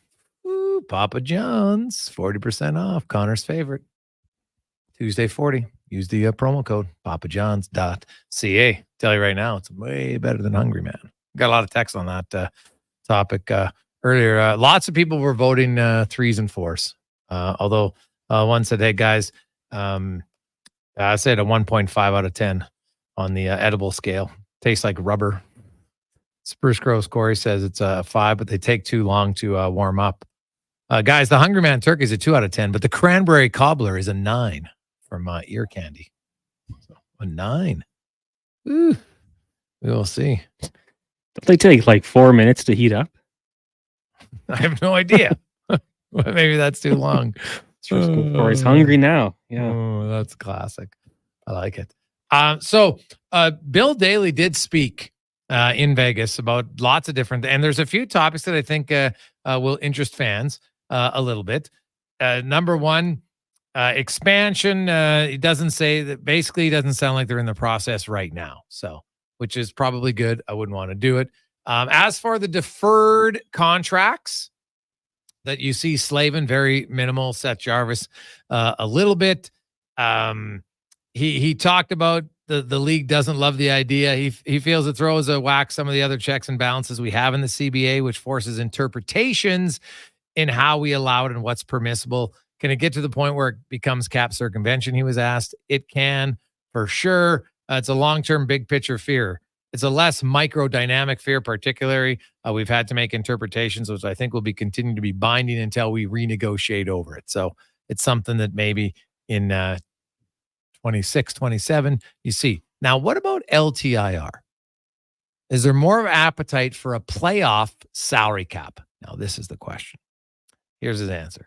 There are different ways to address it, and some of the ones that have been kind of thrown around wouldn't necessarily be fair or the best way to approach it because of the way we do accruing and counting. So you can pick up an expensive contract at the end of the term and you only get charged a certain amount. But all of a sudden, if that $1 million you say becomes $5 million on game one of the playoffs and you can't play that player, I'm not sure that's a fair result. Well, yeah, we all understand that. But whatever his cap hit is on your roster that year is what has to happen in the playoffs. We've already talked about that, Bill. So don't give us that little easy answer because we already figured that one out.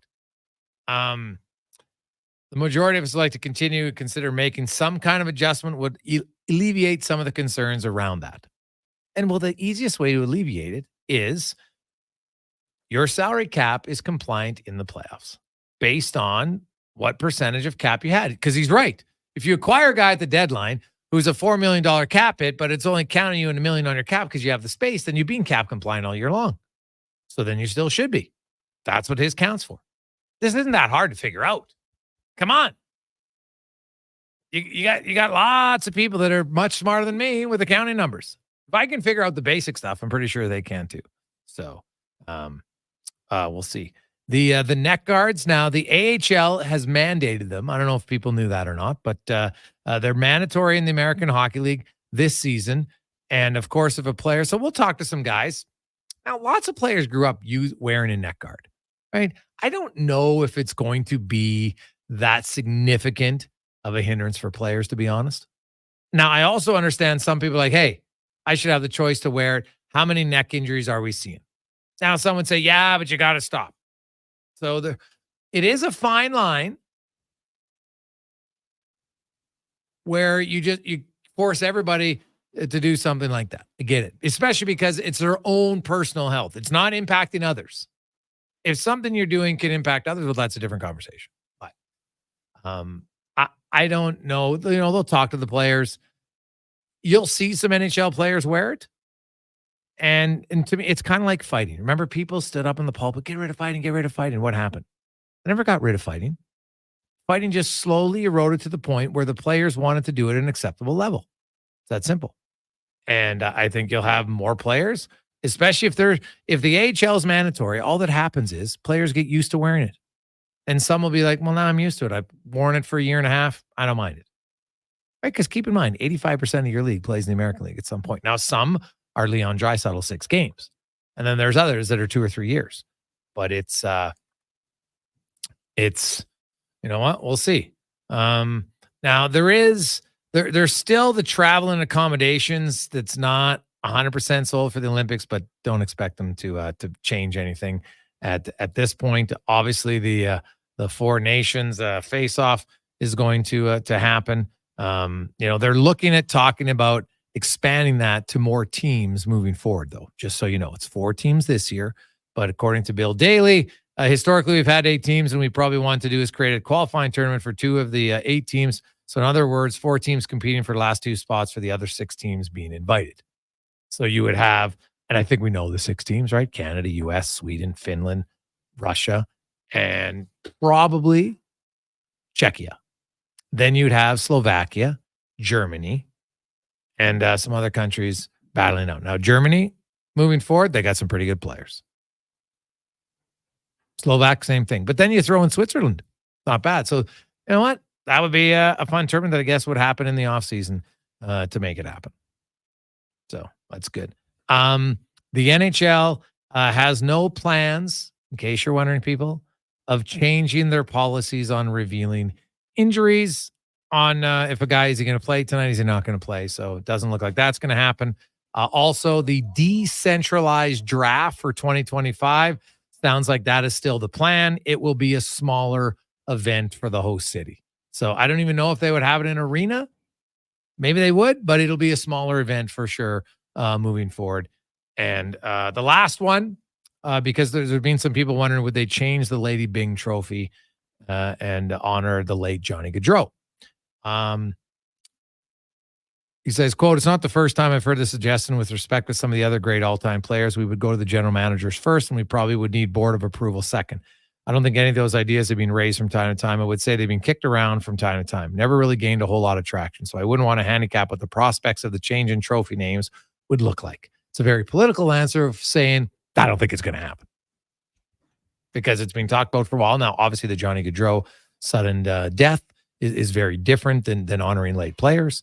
But I would think, based on that answer, it's probably not going to happen right away.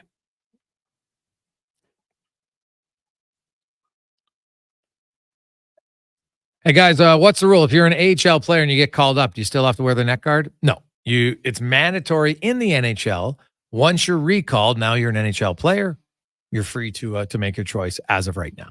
But keep in mind, we saw guys last year wearing neck guards, and you know what? Slowly, it'll start at 3%, and then it'll be up to 6%, and then it'll be 10 or whatever, and it'll just continue to grow, and that's what's going to happen.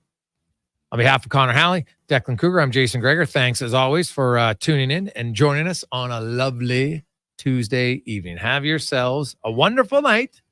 Let's get to the Con Man and a Sports 1440 update brought to you by Well, your partner in power since 19 76. Supplying the city of champions and all of Alberta with great electrical gear. Order yours now, 24/7 online store at ewel.ca. Good night.